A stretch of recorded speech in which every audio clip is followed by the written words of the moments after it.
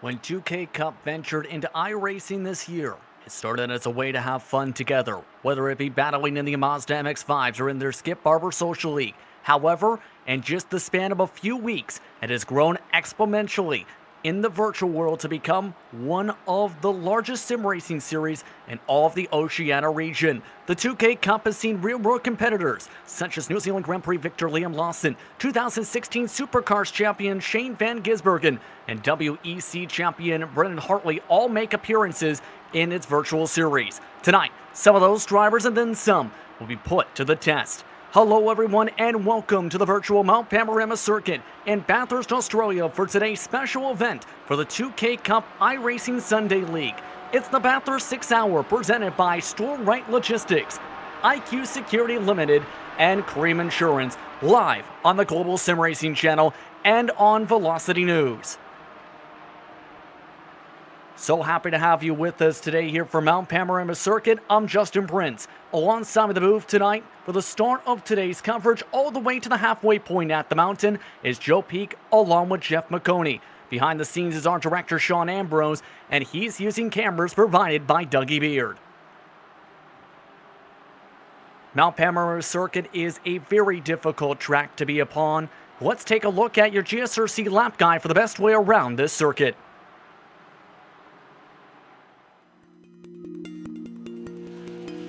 Welcome to Mount Panorama Circuit. Most drivers simply refer to this place as Bathurst, with it being located just to the southwest of the city's major hub. But most ominously, and perhaps appropriately, it's been nicknamed the Mountain. With more than 500 feet of elevation change over the course of a lap, it's easy to understand why. Though originally built for racing, it's become a street circuit over time, with the track itself used for regular traffic and featuring residential housing all along the roads. This makes this 4-mile, 23-turn course incredibly unique in the world of racing. In the past, the track has hosted a variety of types of cars, including open-wheelers. But modern safety standards means that most competitive racing has now been limited to sports cars and touring cars. However, the dangers are very real due to the incredibly high speeds and lack of runoff throughout much of the circuit. The quickest parts are the run up the mountain straight towards Griffin's Bend, and then the flat-out blast back down the Conrad Straight and into the chase. This chicane was added in the late 80s to break up the run down to Murray's Corner. But while most chicanes are derided for ruining the character of a track, the terrifying speed as you approach it and the general difficulty make it fit right in with Bathurst challenges. However, the toughest portions are undoubtedly along the mountain itself, with notorious corners like the Cutting, Brock's Skyline, the Dipper, and Forest's Elbow. In fact, one of the more unique worries of this course is that all of these parts are so narrow that track blockages due to wrecks are not uncommon in the first few laps. The Australian fans often line the fences and hillsides to witness the daredevil spectacle of drivers trying to claim King of the Mountain. You can't blame them with how rare of a sight a track like Bathurst is today.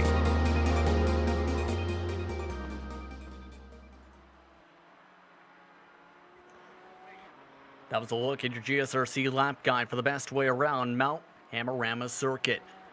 Now for today's special event, let's bring in one of the organizers for the 2K Cup. Mark Maurer now joins us in the broadcast booth. Mark, thank you very much for the time. G'day, mate. Welcome down to New Zealand. It's great to work with New Zealand's premier virtual sim racing broadcasters again. Absolutely. Thank you very much for stopping by here tonight. First things first, big event this evening, 6 hours of racing action, a stacked field full of professionals and some of the top sim racers in all of the globe. How are you feeling about tonight's special event? Yeah, well, it started off as I was actually meant to go and race in the Bathurst 6 Hour over Easter, and it turned out I couldn't do that because of the COVID thing, so I decided, between James and I, we decided to set up our own race. We thought it was just going to be for a few 2K Cuppers, and then all of a sudden the prize money started rolling in from our supporting companies like IQ Security and Store Rite Logistics, Harcourts, Endless Brakes, and Cream Insurance. And all of a sudden we had a $3,000 prize pool, and we're getting some of the best names around. If it's a 2K Cup guy team that wins, they'll be getting $1,000 cash. And if anyone can beat any of the 2K Cup teams, we've got a test day for them out at the track where we'll let them drive a real 2K Cup car and get involved with the series. Now, for those watching for the first time, a 2K Cup event, let's talk about a little bit what the 2K Cup is, as it started in 2013, runs a various amount of classes in New Zealand. What is the 2K Cup for those watching for the first time? So 2K Cup is it started off with cars that were under $2,000. So you buy your car for under 2 grand, then you're allowed to do safety modifications like spending money on cages, brakes, things like that. And so they're worth a bit more afterwards, but it's a great sort of way for people to start in motorsport or continue in motorsport if their budgets are a bit smaller and things like that. We try and keep our running costs down, and we also run races for 2,000 seconds. So that's why you see our normal Mazda races are 33 minutes because that works out at 2,000 seconds. So we're just about having fun. We're the largest class in New Zealand with normally about 80 competitors in the North Island for most of our rounds and 40 in the South Island. So we have great numbers in both islands, and it's been fantastic with the virtual ways to be able to get both islands racing against each other as well. Absolutely. Of course, you guys went to sim racing in the past few months or so in 2020 and has grown exponentially and has become one of the top series, as you talked about, in all of iRacing. How are you feeling about that major growth over the past few weeks and the past couple months for your series? Really, yeah, we were just amazed. We've had ex F1 driver and Brendan Hartley come and join us. Van Gisbergen's in this one. He's just a superstar. Where so many of our drivers just happy to race against him. Liam Lawson, who's just class. But it's also unearthed some people like Payne, who's a freakish talent and hasn't done a lot of racing in a while. And Matt Stevens also. We've really seen some real talented New Zealand drivers get to strut their stuff because budget isn't a concern. So it's been fantastic, and we've really enjoyed the quality of fields we're getting. It's just amazing. Now, looking at some of those drivers right now making their way around for qualifying right now in the closing stages of the session. Now, for fans watching today, what are some of the things from your standpoint you feel they should keep an eye out, especially if it's their first time, say, watching the 2K Cup or wanting to see an event such as this with tons of work put into it, as you talked about? Really, we're just hoping we're putting on a show. We're hoping our driver standards are at normal race car levels, so we don't want to see too much of the crash and bash. There's so many good drivers, but there's such a varied level here, so we're going to have to see a lot of drivers take some patience over the top of the hill when they're trying to lap. Because some of the skill differential is quite high, but everyone's out here doing their own race. We've got classes for just AMs. We've got classes for all different drivers in here. So I also know of some personal wages going between different teams. So it's just a fantastic event to allow everyone to have their own race over 6 hours. It's going to be about keeping it on the black stuff and racing hard. Thank you very much for the time, Mark. Thanks, guys, and look forward to the broadcast. And I'll pop back in during the race, and we'll try and get a few of the drivers when they're out of the cars to come and have some interviews with you. It's been great working with you. Thank you very much for the time, Mark. Good luck today, and congratulations on a good event. Mark Mallard joined us in the broadcast booth. He'll be running in one of the cars today, is also one of the 2K Cup organizers. Now let's bring in my co-announcer for today, Jeff McConey. Let's take a look at some of the details for today as these drivers, as talked about, battling for a large prize pool over the next 6 hours, Jeff. You're absolutely right. It's going to be a very exciting race here. 6-hour special event for these drivers, and it's all about keeping that car clean because a mistake in minute 1 and at 5 hours, 59 minutes, it's just as bad on either one. They're both just as terrible to have occur. This is the Porsche 718 GT4 Club Sport. It's a fixed setup, but it's custom made. They have 5 faster pairs, and these guys are racing for more than just pride. They're racing for money and some really, really amazing prizes here. It's about 2 minutes 15 seconds to 2 minutes 17 seconds in an average lap. Seems like qualifying trim for these guys, though, has them running about 2 minutes 14 seconds, which is a phenomenal time for Team Storm rides. The track distance here is 6.213 kilometers or 3.861 miles. It's 23 turns. I've been turning laps here in preparation for this event, And I can tell you from experience, it's a very, very difficult course to get around, especially when you're going down the mountain. For those of you that don't know, you go uphill, there's a huge elevation change. You drive up the mountain and you drive right back down, and there is no forgiveness on the downhill segment. You are almost airborne, it feels like, for parts of it. And it's very, very easy to lose control when you're on the brakes and turning and going downhill all at the same time. This place is a driver's track, and we're going to see the best team win for sure. Indeed. Taking a look at some of those top teams, you see some of the drivers specifically in their specific qualifying laps currently trying to get themselves the best positions. As talked about, some of the best sim racers out of the Oceania region, whether it's from Australia or New Zealand in today's event, but also a lot of professionals in the field today. Several of them specifically. Some of the notable, Shane Van Gisbergen, also in the field today. One of the V8 SCOP sim racers in Jamie Stovald, as well as many other drivers, all looking to compete for respective teams today for the respective prizes, Jeff. It is a massive field. It is 49 teams out here competing for one single winning position here. Although I think a lot of guys will come home happy with the podium, like our friend Mr. Mallard talked about earlier. A lot of teams have side bets going on, so I'm interested to see how that plays out. There's a lot of different teams here that all seem to be quick. I mean, the top 5 teams are all within half a second of each other. Doesn't sound like much, but here on a track this large, that's a pretty close field. Taking a look at Hawkins at the moment, trying to move his way up the board a little bit more on your screen. Let's talk about the car, though, these drivers will be driving today. Many times throughout this series, they've been driving in the Mazda MX-5s. Today, though, they'll be with a different challenge. It's the Porsche 718 Cayman GT4, which, Jeff, features the new damage model, meaning these drivers get to experience this car in all its bumps and potential tire breakages and suspension damages. It absolutely does. These drivers know with any mistake, they can lose parts and pieces of their car. It's very, very interesting to watch. It's amazing, the damage model. So if you go off course, you can see parts flying off of these cars. You have to be very careful and treat it just like you would your real car if you were racing in real life. You have to be careful and not make any mistakes, because the smallest incident can really compound and make the day a whole lot longer. Drivers have about 3 minutes and 10 seconds to complete the laps they're currently on. The majority of the field is on their final laps. Once again, the drivers you see on the left side of your screen are the representatives for their respective teams. Currently, the car you're following along with is VLX Esports in the 12th position on the pylon. That is about 1.3 seconds behind.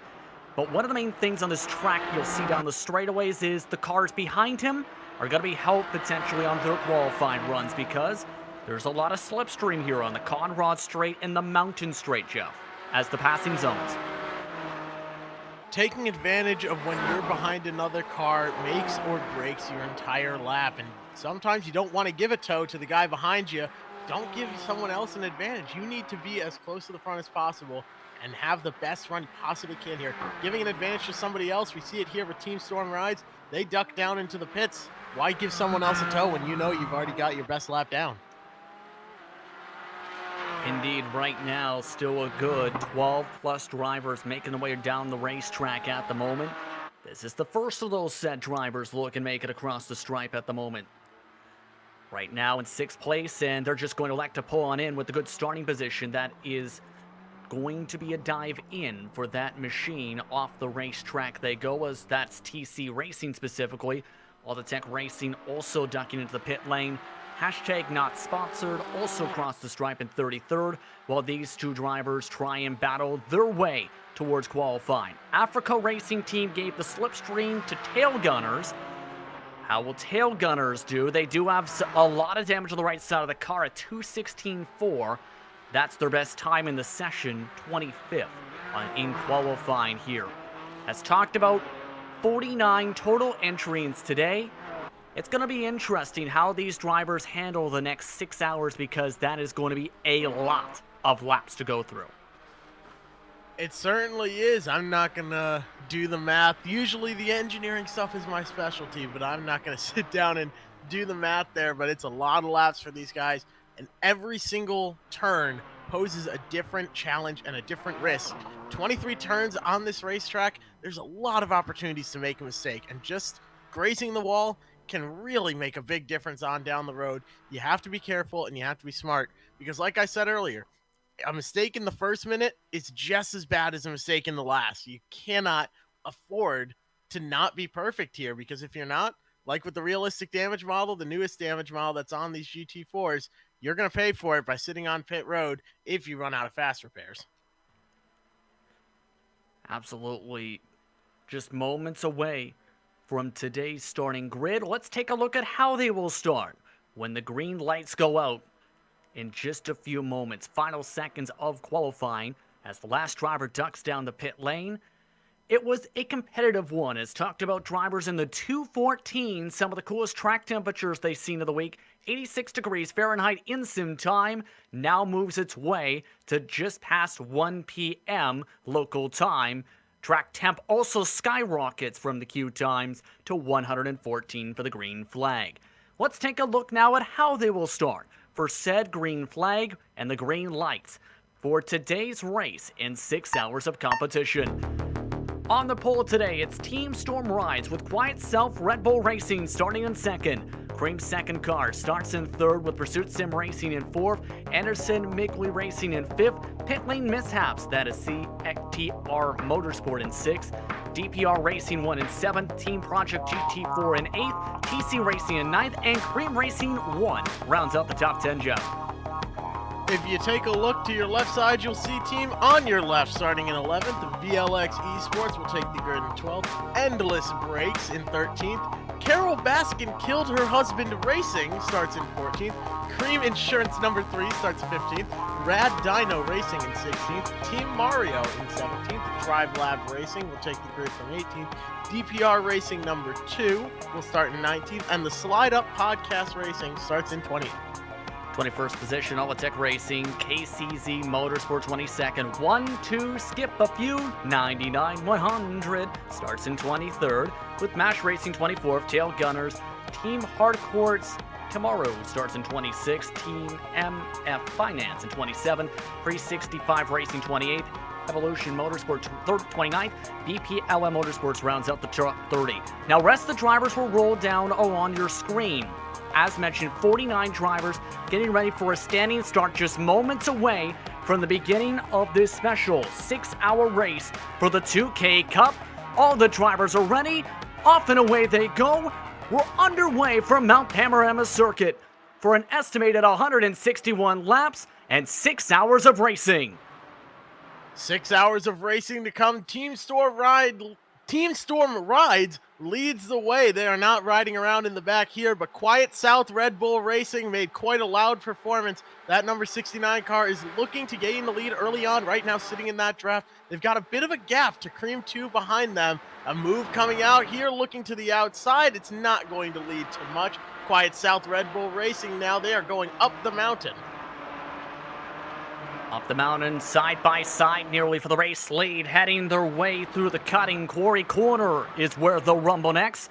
Liam Lawson elects to duck inside of the Quiet Self Red Bull Racing machine. Heavy fight already at the top 2 positions, but 3rd position still watches behind in Cream 2. Those drivers already separated by 1.3 seconds amongst the top 4. Just 1.3 seconds separating them. About 2 or 3 car lengths, though, separates first from second. I think we can expect to see a good battle forming up here. Nobody likes to sit in second place, but if you're sitting in that Cream 2 car in 3rd place, you let them battle it out. You take care of your equipment. Don't make a mistake here. You can see going down the mountain, the car bottoms out, jumps around. It's very difficult to maintain control of. These drivers are going to have their hands full all day today for the next 6 hours. Looking along as they make their way down the Conrad Straight. This is where the draft comes into play as this race progresses today.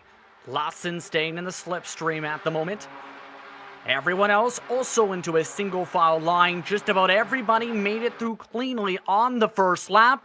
Lawson already diving his way to the inside through the chase. Nearly misses the corner switch back from Payne to retake the lead at the end of the first lap. He overdrove the entrance there now, and Payne back to the lead, but he's gotten into his head. Perhaps that was a move by Lawson to make sure that he's not forgotten about getting to the head and maybe intimidate Payne a little bit. Payne, though, unshaken now with a larger gap than he's had before. A 2:18.333 that last lap. He's now got a second lead over Quiet South Red Bull Racing. Let's see what they can form up for.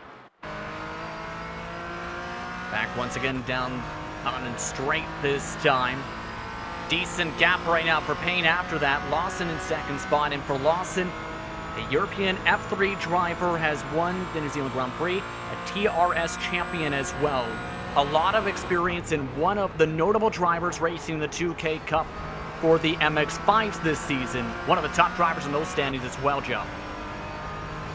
Certainly looking to put on a great show today. Cream 2 sitting back there in third place now, taking a look at Quiet South Red Bull Racing. That driver there is Vodanovic. I believe that is the correct pronunciation. I apologize if that's incorrect.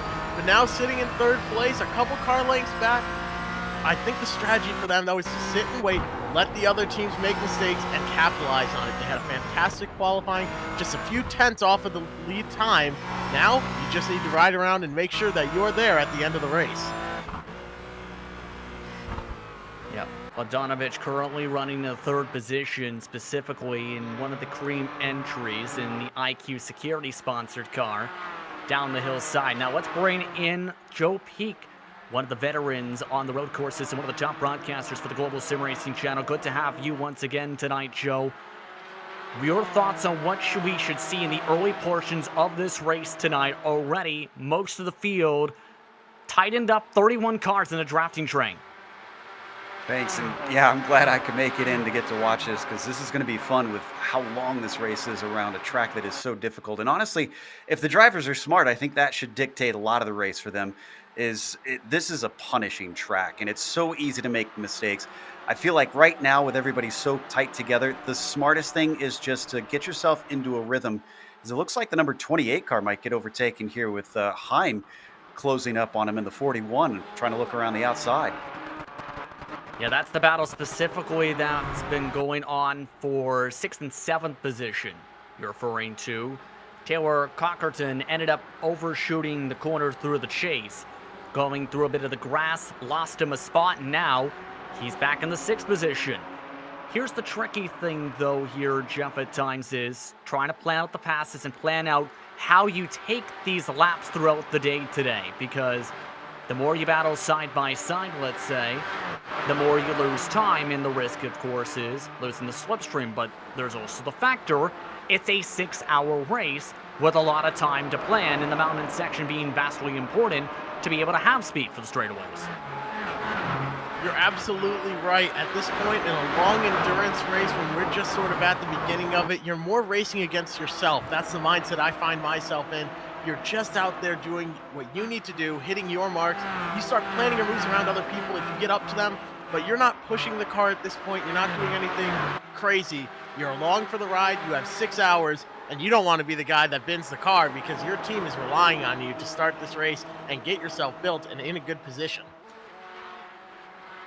And honestly, he brings up a good point. Jeff mentioned you don't want to hand off a broken car to your teammates. That's one unique thing here about team racing and endurance racing is big mistake down to the dipper for Lob there in 8th place. It's going to check up everybody behind him. But there's added pressure. You really feel it when you're doing these endurance races thinking, you know, it's not just me that's counting on this. It's all my teammates who put all this practice in here today. So I can't let them down. It's extra incentive to just race a little bit safer. You mentioned that mistake as well, Joe, by the way. Lob lost a mirror in that. He's no longer got a right side mirror. Yeah, that's shedding weight. There you go. He's now a few pounds lighter without that mirror. The carbon fiber has snapped off. But hopefully he won't even need that mirror. He doesn't want to see anyone back there anyways. Let's see what he's got here, though. Looks like he's forming a run. The car in front of him, a little bit off track. He might have gotten into his head and caused a mental mistake. Indeed, fastest lap of the race so far, just set by the leader, by the way, in Payne, a 2:15.564, 5:65 to be specific, pardon me. Liam Lawson, though, is within the draft at the front of the field. Now, this is one of the interesting things when it comes to today's event, Joe. The mixture of real-world drivers along with the veteran sim racers. You have two real-world drivers fighting up at the front, yes, but many sim racers within range of a couple seconds already inside this top 10. And that's honestly what I love about sim racing, is that you get to rub shoulders with these guys that you get to watch on TV, especially nowadays with all that's going on in the world. Everybody's got a little bit more free time lately, obviously. And so you really get to see how you would match up against some of the top best. And Lawson, who are watching on board, man, this is where I give respect to those top drivers. I know there's a reason that I'm a commentator mostly and not a racer, is how willing they are to get it right up against the edges. You can see it from the onboard, not afraid. He knows where the limits of the car and the limits of the track are, and that's why he's up at the top here. Taking a listen as he bumps around this track. You can see how much the car bounces and bumbles and bottoms out in this section. For many classes of cars here, it's difficult to not get bodywork damage at any point of the race at this track. P7, though, is also heating up. Meanwhile, by the way, that is where the pit lane mishaps machine is holding on. And right now, P8 has now turned into the more crucial battle because Cream Racing and Calum Hedge has a draft. Going side by side for the 8th position. Will the 36 be able to dive his way through the chase? Near door-to-door contact. DPR Racing hits the grass and keeps the preferred line, however. Able to keep the spot as well. Some phenomenal driving from the 73 team right there, but this battle is not over. Darren Lobb wants that position, and he's not going to let off at all. Right now, still side by side, looking to stick his nose in, get into the head of the 73 team and intimidate them, hopefully find his way around. Now he's taking another look here down the long front stretch. Let's see what he's got. You nailed that exit perfectly. Now, he's got to outbrake him, though. This is not necessarily the best idea, Jeff. Oh, and you can see him squirming under power. This is where you want that good exit up the mountain straight, because he's just going to be a sitting duck to Lobb, who's got the slipstream and a mildly better exit. Lobb, a 3-time South African sport car champion, trying to go back on the outside line of Griffin's Bend. Thinks best of it. Griffin's Bend is one of the passing zones of this track, Joe, but it's also a danger zone in that if you try and make the move on the outside, 9 times out of 10, it does not work. Oh, it really doesn't. Trying the outside of there is there's very few times I have seen it successful in the years I've called racing here. It's just a little bit off camber, and it's actually a fairly fast corner. It's just you brake so much because you've been accelerating for so long on your way up to it. That's why it's a passing zone. So honestly, if you don't have the inside, you're probably better off looking for the over-under or just deciding, okay, let's hold up behind this person on the mountain and try later when I got a safer attempt. Lobb losing some time right now in the mountain section as they go back through the dipper this time. Right now, this group of drivers are already about 10 seconds behind that drafting train for the lead. Separation between second and third already almost 4 seconds. The difference in the early portion of this race. Now keep in mind that lap ticker at the top of your screen will potentially fluctuate as the race goes on. As the pace picks up or goes up and down, laps estimated will bounce around tonight. Currently the lap estimate around 152 laps to go. As a team competitor, Jeff, how do you plan that out in your opinion on how you take, say, the pit stops and how you manage the fuel mileage as this race goes on? I think that all depends on where your position is on the track. If you're further back, you might want to save fuel, see if you can eliminate an entire stint. It's kind of crazy, an entire pit stop being eliminated, but crazier things have happened, and over the course of 6 hours, you can really make some bold strategy calls. But you have to keep in mind, I say this on the oval side all the time, but it does apply well to road racing. It's not the fastest car that wins the race, it's the first one to cross the line at the end. You don't have to lead every lap. You don't have to set the fastest lap. You have to be consistent, you have to be smart, and you have to be safe and bring it home in one piece. I think we're going to see that sentiment hold true here. Just because you're really quick out there and you're setting blistering lap times, that doesn't mean you're going to win the race if you go out and wreck it. Taking a look on board once again in this battle for position. Still trying to stay within the draft right now. This is now 9th position he's in. He was passed by Caleb Hedge, I should rather say, in that IQ security machine. So dropping back a bit. Last time by was about half a second slower than the 36. Which is surprising because it seems like Lob has got better pace than him. I'm not sure if it was just a mistake that cost him. I think there was another wing mirror there that went off of Callum Hedges' car as he gets very close to the walls up here. But I think Jeff brings up a good point about the consistency, because it's not just about that fuel, but about the tires. It is so hot out on the track out here in Australia today. So drivers, it's a big slide. There's what you don't want to do there from Callum, is you chew those up over a stint. That's going to cost you time at the end and also cost you the consistency. The more you can treat the tires nicely, the better they're going to behave, the easier it is. It's going to be to try and hit your marks lap after lap. You can see some of the heat also coming from the exhaust at the back end of the race car for Hedge. Hedge, one of the drivers looking to battle for the $1,000 prize today. A New Zealand Formula 4 champion, also races the Porsche 3 GT3 class in Australia and hits the curbing this time. Off of the grass a little bit, Hedge, still able to keep the spot though. Just kept the car balanced just enough. Some very aggressive driving by both of those teams, the 36 and the 73. That's Cream Racing 1 and DPR Racing 1. It seems like they're both sort of stuck in this mindset right now of needing this position. They have to get around the other. They're racing very, very hard and almost dangerously. I mean, we've seen one mirror lost already at least, and I don't think that's going to be the end of it. That's dangerous, and if you're sort of the team member that's going to take over the car next, what's the point where you jump in and say, hey, we need to calm down a bit? But right now, going up to P5 and 4, a side-by-side battle is emerging here. That is Team Project GT4 and Pursuit Sim Racing 987. A pass completed. That's a great, clean way to get around someone. And the car able to stick into P number 4 and hold on for the time being is one of the sim racing veterans in Jamie Stovall. A V8 S-CUP sim racer, one of the top drivers in that series, has made his name in multiple different endurance races on iRacing, Joe. He's going to be someone that's going to be fairly difficult to pass all day long.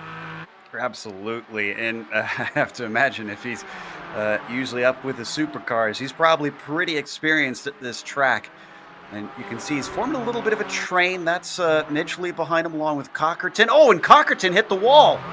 Cockerton's going to get turned around and stopped up on the hill here. He's out of the way. Not sure if this is going to cause a caution, though. Now, race control did talk about this, that if anyone was stuck in this type of situation, they would either guide them to the first gap or have to, in some situations, pull a safety car near the wall. And this will trigger the safety car. Yes. That nearly collected 2 other drivers in the process, Joe. Yeah, great heads up there. I'm trying to figure out who that was. I think that was Edgar and Veer. That's the 86 and the 240 that managed to get by. They were very heads up in that situation because that's incredibly blind, and you are full throttle coming out of the dipper there. Here's the initial incident. Now you can see, yeah, got the curbing in first, got the curbing again, and then got the wall. You wonder how much of that was a mental mistake there, where he knows he's caught the curbing twice in a row. Now he's thinking to himself he has to push the car, get a little bit more out of it, and it just leads to a mistake just a couple minutes into this event. And then I don't think he waited for race control to clear him. He got back on the gas and went right into the wall. Now the front end of that car heavily damaged. On the bright side, as mentioned, 5 safety repairs available. Now everyone this will bunch everybody back up. One thing to note, we were informed by Mark Mallard just before tonight's broadcast that they would give potential waiver rounds to allow some drivers on the lead lap if the scenario counts for it.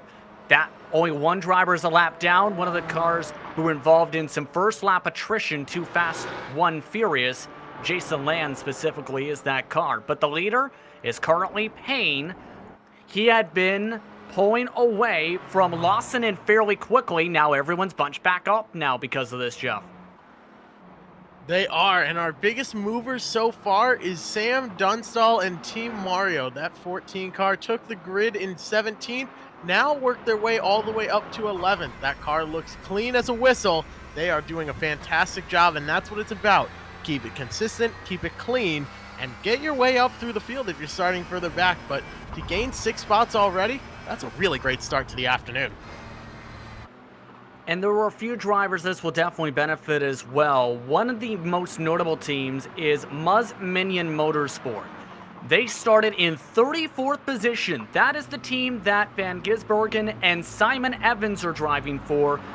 They started 34th, lost 4 positions, got significant damage on their front nose as well as on their left side mirror.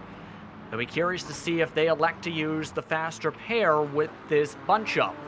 Now, here's the challenge with that, Joe, is for some of these cars, you don't want to end up having to rely on that throughout the night because you only have 5 of them. Technically, in theory, it's 1 per pit stop. Exactly. So you kind of got to save them for extreme situations if you feel like you need it. If the car's still driving well, if you haven't lost too much pace, you kind of just got to gut it out, as long as it's not driving too weird on you. The situations where it does hurt you is if the steering's slightly off because you have to readjust. That can be pretty dangerous, especially at a track like this where you're dealing with such small margins at the edge. But generally, the rule of thumb in endurance racing, if you have a spare car like that, save it, save it, save it. Always hold on till the end as best you can, because if you're not losing time out on track, there's no point wasting it. Again, everyone lined up behind the safety car as one car is getting a wave at the moment. It is virtually hopeless. No, that's the team name that's driving by. That is Whitlock, who's going on by. Love these names they've got. And one of the things was hit upon was by Mark, as well as a lot of people are here to have fun today, whether it's complete the race or have fun team names such as that. My personal favorite is Carol Baskin Killed Her Husband Racing. That it makes me laugh every time I look at it, and I can't wait until something of note happens and I get to call out, oh, Carol Baskin Killed Her Husband Racing has had an incident, or, they've made a fantastic pass. I'm waiting for that here, and I hope to see something happen. It makes me chuckle. We got some more stoppers here. I see Bowen in the DPR Racing 2N and a few more. Looks like 1, 2, skip a few with James Whitley is taking it into the lane. Yeah, Alltech Racing also coming into the pit lane. KCZ Motorsport. Taylor Cockerton in the pit lane. Mishaps 28 machine also came in this time by. Also coming in, Muzz Mini Motorsport, as we discussed in the 98, electing to use that faster pair. DPR Racing's #1 entry.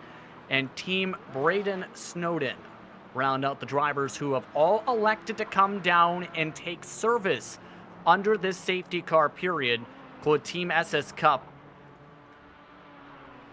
So those drivers electing to take service, get tires, and get themselves regrouped here in this safety car. They're still just past the 20-minute mark, I should rather say. But still, they want to, at the very least, make sure they have a clean car after some of the troubles early on in the mountain section here and there in the mid-pack.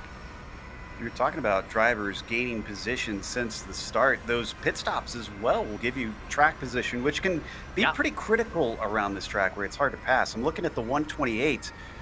They've certainly been blessed by the rains because the Africa Racing team is up 9 positions now. Come on. You can't. Come on, Joe. We got 3 hours with me here, and so you used the you're best gonna just joke have to deal of the with night. it. You used the best joke of the night 23.5 minutes in. I can't that's not believe the best joke. There's more to come. That went right over my head. I didn't even realize know your it was 80s pop music. Oh my goodness. Not gonna get a copyright strike tonight. Lovely, lovely. Commentators, not singers, I will say. Great face for radio as well. Yeah. Anywho, lights are still on in the safety car. Race control is communicating instructions at the moment to the respective cars. Can confirm, by the way, that there was a wave around for Wayne Scott in his respective car. So he was able to gain a lap. That specific car, by the way, just to confirm, Too Fast, Too One Furious we talked about was a lap down. On some of those drivers able to gain some track position in this sequence. But we talked about the pit stops. At this point, how do you, Joe, in your opinion, how do you plan this out now? Because the safety car periods can really change up how the strategy goes the rest of the day if you get multiple of them.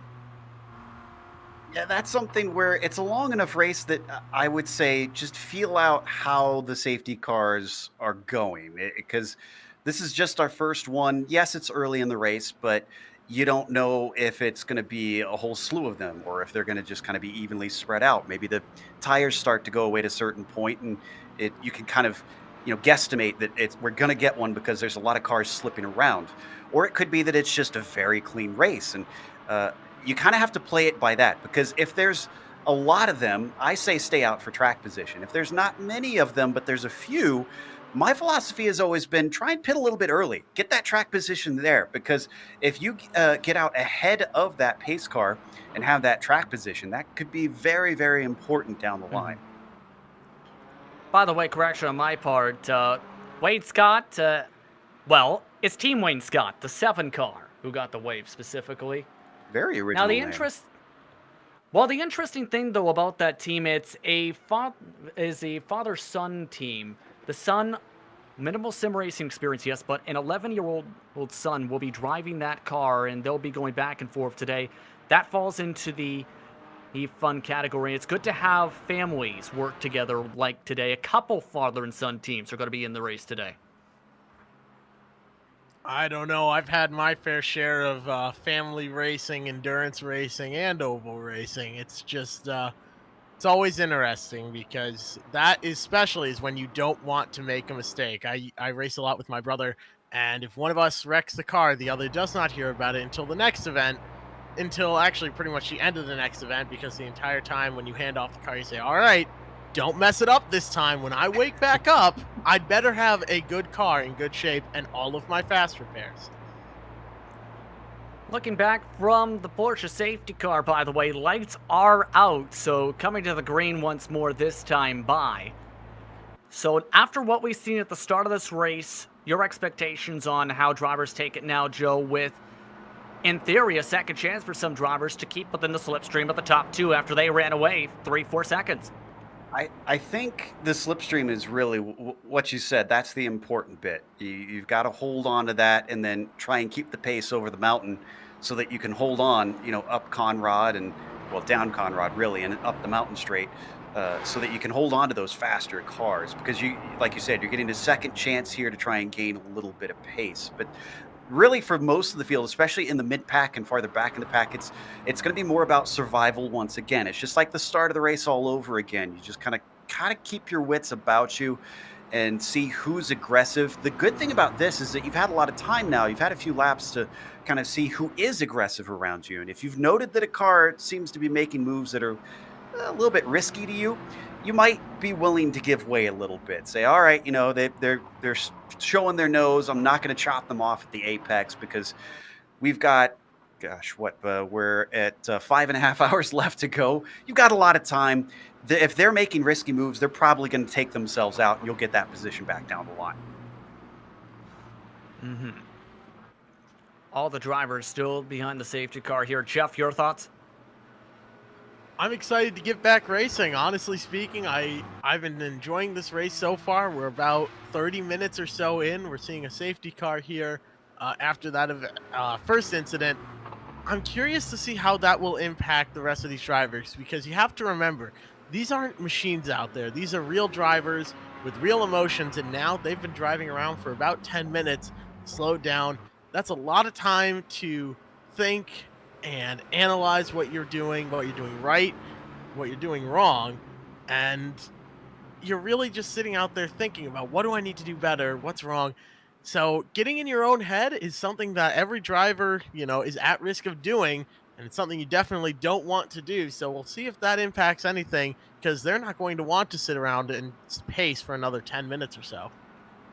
Well, technically they are driving machines, and we're not talking about the virtual side. We're talking about the cars themselves as well, our machinery themselves.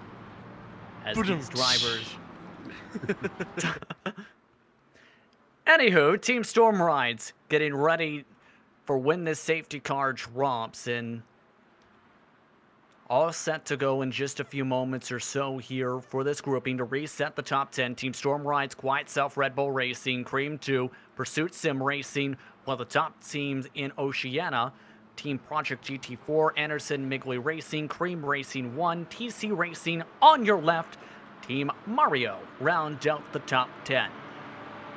These drivers all set to get back to racing. Approaching 5.5 hours to go on the clock. Right now estimated at 148 laps. We'll see how things fare from here. Safety car off. Payne in control of the field. Around Murray's corner they go. And the green flag's out. Back to racing from Bathurst. Vodanovic did not look good on that start. He backed off a little bit, and here goes Lawson down to the inside looking for the lead. Uh-oh, contact! Already bumping and banging. Bit of contact for Team Storm Rides. They get through cleanly. Stovall still stuck side by side, though, for the third position. A move for the lead up front. Now Lawson is stuck on the right side. Team Storm Rides, though, looking on the left side to make the pass almost clear, but not quite there. Let's see which line prevails. That's going to be the right side. Now Team Storm Rides and Payne under attack from Cream 2. That's Vodanovic now. They are side by side going up the mountain. Payne able to hold off second spot. Late break into the cutting to hold on to the spot, but what a move for Lawson. Hill corner was one of the potential passing zones today, but we weren't expecting it off to start off a safety car. Yeah, that was very opportunistic, and he started very close to him. Credit to him. It just seems like Lawson's really got his head about him, as Payne's going to give chase. The real battle I'm watching is Jaden, that 41, back for fourth. The interesting thing, by the way, with that car holding on to fourth position, spent 10 minutes trying to make sure of the pronunciation in Jaden Hung. And that car, Chinese origin is that name, but right now still trying to pull on a little away. Already's lost the left side mirror, and you can see how aggressive the dives are being in for his elbow. But how good of an exit that time. The 41 able to pull away a little bit for the slipstream. One car's been turned around, though. The 240's been spun. Yeah, that's Edgar for Team Harcourt's Timaru. I think because we're on our first lap back, I think he should be able to... Oh, he is going to get a tow, so they're going to let him tow back to the pits. And his second car had to stop the 37 for Alatatech Racing. You can see what happened to Egger, just nowhere to go, was able to get the tow truck. And then the second car, well, Haykup broke the tire popped back on, and then moments later realized there was more trouble. From that pass for the lead, we saw a bit of contact. Now Payne has lost his driver's side mirror, as well as bent up the front hood. Let's see if that damage is going to impact him on the long run, if they're going to use a fast repair on it. It's not too badly damaged, so you're sort of stuck with that question. Do I use the fast repair? Do we use the fast repair? Or do we save it for later? What's the smart move here? I'm glad I'm not the one on the box making the call, because you never really know. You don't want to give up the lead. You don't want to take yourself out of contention by being damaged and driving a damaged car. You also don't. We got to get back to seventh later. and eighth, guys. This is some fierce stuff going on back here. Yes, indeed. Right now, side by side for that seventh position. Team Mario trying to make it move on the outside. Hedge was able to hold on to the Cream Racing machine, but that's his all stacked up everybody for the spot. Migley in this grouping, Dunstall in this grouping. Then you have Hawkins also watching on to the ninth position in a furious battle. Boy, Callum Hedge is just got the bit between his teeth today. We've seen some impressive stuff, and he's already scampering away. Look at this. I wonder if he's much quicker than these cars over the mountain, and that's why he was in such a hurry to make a risky move like that.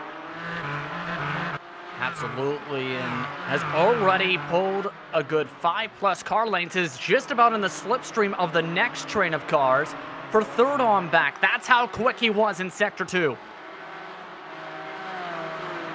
Great battle again here. Yep, absolutely. Jeff, you said it yourself, great battles. Yeah, sorry there, Joe, but yeah, great battles going on all around the track, but this battle for the lead is far from over. They've sort of moved themselves away now, have about a second lead over the rest of the field. The first and second position do. I don't think we've seen the end of that battle. Both of those drivers are really battling hard, but let's take a ride on board for a battle further back. Yep, Yeah, this is it. Sorry, go ahead. I was going to say this is the battle for 11th position. Rad Dino Racing with a very rad paint scheme able to make the move there, Joe. I think that's Rad Dino Racing. Yeah. As they come down into the hell corner and look at the train. Oh, a bad exit at the back of it. I think that was Gilchrist in the number 3. Unfortunately, that's going to put him under threat from Watson. James is not really willing to risk it. He's going to stay right in line. Thing is, though, the cream insurance car and Watson able to make a move outside. In fact, the slide-up podcast racing machine gave him the spot. He's looking to battle back now, though. It looks like they're gonna think better of it, though. Now they are single file once again. That's a move like we were talking about earlier. We don't need to do anything crazy. You just need to ride along at this point. We are 35 minutes into a 6-hour event. If he wants the spot, get it back another time. You've got plenty of time to do it. But now they're battling up towards the front here, getting ready for a fantastic battle there on the downhill stretch. Last time by near dead even in pace. The fastest car was third place, about a second or so behind these two. But Payne, he's a man on a mission. He wants his lead back, and he wants it now. Back to the Forest elbow, nearly on the back bumper this time. Will he be able to get the draft is the question, or will we elect to save fuel here, do you think, Joe? I was just thinking that. I'm glad you brought that up because they're not under attack from the cars behind right now. If Vodanovic catches them, then yes, he needs to push to try and get ahead. But with the gap they've got, if I was Payne, I'd be content to just ride a little bit in the slipstream. There is a danger to this because at Bathurst, if the leader makes a mistake in front of you and you're this close behind, it's very easy to get collected in that. Sometimes it's actually better to be the leading car. But like you said, saving fuel is a valid strategy, especially when you're dealing with an endurance race. Yep, but at the same time, you have to think as well, the lead car technically also is burning more fuel since they aren't having the ability to, say, let off about 10, 20 feet earlier in the braking zones or go 90% throttle like Payne is. Yeah, it's like I said, it depends on kind of how you feel about the situation. If you feel it's a risk being behind someone like Lawson, that he's going to wreck out, then you want to be ahead of him. But if you trust that driver, then yes, I agree with you that you want that strategy as we watch this battle here coming up the mountain straight. This is the battle going on for third position. Vodanovic still under attack right now. That is where Team Project GT4 currently is in the middle portion. Then Stovall still rounds out this grouping of cars. So a 3-car drafting train. This is where the quickest times on the track have been, should note though. Last time by, the 41 was the quickest out of anybody. You know, I just took a glance at the temperatures because I was kind of curious if we've had any change, and it is changing drastically. It was 109 degrees Fahrenheit last I looked. It's 114 now. And I mean, it makes sense because we are in the middle of the afternoon currently. So the sun's really beating down. Yeah, Jeff as well. At one point, that was at 109 degrees. Mistake from second. Big time mistake. Payne, oh my goodness. Team Storm rides now. Matthew Payne under attack from behind. That is not the kind of mistake you want to see here. Is that going to play into the race later? We'll see what happened. This is now lost paint both his mirrors. Take a look here. He's going to This is slap on the board. wall and the dipper as we watch from his perspective. If you're pushing hard, you're braking and turning this whole way as it's downhill, so it's easy to lose control. And when that happens, you can see, just a small correction, and that's when he bounces off the wall when he tries to catch the slide. Was able to pull back away from that second grouping, but man, that could have been much worse, especially with that ding on the door. On the bright side, at least the mirror's sitting next to him in the driver's seat as you've seen it plop in. Yeah, and that perfectly illustrates, Justin, what I was just talking about. Imagine if you were Vodanovic and you were riding right behind him in that moment. If you didn't have any gap, then you would have been collecting that, and that would have been a huge pileup in the field. So that's kind of what I was talking about, is when you ride close behind someone, there's pluses and minuses in that strategy. Right now they're fighting aggressively, though, for the third position. Vodanovic blocking aggressively, heading through the Griffin's Bend. He really is trying to hold on, knowing that the car behind is quicker, and Jaden has been wanting to try and make a pass in that section the past 2 times by. He's getting a little bit frustrated inside there, Jeff.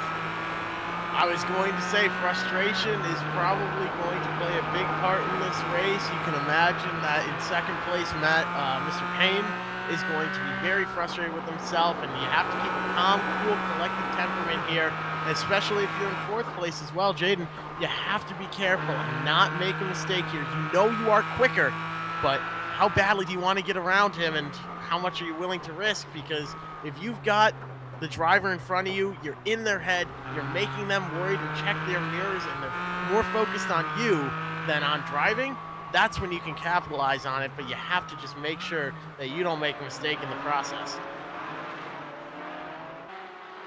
Yep, P9 is also fairly busy right now, where on your left is looking to try and make his moves, all while Anderson Migway Racing is making one on the right side. Side by side with Team Mario as that Godzilla paint scheme lets them on go. Move the 70 up inside the top 7. There's a few corners around you. You really got to focus on your exit, and Forest Elbow is one of those. This is another spot, actually, right here, coming out of the chase. You wouldn't think it, but it's a decent run, and it's also a passing opportunity to Murray's. And Dunstall almost offered up another one to Hawkins behind him. Yeah, and right now, Migley able to come out of the corner once more off Murray's corner. Back to Hell corner is now the lead car in this draft, and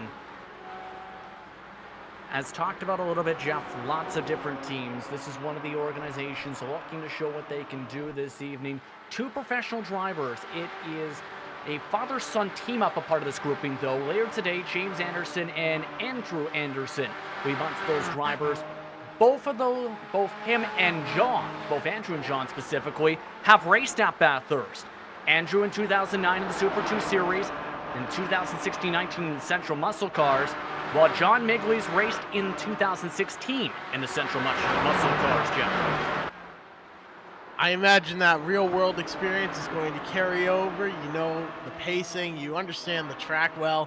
But how cool is that as well? The father-son combination and both racing there as, wow, we just saw Jaden get into the wall there, slam the left side. Man, that could be a big incident later on. Yeah, that's the battle you were talking about before for P3 on back. The R train still continuing to fall along at this point. You can see, though, no left side mirror. And many drivers have already lost at least one or both of their side mirrors today. It's almost like a badge of honor almost today, Joe, with how difficult this track is. Yeah, that just means you're pushing it just right if you're slicing those off. But, actually, honestly, again, some drivers will have different approaches as we watch them come down Conrad here. Mine is probably a little bit more timid compared to some of these guys, because I've always kind of taken the idea of running at about 98% around here, because I feel like I tend to get better results just keeping it on the track and not risking the car as much. But if you're willing, if you feel confident in your abilities, run at 100%. Absolutely, and that's what he's been doing so far today. Still falling along in the draft at this point as he tries to keep up. Much closer this run so far compared to the drop of the green flag for the safety car. Let's take a look, though, what's happening in the mid-pack, where Drive Lab Racing is currently in 13th position. 14th position, though, Endless Brakes is looking to try and move forward on the grid. Also has Cream Insurance's number 3 entry in this drafting train, Jeff. That's James Watson in the car right now. Good exit off of Hell Corner there for Stevens and the 88. Now, it's decent, but Baccarat looks like he's got just as good a one. Unfortunately, that's going to cost him the draft, because otherwise I feel like he would have had a good opportunity up to Griffin's Bend. Still falling along in this train as it's Baccarat who's leading this grouping. But we like to remind fans that there is live timing and scoring. Be sure to go to GSRC.tv, where you can keep up with your favorite teams, your favorite drivers, and more across the racetrack today for these 6 hours for the special 2K Cup event. Baccarat nearly launched himself up off the curbings that time, still gained time from it despite that, in this train for 13th on back. Jeff. A great battle further back, up towards the front though. Still, Team Storm Rides and Matthew Payne, he's holding on just a few car lengths back. I don't think we've seen the last of this battle. Those cars look almost identical in the line that they're driving. Man, what a fantastic battle up for the lead, and all throughout the pack. This battle for 13th though, like you said, just a couple tenths from each other. I think it's the end of these two battles. Still watching Baccarat here, leading ahead of Stevens. Justin, I think Stevens is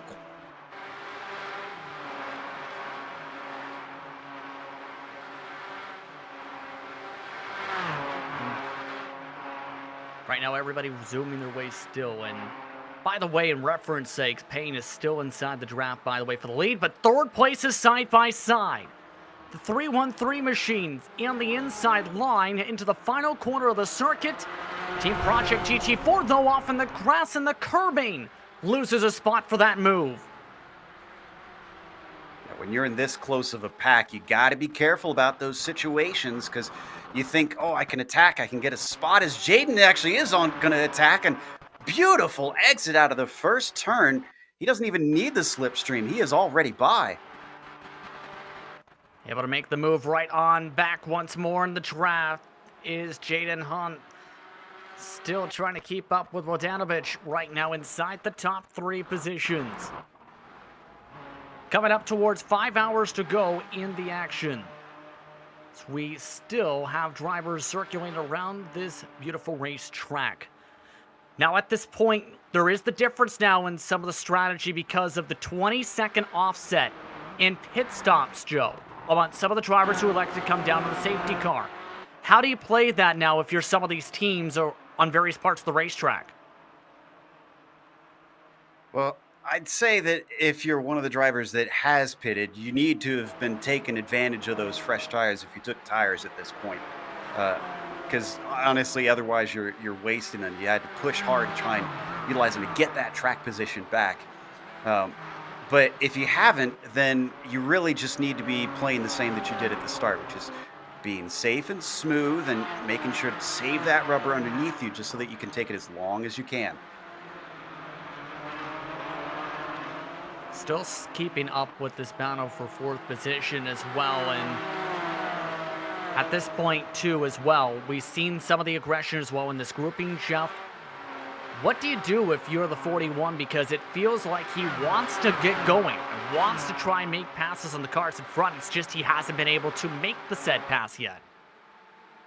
I think you need to be a little bit more patient. Like I said, it's only hour 1. We're 48 minutes in. Find your pace and the passes will come. If you really are faster than somebody, you'll be able to poke your nose in and try and find a way around. It might take a little bit of intimidation, might take a little bit of toe stepping on, I guess. You might anger somebody else. but you just need to be patient and consistent. I mentioned earlier, endurance racing is pretty much just racing yourself. You have to be as fast as you possibly can and as clean as consistent, and just drive around the other drivers when you're quicker. Absolutely. And one thing to note with Team Project TT4, it's one of the teams today who is in a bit of an interesting situation. And it was talked about in the race briefing to competitors today that if they had either one driver or were running with just one account for two drivers, they may be given a penalty to offset the time saved during pit stops. That is, of course, to try and counteract, Joe, if someone has to take a driver swap. That may come into play as this race goes on, Joe. Yeah, and that's a really unique one. We got a lapped car in the midst of things. The number 7 is going up over the hill and is trying to let people by, which is honestly a really awkward place. You can see him right there. That's Wayne Scott. Yeah. Already's lost the back end as well. The back spoiler lets by a lot of the drivers in that train. 43rd position. That car's taken a lot of bumping and banging and scrapes, and is still going to have to let by at least 4 other people at this point. Oh, this is a very tight racetrack to be making moves like that. You really hate to be in this position, but his hands are sort of tied there, Wayne Scott's are.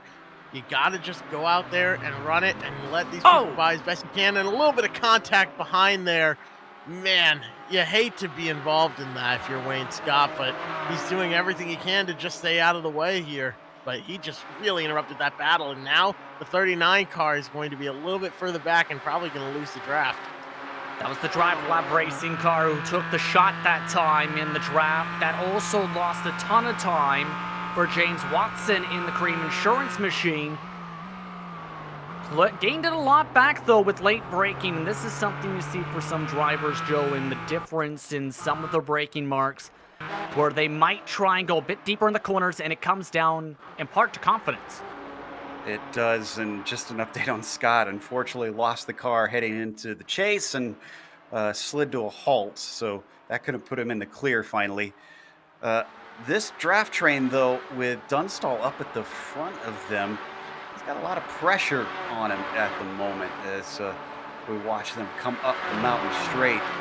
Because it's Ransley back there in the pink car. Then you've got Hawkins, Midgley, Sabo is in there as well. Now, right now, keeping up with them, the 14 machine at Dunstall. And for Rad Dino Racing, one of the bigger movers, along with Team Mario should know, +8 for the drop of the green, on the drop of the green flag, and have been running times in the 2:17s already today. The fall off, with how much the track has fluctuated temperature-wise, Jeff, has been bouncing almost up to 2 seconds for some of the cars.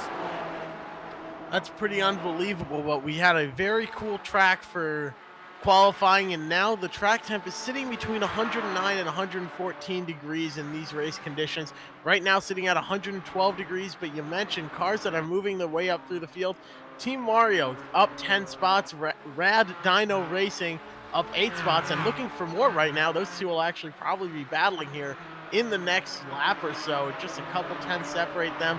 Rad Dino goes a little bit wide there, but Quiet South Bull Red Bull Racing still leading now over Team Storm Rides. Matthew Payne at this point is just riding along. I wonder how much of an impact the damage on his front end is having on his ability to catch up to Quiet South Red Bull Racing and Liam Lawson, who's now working around lap traffic. Yeah, indeed. And you mentioned the lap traffic. These drivers about to reach some of it already. Some of them blinking some of the lights. These two machines you see Stovall in 5th position, 6th position, hedged still amongst the drivers in the train. One of the people standing by as well, though, is the teammate for that car leading the train. Joe standing by was him. As you hear some of the spotter communications for Hunter. Joe? Oh, how's it going? Hey Hunter, welcome to the booth. We've been watching this race. It looks like your teammate's under quite a bit of pressure right now. You guys dealing with it well this early? Yeah, we're not too bad. We're kind of keeping ourselves composed. I'm just trying to talk to Jamie, make sure to focus on himself. Do you have much experience in being that sort of voice on the comms as a spotter, helping out your teammate in these situations, or is this sort of something new for you? Oh, I've only just recently started iRacing. I've only played for about 2 months or so, but I'm kind of having to get the hang of it pretty quickly. Obviously, but it seems like your team's doing fairly well in that sense. Are you excited then to get in the car, or are the nerves really starting to bite away at you? Yeah, that's getting a little bit nervous, but I'm just, long race, and I think I will be able to hopefully not do too bad. Indeed, as well. At this point, as well, your thoughts on such an event such as this with $3,000 in prizes available, Mr. Larson. How does it feel of how everything came together from your perspective as a team? Oh, pretty decent, to be honest. I reckon, we've been practicing a lot with the team. We got some really good chemistry, and I think we should hopefully be able to pull off a good result. Well, we got a track blockage, guys. 12th place, 13th place, literal blockage. Oh my goodness. And this is going to change up the team management now for Hunter. As mentioned, already he's sprinting off to his team because multiple cars, 7, 8 drivers, are stacked up in the second half of the mountain just past the dipper. Oh boy. I think this started with Stevens potentially. I'm trying to figure out. No, it looks like the number 47 and the 37.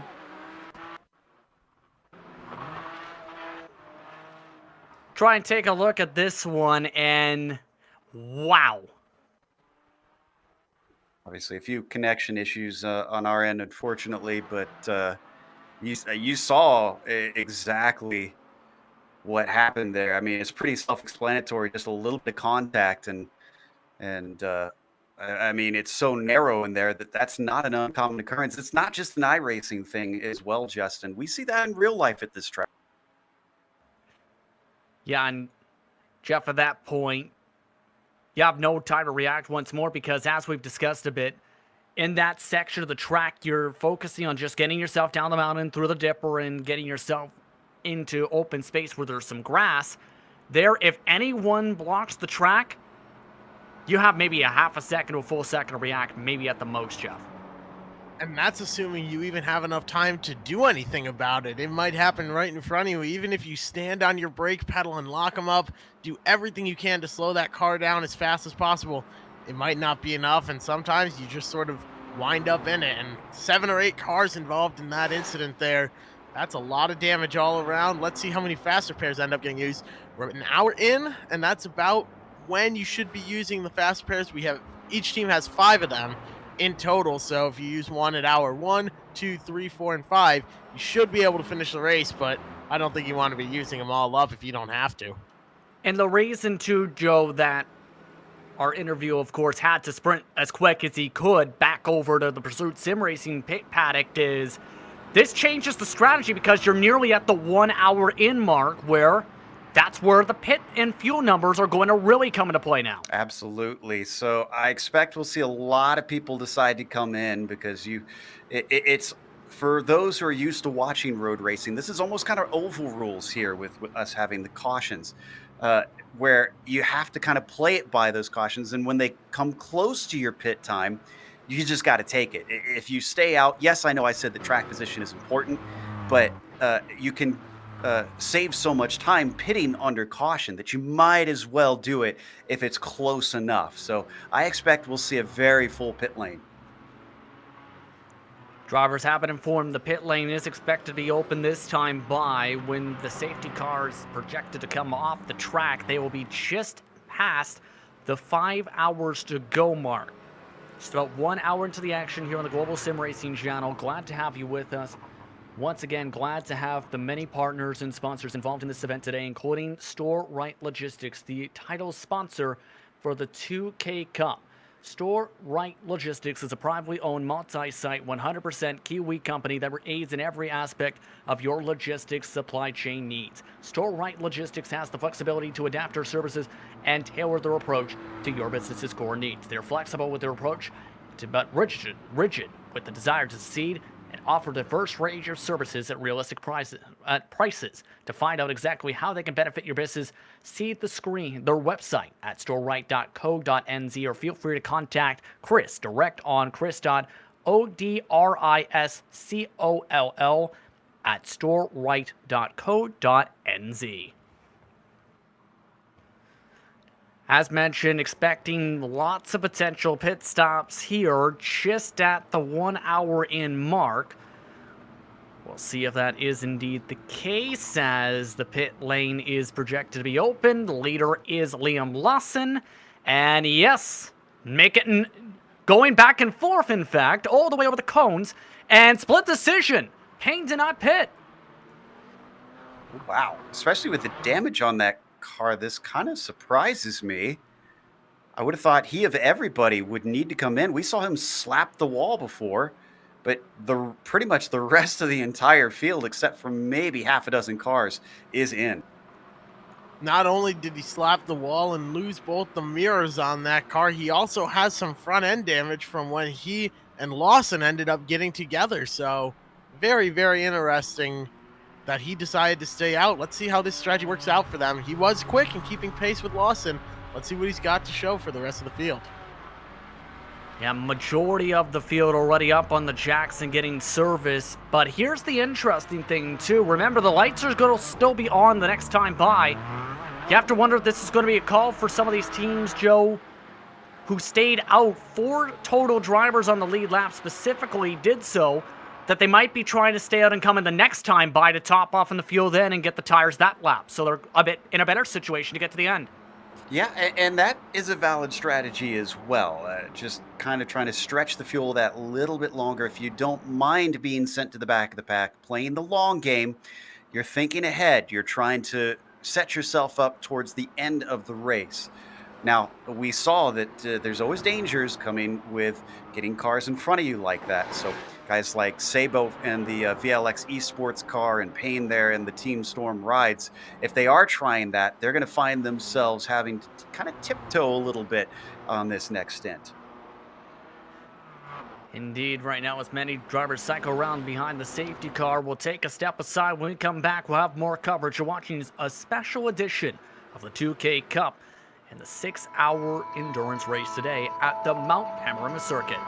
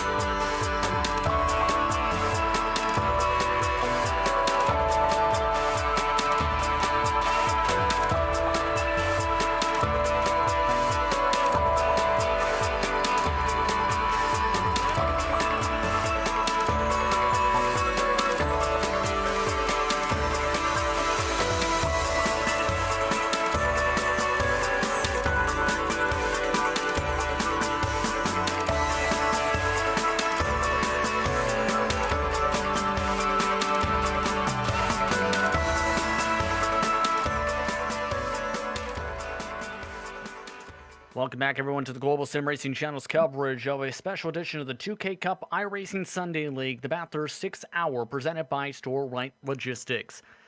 Right now, drivers have the lights out on the safety car. We're joined now by Jamie Stovall, who is just in the race car for Pursuit Sim Racing, one of the many cars who elected to come to the pit lane. First of all, Jamie, how are you feeling about your run so far for your team? I'm feeling really good to be sitting in the top 5 with a lot of these good drivers. And we're only, like an hour in, so I think we're in a pretty good spot. Now, of course, Hunter Larson jumped into the car just in the middle of the interview, and we were just having with him after the safety car came out for multiple cars stacking up. How did that all shuffle around your strategy for today's race? I think it worked out pretty well. We were just going to run the tank drive for the first one, and we had like 5 laps estimated left of fuel when the safety car came out, so it made sense to pit while everyone was bunched up, so we didn't lose too many positions. And I think we're in about 13th now, so that's a good place to be sitting, I reckon, at the moment. Yeah, 2 drivers elected to stay out, the top 2 specifically. In fact, you mentioned only had about 5 laps. Your thoughts on the cars who stayed out in front of your team on strategy here? I think it's a bit brave to do. They're going to have to pit in the next couple of laps, I reckon. So, yeah, it'll be interesting to see how that plays out. Indeed. One of the top drivers in the V8 S-Cups. What drew you to enter today's round in today's special event here for 6 hours at Bathurst with the 2K Cup? So I've done a few of the MX5 races with them, and I did a few endurance races with the owner of it, and thought it would be a bit of a fun race to do. I've done a few big endurance races in the past, and just thought this one would be fun, and then a lot of prizes up for grabs as well. So I thought I'd get in on those. How do you feel as well about the growth of a series such as this? Because it's grown to one of the top series in the country over the past couple weeks. Yeah, I think it's amazing for a lot of these top guys to be running in series like this, because it gives all of us sim racers a chance to see where we stand against people like that. I know it's not exactly like the real thing, but I mean it's as close as you can get without buying a real car and stuff. So pretty cool to be racing against some of those guys, and for a series like this to grow and have a lot of people in the country just have a series that they can go to and do races like once or twice a week. It's pretty cool. Let you get back over to your paddock. We're about to go green. Thank you very much for the time, Jamie. Sweet. Thank you. Jamie Stovall. His team currently in 13th position after several drivers elected to stay out. Of note, the top 2 have not pit once today. Team Storm Rides, VLX Esports, yet to take any fuel or tires today. Everybody else behind them who elected to stay out, including the DPR Racing drivers, came down for at least a fast repair and or some type of service this race. Green flags back out, back underway already. Darren Lobb diving his way to the inside into hell corner already. That's fresh tires, but they're also cold compared to those around him. Much colder, at least. He made it stick, so credit to Lobb. He's on 10-lap fresher tires and fuel compared to the current race leader. Teammate following through, that's Tyler Bowen. Following on in the slipstream this time, elects to back off though on the high line, going through Griffin's Bend. And this is where it gets interesting now. They're banking on a bit of luck at this point. A massive gamble on the call. Very brave call for VLX Esports and Team Storm Rides here, Jeff. Well, you're never going to win by doing the same thing as everybody else. Sometimes you got to take a big swing at it. And if that swing comes in the first hour where you've still got almost 5 hours still to correct it, if it does go absolutely horribly wrong, man, I can't think of a better time to do it. Give it a shot now. Show other people that you're here to win. And maybe this will work out well for them. We could be talking about it in a few laps. Or it might work out really, really poorly. We don't know yet, but if there's a chance at it going well and this team thought, hey, it's worth a shot, I like a bold strategy call. I'm excited to see how it plays out. Currently, the top three separated by only 1.5 total seconds. See the intervals between them. Already 0.8 of a second, though, for Payne up at the front. Remember, it is custom fixed in that these drivers do have a setup specifically built for today, but must adapt to how the car handles based on how the setup was built here, Joe. And so far, Payne, one of those drivers who have thrived on this car. Really has. And honestly, that is the sign of a good driver. I hear a lot of people talk about fixed versus custom setups and whatnot. And if you're a fast driver, you should be a fast driver in just about anything. And saw a change for position with Lawson. One of our pitters actually just got by Leon Fox, and that's going to give the Quiet South Red Bull Racing car 6th place. Yes, indeed, the Red Bull line driver able to make a move. One of the fast-growing drivers up this grid, up to 6th position already. Remember, one of the currently the first driver, in fact, who came down during the safety car. With 3 laps total on that set of tires, including the pace lap. Now it's the matter, though, of how things shake out for the rest of the drivers, banking on the chance of another safety car, when you think about it pretty bluntly, Jeff. Absolutely, and they're kind of hoping for maybe something here, but you want to fall in that range where you leave other people questioning, do I need to come in? And they're sort of worried about that. Get them preoccupied and thinking about something else. Hopefully they don't have someone up there on the box. Well, hopefully for you, the other team doesn't have somebody else up there on the box that's calming them down, keeping them focused and everything else. The more you can get into other drivers' heads, the better an opportunity you have to make a pass and make something happen. We'll have to see if they do end up getting another quick safety car. I know there's a famous expression of cautions breed cautions. We'll see if that is the trend here today. But right now, though, Matthew Payne is doing a fantastic job out front. Made a few small mistakes today, but he is certainly looking like he's got it all sorted out and is back in control. Now, we've followed along with Larson, meanwhile, in that grouping. The car they're reeling in, by the way, is M-Tech Racing's Jared Pike. That is a team of some of the drivers who will compete in the MX5 series. Does have a bit of left front damage and bouncing around, especially on some of these quarters. Currently, that's going to close back in potentially. There's also the shuffling, though, for about 10th on back, should know, where there's been a lot of changes for positions amongst those drivers. Right now, it's Cream's second car, the 313, which is leading the said draft pack. But everyone else still looking to fight for a position behind them. And Hawkins is a little bit out of position, honestly. He got pushed off to the side coming up into Griffin's Bend this lap. So that cost him a spot or two with him being to the outside, and he's going to try and get one back right here with a great launch off the chase. I think Oaks is going to stay defensive. If I was Hawkins, I'd back out and then try and launch off of Murray's corner, and that's exactly what he did. Look at that. He's got the speed here, Justin. He should be able to make this pass. Right now, side by side, heading into Hell Corner. Hawkins on the left gets a bit of a squeeze, and Taylor Oaks able to clear on by. Still able to hold on the defense. Now, Oaks should know one of the 2K Cup veterans is also a part of the rotating admins. What that means is many of the admins today are also taking part at some point in the event for their respective teams. So there'll be a constantly different set of drivers and eyeballs in constant different perspectives throughout today to officiate today's event. All while today goes on, though, P2 is getting very, very busy.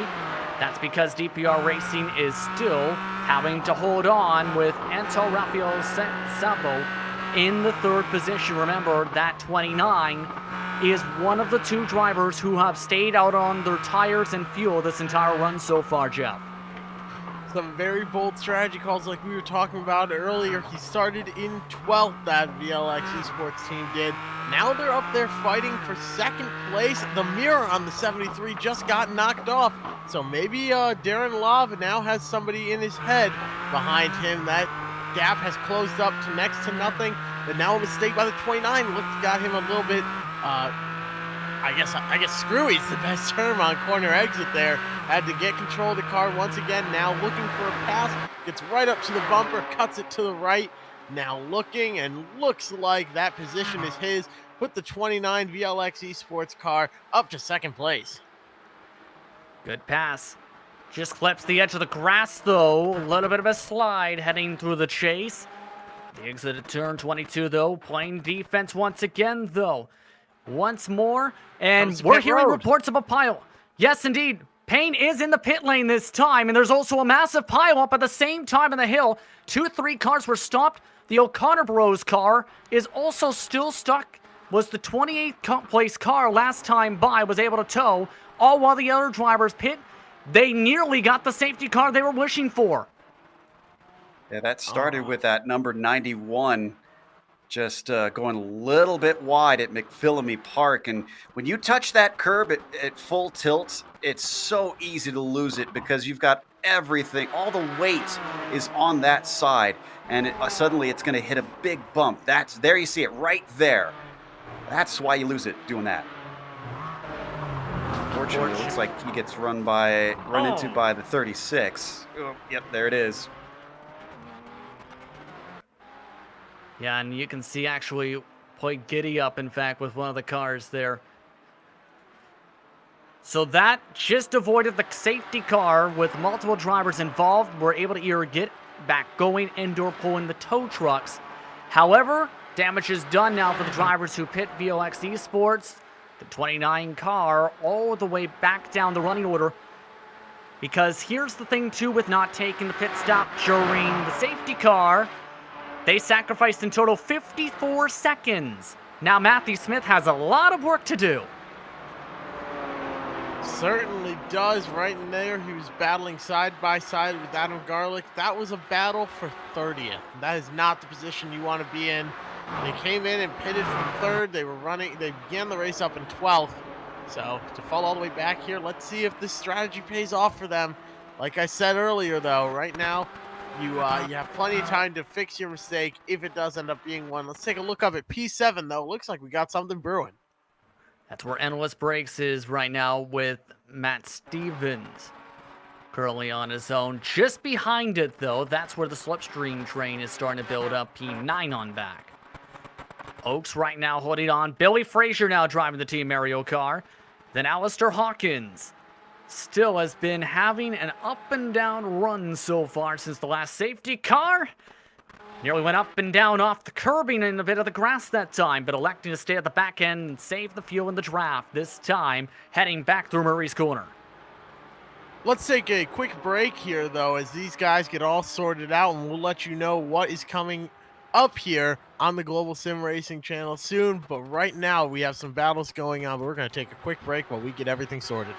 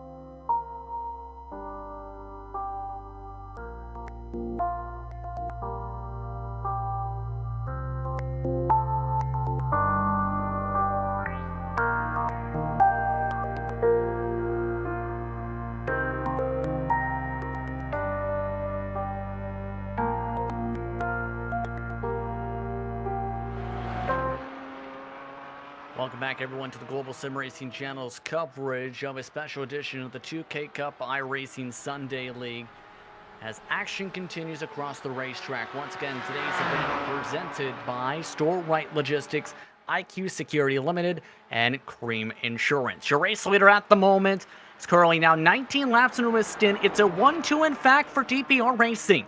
One of the interesting notes is that team had to adjust how their roster was today after one driver accidentally joined into the wrong paddock, got suited up into the car, and before anyone realized it was time to say, you know what, we have to make the quick adjustment. That team now is in the 1-2, make it a 1-3, because Quiet Self Red Bull Racing just ripped away second position. Wow, and it's Mountain too. This is very, very gutsy for this early in the race. Hour and a half into a 6-hour race, and Lawson just sends it up the inside of the cutting, and Bowen basically got mugged. I don't even think he had time to react if he wanted to. And Lawson, one of the top drivers in the MX5 CUP series for this series, now trying to close up. Currently, remember, he is the first driver who came down to pit during the safety car. So, when DPR Racing has to come down for their service in an estimated about 8 laps plus, he would end up in turn cycling to the lead. Rad Dino Racing, though, is currently in net P2 and is looking to move up into a podium spot here, Jeff. This car has gained a lot of positions, now a plus 12 on the day. Plus 12 on the day is certainly a great place to be, but a side-by-side battle now going on. The 72 machine is sitting up in second place, seems to be struggling now as he looks like the 88, the Endless Brakes team, is going to go for a pass as well. Some defensive driving there from the 72. That's piloted by Tyler Bowen, now just trying to hold on and regroup. After that, he's ended up coming out about 2 positions short from where he was before, and a very realistic chance of Endless Brakes and Matt Stevens piloting that car, making something happen. But going back to P9, we've got another battle brewing.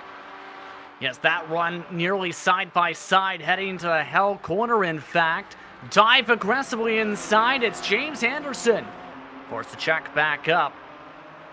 Everyone regrouping once again amongst those drivers. Lap traffic just moves out of the way. Getting pretty interesting here, especially with all these drivers on various different cycles here, Joe. That driver leading the group is amongst now 19 laps in his stint. Then you have a 22-lap stint mixed in with an 8-lap stint in this battle. And these drivers don't always know that of what the other drivers have been doing strategy-wise. So they're kind of racing blind in that sense, unless they've got a really good crew chief on top of the box. Losh, surprised, didn't make a move on Anderson because he looked like he was very strong out of hell corner. Then eventually just kind of drifted out of it. So maybe he's another one that's kind of trying to play the long game here. He's fallen well off the back over the mountains. Doesn't feel as confident maybe. Oh, was a lot of curb there we saw for Anderson in that number 70. He's flirting with disaster. Yeah, Anderson really trying to gain some ground right now. One of the drivers who came down in the safety car period.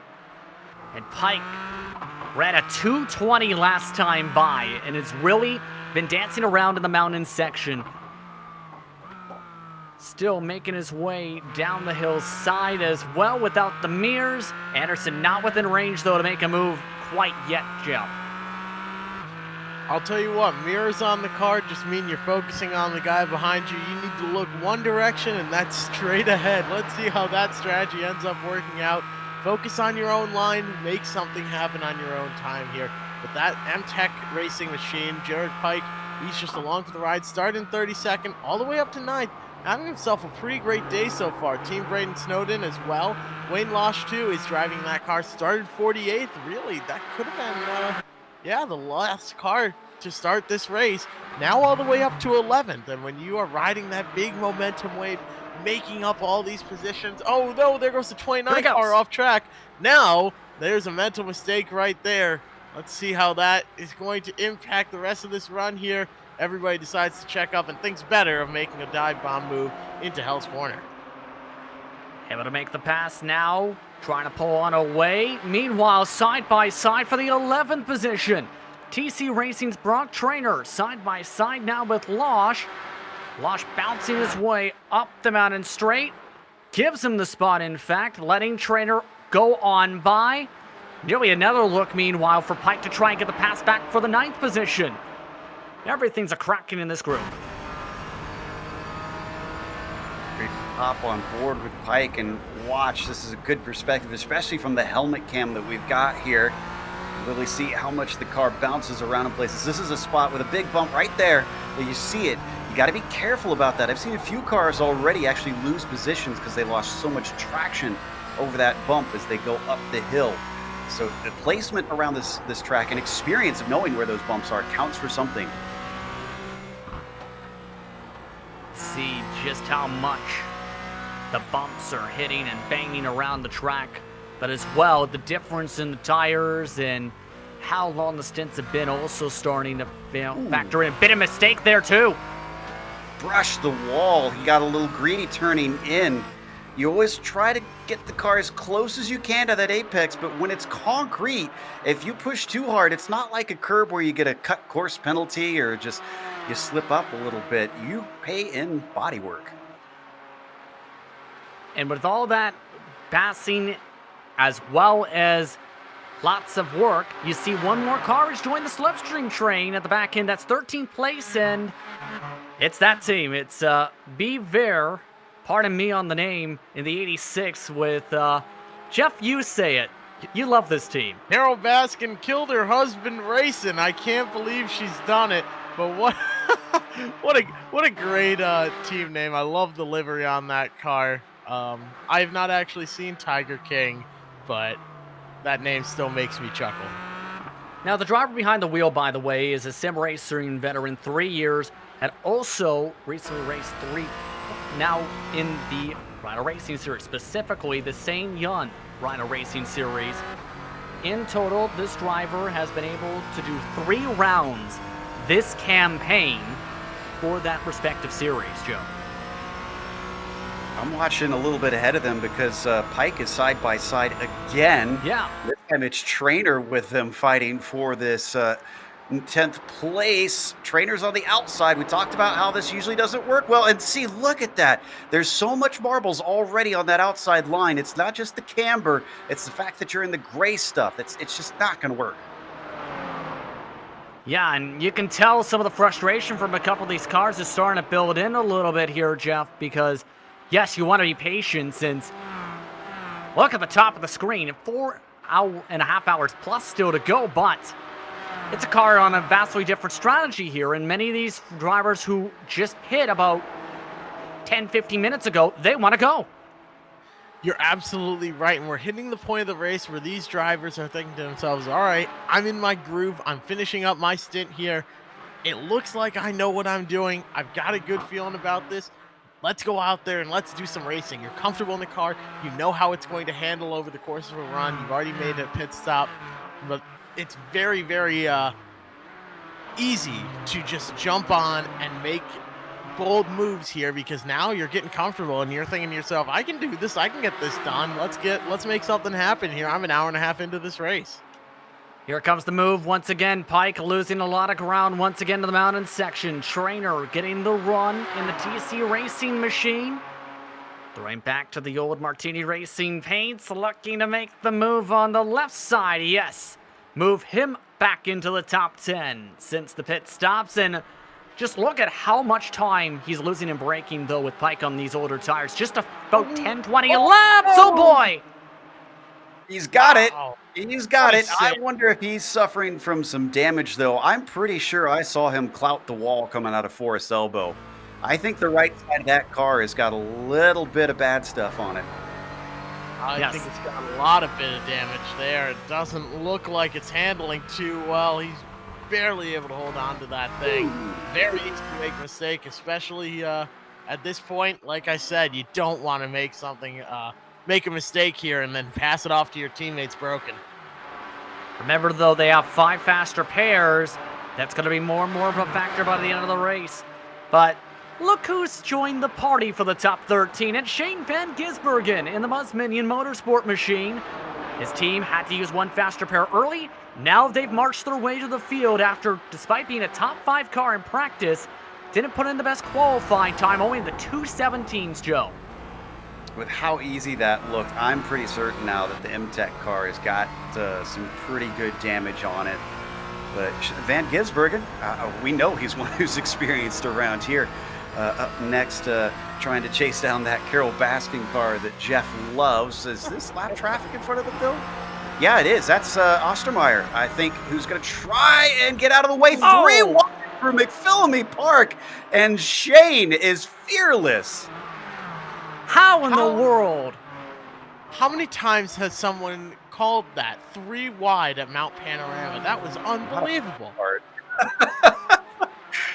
Yet, not where you expect to go 3 wide, traffic or not.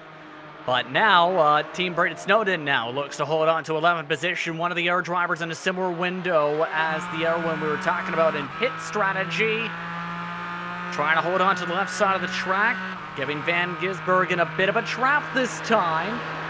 Went with a 98 ticket, already about 150 miles an hour, 2-3 miles an hour quicker. Actually, will clip the grass to give him the spot. Smart move over. You see someone behind you that's a man on a mission. Right now, Van Gisbergen is out there rolling very quickly, but a battle going in front. The battles are also still heating up where Anderson is for 9th position because TC Racing has reeled him in very quickly. The thing is, though, there is a bit of damage on the right front of that car for Anderson, should note here, Joe. It's now the matter of, will the driver with the fresher bodywork and be able to close back on in here? It's very easy to slow yourself up on parts of this circuit with that damaged bodywork. We'll see here if it is, and it doesn't seem like it because Trainer's not closing in as much as I would expect. So whatever aero damage that Anderson has, it's pretty minimal. Now, look at that. Into the braking, though, Trainer was a lot stronger through Griffin's Bend. If anything, I'd say maybe it's the handling that is poor on that car, not the straight line speed. Yeah, and you can see as this battle progresses, Van Gisbergen is also closing right on into these cars. About 1.4 seconds was gained last time by Trainer for reference sake on the 70 machine. Looks like this time Trainer's actually backing off a little bit in the mountain section. Being a bit patient, Jeff. Absolutely. Patience is the key here. You don't need to do anything too crazy. We're an hour and a half in. Sounds like a long time, but we are just getting started. We're a quarter of the way through this event. That's it. Be patient. Be smart. I know it's easy to go and jump the gun here and want to make these crazy moves. You're seeing other people around charging their way through the field. Just be calm, be smart, and take your time. Patience is the key here. Stay calm and relaxed, like a meditation video. Trainer looking to get the run, and he's actually saving fuel. That's the call here, Joe. He lifted halfway up in the middle of turn 20.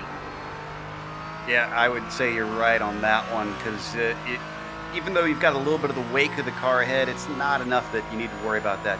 That's actually pretty difficult braking down into the chase just because you have to get the car settled pretty quickly. It comes up fast that you got to get on the binders after that fast kink. So it could have been a little bit of that, but I doubt it. I think you're right. But what fascinates me is this is something that you only see in endurance team racing that you don't get elsewhere. When other people get in the car, that's different pace typically. It's rare that you get the same pace between drivers, and we're seeing that with Shane Van Gisbergen in the number 98. He's clearly pretty fast because he's on the same pit strategy as these drivers ahead of him. It's just, well, he's got the chops and he's just gobbling them up. Don't look now, but one of the drivers who has been very noteworthy throughout this entire time, and Van Gisbergen closing right on in. One of the supercars drivers, drives for Red Bull Holden Racing in real life. in 2020, has also been competing in the E-Series, has gotten a few victories in that. He's been one of those top cars for today as well to be keeping an eye on, not just because of who Van Gisbergen is in his respective team as well, but Jeff, he's been one of the fastest cars on the track in the 215s. Mind you, most of the drivers around him and in front of him are in the 216s to 17s.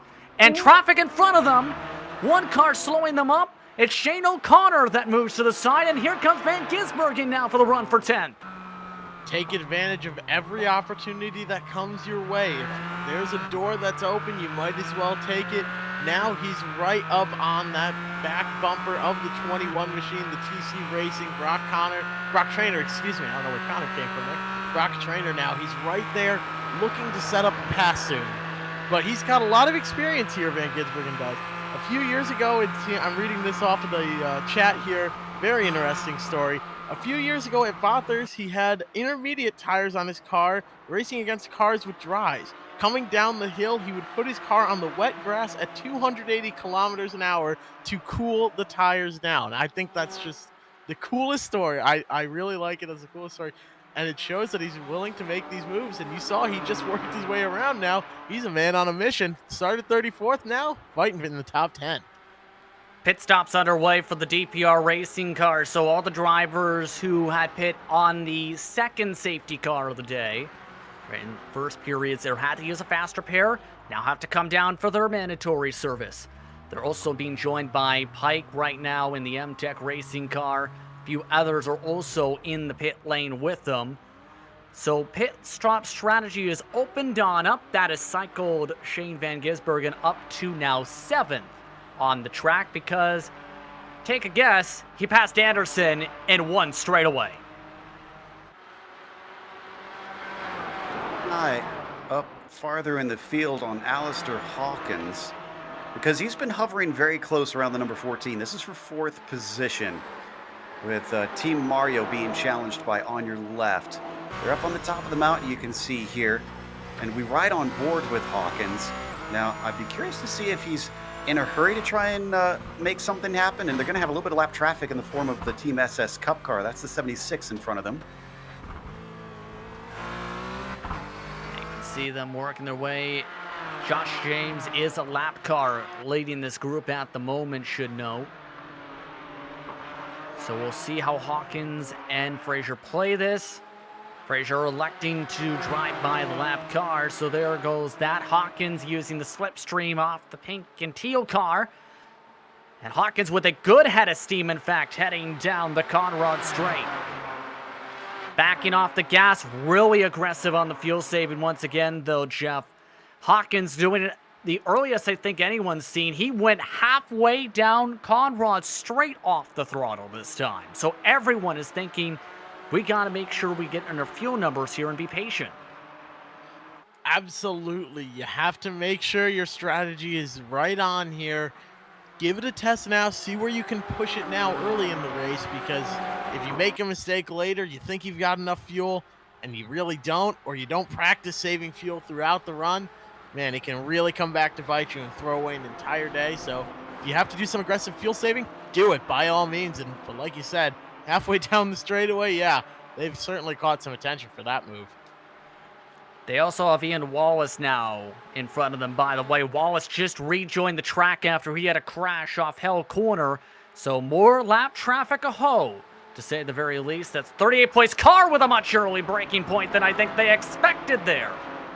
Oof. Yeah, and again, when you're with a lot of drivers, and some of them might not be familiar, because we've had some driver swaps here too. You have to remember, you got to watch that F3 box you have here in iRacing and see who is in the car, even if you recognize the car, because those different braking points can do things like that and catch you out. Indeed. And you never know, too, if one of your teammates, say, has a technical issue or anything along those lines. Anything can hamper or change up how your strategy can go in the blink of an eye, Jeff. Absolutely, you're relying on those teammates, but you're also relying on the equipment, as we see a car off to the side there going through the downhill segment.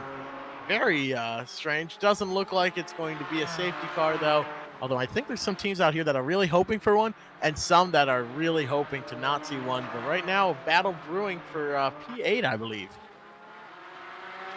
Yes, indeed. Is building up. Adam Garlick is the car. Stop the 34 machine. They're still trying to talk to him.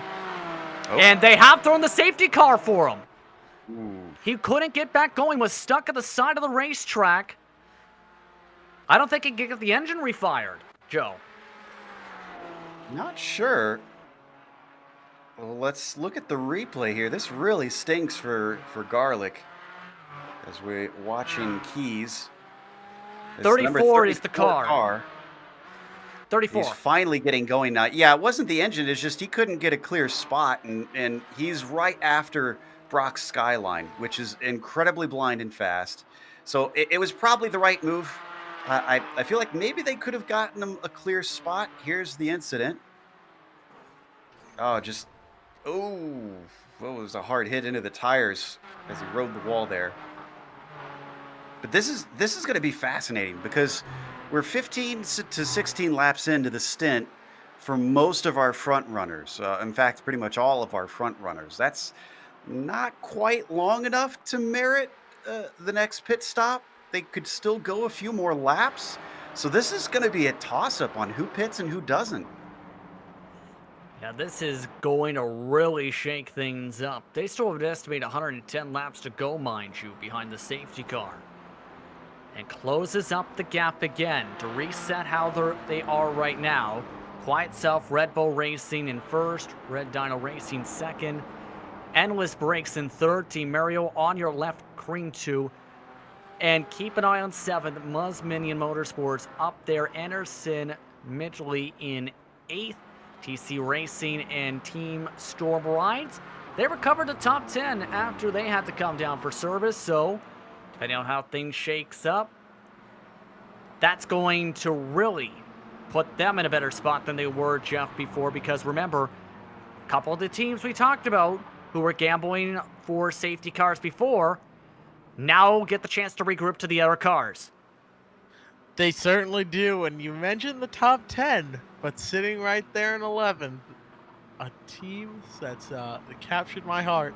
Carol Baskin, Kilder Husband Racing, sitting back there in 11th, could make a good strategy call here. They've been hovering around 11th to 17th as where they've been bouncing around here during this race. Let's see what they've got planned here behind the scenes. Look at that paint scheme. Tell me that doesn't look awesome. I love it. It's amazing to me. Carol Baskin, Kilder Husband Racing. Is it bad I haven't seen, what is it, Tiger King?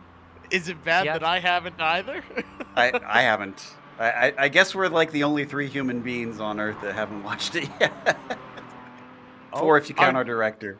Our director has not seen it either. Tell us in chat if you have seen the Tiger King. I don't know how popular it is over in New Zealand. Well, I know it's very popular in America. Everyone's been watching it, but I have not caught up. I've not gotten my weekly copies of the New Zealand Gazette, so I have not kept up to date. For those of you that don't know, we are broadcasting from the Americas, the North American continent. So happy 1:47 a.m. everybody. It's a lovely night here. I wonder if we could get our claws back into the racing a little bit here, because one thing that I'm curious about is DPR Racing, only 2 laps since their stint, which actually is just about when the caution came out. So I think the number 72 is looking like they're sitting very pretty. They're going to gain a lot of positions if they get a few cars coming into pit. Yeah, this is going to be absolutely huge for them. You're right there, Joe. Currently only 4 spots, yes, where they started, but remember, they were 1-2 at one point after the last safety car because they stayed on about 10 to 13 laps on their fuel stints. It's talked about. One of the drivers on this for this organization today, several drivers a part of 2K Cup and their respective organizations, and there come some of the pit stops. Not as many as I thought, though. Only 2? Interesting. Okay, now we're getting some more. Yeah, a couple. And one of them is Shane Van Gisbergen electing to go and take the fresh tires again. Others taking pit stops. Payne, Anderson, a couple others also came down for service. Many others. Basically a split decision amongst the field as to be expected here, Jeff. You're absolutely right, but someone I'm keeping an eye on, the Matthew Payne Team Storm Rides, it looks like a driver swap for them. Actually, that car is completely, driverless now. Andrew Altman hops in the seat. A new driver behind the wheel of the 102 Team Storm Rides machine. That's going to be very interesting to see. And it's like you mentioned earlier, Joe, where you recognize the car and how they've been driving out there, but not always the driver is the same. Every driver approaches the track differently. They have slightly different braking zones. They might take one corner more aggressively. So you're really learning, someone completely new when you're behind them. Even though the team has been doing consistently well, you have to be careful when you're behind them now, because this is a driver that's just coming in and hitting the track for the first time in these conditions for this race. And I'm glad you brought that up, because I was just noticing the cloud cover. We can see it on screen. We've been getting a fair bit of it in places, and it's actually brought the temperature down significantly. It's only 103 degrees Fahrenheit now out there. So you consider it was 114 before. And if they have swapped drivers and then swap back, like if that driver was out there in those super hot conditions, and now they get in the car, someone needs to be communicating with them. The temperatures have come down. It's going to be grippier. You can get a little bit more in the braking zones. And those that are on top of it, and then those that are adaptable, are going to be getting positions here at this restart, most likely. Yeah, this is going to be very intriguing. 16 cars elected to stay out under this caution flag. And remember, on iRacing this year, many drivers and cars were given the newest version of the tire compounds on the service. Many of them factor in the importance, Joe, of tire heating, tire cooling, and preserving said tires. Normally on the oval, I should say, in road course racing, it hasn't popped up in some cases. But this could be interesting how this plays out because of how the fall off has been throughout this race, since remember, this is one of the newest cars on the service. Absolutely. So the drivers who do have experience with this car and with this tire model are going to have a little bit of an advantage. We were talking to Larson a little bit earlier, and he was saying he's only been on here for 2 weeks. Unless he's been putting a lot of time into this GT4 specifically, he won't have as good an idea of kind of how to handle the car and how to, or what to expect, like you said, as the tire evolves over the course of the stint. So the drivers that have been racing this thing since it was released, I believe it's 1 season ago at this point, or within this last build. Yep. Those are the drivers that are really going to have the knowledge to help them out as the race goes on. By the way, you may be seeing a lot of drivers zooming on by on the left side of the track. As talked about, under safety car periods, they would allow drivers to elect to take a wave around to get back on the lead lap. Multiple drivers are electing to do so here, Jeff, to gain their lap back, or at least one of them back. Because 33 drivers at the stripe are currently scored on the lead lap. That's going to, of course, now increase with the safety car period and help them out to keep up with positions.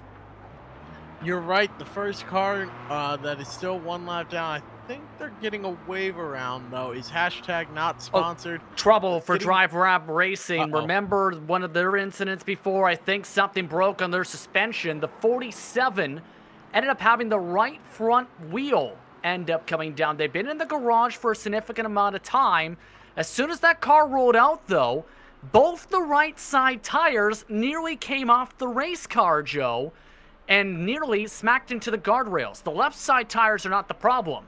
The right side tires, for whatever reason, didn't fix with a fast repair. You can see how low it is on the pit lane. Yeah, and this is a frustrating thing as a driver, to have this damage and have to sit for a long time to get it repaired. Because essentially they can see all the laps ticking away. They know they're under the gun now, and that basically they're just going to be playing catch up for the rest of the race. That's very disheartening. It takes someone who's very mentally strong to be able to keep racing hard to try and get whatever positions you can from here to the end. Very unfortunate for the 47 machine, currently scoring 46. Remember, was involved in one of the incidents we were talking about before.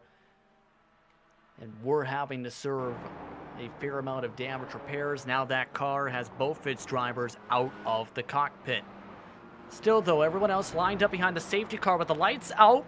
And we have a new leader up at the front of the field. It's Rad Dino Racing. In fact, with Jaden Ransley up at the front, Team Mario in second, on your left in third, Cream 2 in fourth, TC Racing in the top 5, the Tiger King car in 6th, Slide Up Podcast Racing in 7th, DPR Racing in 8th, Team Project TT4 in 9th, and Pursuit Sim Racing rounds out the top 10.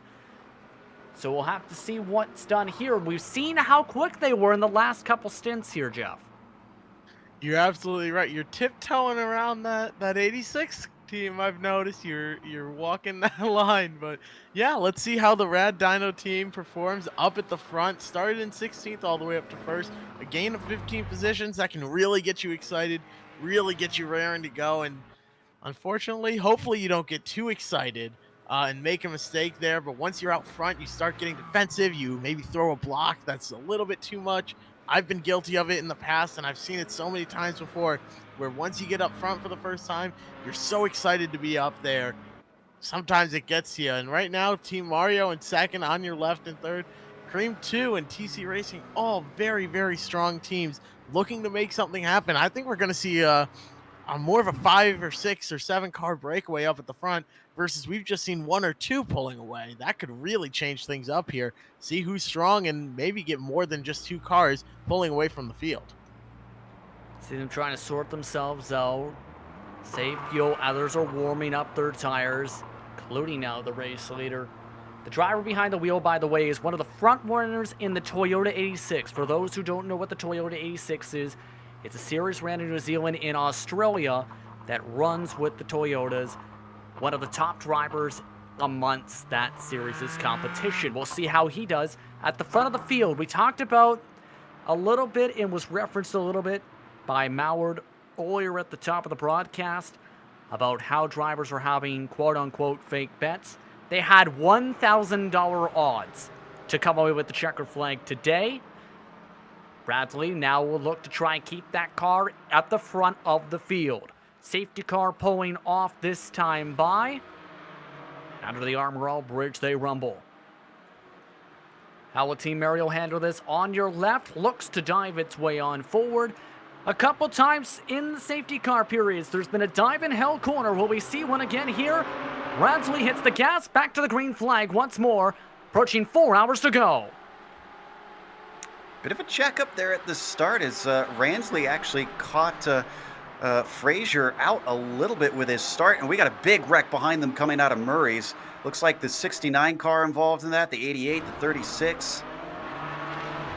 And a quiet self Red Bull Racing's in it. They had just completed a driver swap, and now they are losing tons of time. One of the top teams in the race in the early going, losing tons of time now. Back in the low 30s with that incident. Yeah, that was the 38 car. It looked like one of the cream machines just going in a little bit too hot into that turn. Slams into, I think it was the 36 it was, slams into the 69, which takes them out to the 88. A lot of damage for all 3 of those cars. Oh, and now with the new damage model, a bit more damage can occur that is invisible. You have to be careful here, and I almost wonder if you take it down pit road, take your fast repair, and, you know, take what you've been given at this point. But a very frustrating scenario. The interesting thing was, thought it was almost a slow-mo, but the front drivers, they're on the fast pace. Everyone battling along the hillside now. Still in the lead, though, is Ransley, then Frazier in second, Hawkins in third, Oaks, Trader round out the top 5. You can see how close they are in separation, Joe. Only about half a second to 7/10 separating most of these cars in this fight. Sorry, I got distracted because the 23 wrecked with somebody else up at the top of Skyline, and backed up a whole bunch of cars. He thankfully was able to get on without causing too big of a wreck, but man, he probably gave a scare to everybody as we continue to watch our front runners down into the chase for the first time since the green flag. Ransley was able to pull a decent margin this time by. And this is one of the first times we've seen Team Mario up inside a podium position in this race so far today. That is one of the teams of all-pro drivers. Now for Billy, he is one of the New Zealand Formula 4 drivers. Clips the grass this time, but has a little bit of that right side damage that's claimed a couple drivers in pace today. Everyone else, though, looking to try and take advantage and stay in drafts, all while one car does elect to come down to the pit lane here, it looks like. That's Tyler Bowen, the 72 DPR Racing 2 machine, comes down from the 7th spot, and it's a driver change. Andrew Dyson now jumps behind the wheel. Kind of a strange time to make that change. Joe, do you have any idea what the strategy might be? Do they have driver limits in the rules on this race? Because he was only 5 laps into that stint, I'm pretty sure. There really is no reason that they should have come in. To answer the question, a minimum of 40 race laps have to be put in per driver. That's just under 2 stints. 2 to 3 driver teams for these race drivers today in their organizations. So that's making a little bit of interesting strategy calls here. And Taking tell a you what, look forward, we're on lap 42, so that tells you something right there. Here's the battle once again for 5th position on board with Brock Trainer. This is for, I believe, 3rd position, actually. Tyler Oakes just ahead of him. Yes. Yeah, they were able to gain a position this time by. That's because the car who was scored in 3rd position had trouble. Matthew O'Gorman is also upside down right now in the middle of the mountaintop. The 808 machine is stuck upside down. Was able to pull the tow truck, though. Luckily, doesn't draw the safety car. Here's what happened to him. Was a lap down. So let's see, this is coming through the park section. This is up into McPhillamy. Is this another case of getting that curb on the outside? No, up into Skyline now. Oh, lost it in Skyline down into the S's. Oh, and he didn't hit it hard. He just clipped the wall oddly, and the tires caught the concrete, and from there it was 808 and heartbreaks for him. And the reason why there was a bit of the confusion on who was in 3rd position last time by, through Hell Corner, Hawkins hit the rumble strips, ended up spinning around on the left side grass. That's why the battle that was originally for 4th turned into a battle for 3rd position. Unfortunate for On Your Left, they're now in 14th spot because of that mistake. Very unfortunate mistake there, and unfortunately for the other team, the 808 that flipped, their chances of winning now are virtually hopeless. That is Team Virtually Hopeless. Now 3 laps down, scored in 42nd. Very, very unfortunate for them, but still sitting in the cockpit, ready to go. Going to wait out that tow, take a fast repair, and get back out there. Props to the team for staying with this race and not giving up. Let's take a look, though, this is where Van Gisbergen is currently right now. Would you believe this? 5+ positions gain for Van Gisbergen for the Muzz Minion Motorsport machine. In this lap alone, amongst some of the drivers. Also in 8th position is BPLM Motorsport at the moment. That's leading this drafting train at the moment.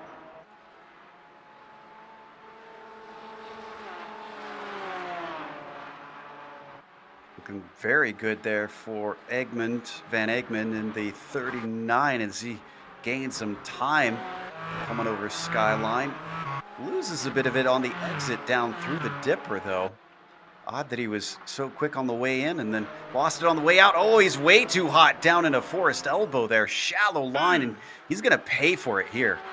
Smacked the wall hard coming out of the Forest Elbow. And now going to lose him a lot of time once more. We'll see how this affects the car the rest of the run. That is Christian Van Egmond within the draft. Meanwhile, in the 39 machine, Will he be able to make the run this time? Bit of defense through the chase. Back through 21 and 22. Van Egmond, though, waiting patiently this time by. Not in the right proper passing zone quite yet to make the move. Looks like we're going to have a three-way battle for 8th position here soon. The BPLM Motorsports with Dennis Phillips behind the wheel is now going to be under fire from Cream Insurance number 3. That's Christian Van Egmond, like we were talking about, and MTech Racing, Jared Pike behind the wheel of that 29 machine now, or excuse me, 32 machine. And right now, I think a battle is going to shape up for 8th place. Let's take a look, though, what's going on for the battle we were just referring to in 3rd position as well, where Taylor Oaks still holding on a little bit. Still trying to fight hard heading into the cutting this time, and Trainer has kept himself in the slipstream. And we've seen Trainer has been thinking big picture all race long today. Has been saving fuel much of the run whenever he's gotten close. Hasn't been this close, though, in the mountain section quite yet. I keep telling you, it's dangerous to do that.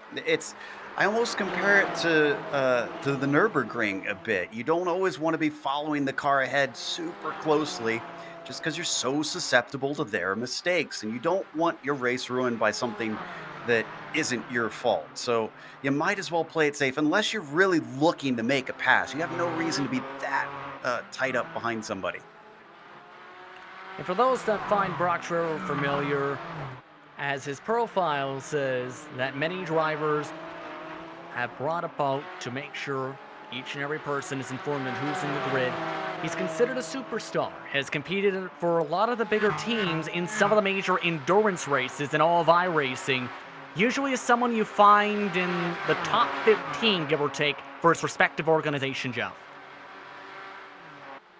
Being in those positions where you've got the credibility and you've got the stats behind you, it can really make you feel good, especially when you're getting ready for a battle here. And you can see the experience, like you were talking about, Joe, where he's keeping a little bit of distance. Let the other guy make the mistakes for you. Let off a little bit earlier right there. Get a better run into the corner. Don't get into any sort of really chance here. Build up a crash good for run. 8th position. Phillips hard in the wall. Collects a second car, and Pike, they're crashed on the exit of the chase. The 32 involved in the incident also involved, as well as Phillips. Both of them stopped along the track. Trying to figure out how this started. Oh, you know, they were trying to go side by side into the chase, and a little bit too much curb from the 32. You're going to see it clearly here from above. This is a perfect angle for this. He's just going to clip that inside curb, and that sends his momentum, because he's not gripping the track right then, right into that other car. And at that speed, both of them just clearly lose control. And both of them hard into the super cheap auto sign. Wow. I've never seen that before. I don't think that's going to be super cheap to repair for these guys. That's a lot of damage. Thankfully, they do have a fast repair, but just those mental mistakes really, really can throw a race away here. Now he's going to have to come down pit road. He's got another driver probably very upset with him. You can never really tell what's going to happen, unfortunately, and that's a big hit to that team right now. Pike now in 14th position, by the way, on the racetrack after that incident, and dropping. And as mentioned, new damage model is instituted on these cars, as well as in Furor's on the iRacing service. That front hood is already flapping around just a little bit. It's barely holding on to the pins at the moment, Joe, from how hard the hit was. And I've seen this before in some other races. Not quite like this with the Porsche, but... He's lost it! Hard hit for Pike to the left side, and there goes one of the mirrors. Loses another position in the process. Mental mistakes compound on each other. It wouldn't help that the car is probably not steering the best right now with how many slams he's had into the walls. I was going to say that we've seen in the ARCA car, actually, the hood can flip up and block your view. So this is a danger that he probably should take it in. Of course, I don't know if he knows how much it's flapping around. It looks like maybe it's solved itself. So it could have been just on our end here that we saw that bouncing. Yeah. I think the hit actually stabilized the hood, believe it or not, on that car. But at this point, you have to wonder if he's going to be forced off the strategy, as he has been trying to stretch it out whenever he's gotten damage. Didn't come down like we might have thought the last time. As to be expected, takes it this time. You can take a glance at P3 because Oaks and Hune are very close together right now. In fact, Jaden was taking little peeks at the position here on the way up to Griffin's, and he's actually going to try and get the run. This side-by-side into the cutting doesn't usually work well, and he knows it. Jaden backs out. Lots of shuffling still, just past 4 hours to go in this event, approaching an estimated 103 to go next time by. Again, we've seen this all day. The 41 has had pace, that driver exceptionally quick. And now, tries to poke to the inside, up heading towards McPhilly Park and Skyline. Jaden's been in this. Jaden's been in this car since the beginning of the race. 2 hours in now, he's feeling confident. He knows how that car is going to handle and react. Let's see what the plan is going forward now. Just a car length separates them. If you're going to make a move, make it sooner rather than later. Get that third position, because if you look in that rearview mirror, TC Racing, piloted by Brock Trainer, he's not too far behind at all, and he will certainly make the move if you're not willing to do it yourself. Yeah, Trainer is trying to follow these cars. You see them going back and forth from left to right. Trainer's following them in the slipstream behind the Owen Black machine. Back through the chase again. They're reaching a battle with lap traffic, though, holding up these drivers just a little bit. Not going to factor in for a pass, though, in that grouping. They still have to get by Will Kitching, though. That car did elect to come down for the safety and a pit stop. One of the first green flag stops for a lead car, and this one appears. Too. Yes, indeed. That looks scheduled. Yes, it is. 25 laps in. Exactly. So they were due. What's interesting is a lot of cars around them are due as well, but they must have been saving a little fuel. Trainer needs to come in, as well as the Tiger King car, and the VLX Esports is pretty close. They've got a few more laps than the others around them, though. Now, this is going to be the very, very interesting thing. You heard some of the discussion earlier for those tuning in for the first hour and a half of this broadcast. Drivers estimating up to 28 laps on the fuel. So many of these drivers now coming to 26 laps in the stint, and we just remember past the hour point. We talked about this, Joe. If you try and stretch it on the fuel, or if you try and get it on the hour, we're seeing a bit of that strategy mixture now popping up now that we had one of our longer runs of the day. And we've used this in our endurance racing a lot of times, and the Turn 2 Motorsports team. Try to work backwards. Always try and get yourself set up to finish so that you can take as few stops as possible. As we continue to watch Ransley, wow, he is hustling this car.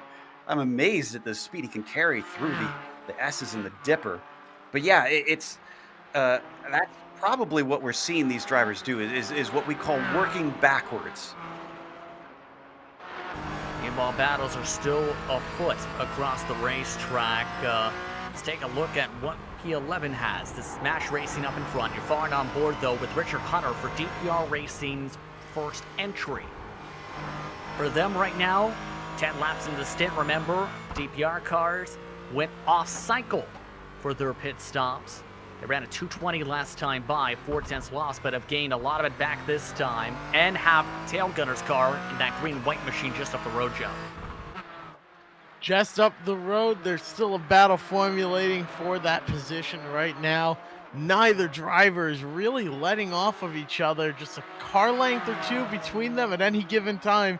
It's like we talked about earlier, Joe, where you have to make sure that their mistakes don't become your mistakes. Do you think this is calculated with these drivers where they're staying a car length or two off of each other, or is that just can't keep up and trying to dive bomb in and make a run that way? I think it varies by driver and team, as Hunter almost gets in the back of Ferguson. He's going to be shallow into the chase. I think Hunter's going to get another bite at the apple here, but he's going to have to do it on the right side potentially, because Ferguson's going to cover off the middle of the track down into Murray's. Yet again, taking those shallow lines, though. Look at it. Here it goes again. But this time, Hunter will have the inside. The MASH racing car caught the curb and got a little bit. He was two-wheeling it there for a second, and that gave the opportunity for Richard Hunter DPR Racing to dive in and get the spot. Now he's got a solid 10 or so car lengths over the rest of the, over the car behind him, I should say. Would you say, Jeff, that run-in with the curb was a monster mash? Oh. It was a graveyard smash. Meanwhile, blinking lights galore. MTF Finance has reeled in these drivers as this fight has gone on, by the way. And they've had some ups and downs, had to have a couple wave rounds, had some issues in driver swaps before, and now they've made it a 3-car fight for the battle, but they are on some of the longest stints of the race. Keep note of, so they are expected to potentially have to take service at 61 just behind these machines. Although the lights usually in a lot of cases means I want to go behind you. Yeah, and some drivers like that, some drivers don't like that. That's another thing that's kind of up for debate on where you sit in terms of both multi-class and endurance racing. Personally, I'm not a fan of drivers coming and flashing at you. It's a good way to get on my bad side. But these three staying about equidistant apart. You were asking about that earlier, Jeff. I think this is actual pace. I think they can't seem to get close to each other, at least in this portion. Leaders in the pit lane, though, this time by the 53 is ducked down. A couple others had been coming in, and a dive in as well for Frazier. Those two drivers have pit. This battle still making its way down the hillside, by the way. Decent portion behind those said pit stops, but still.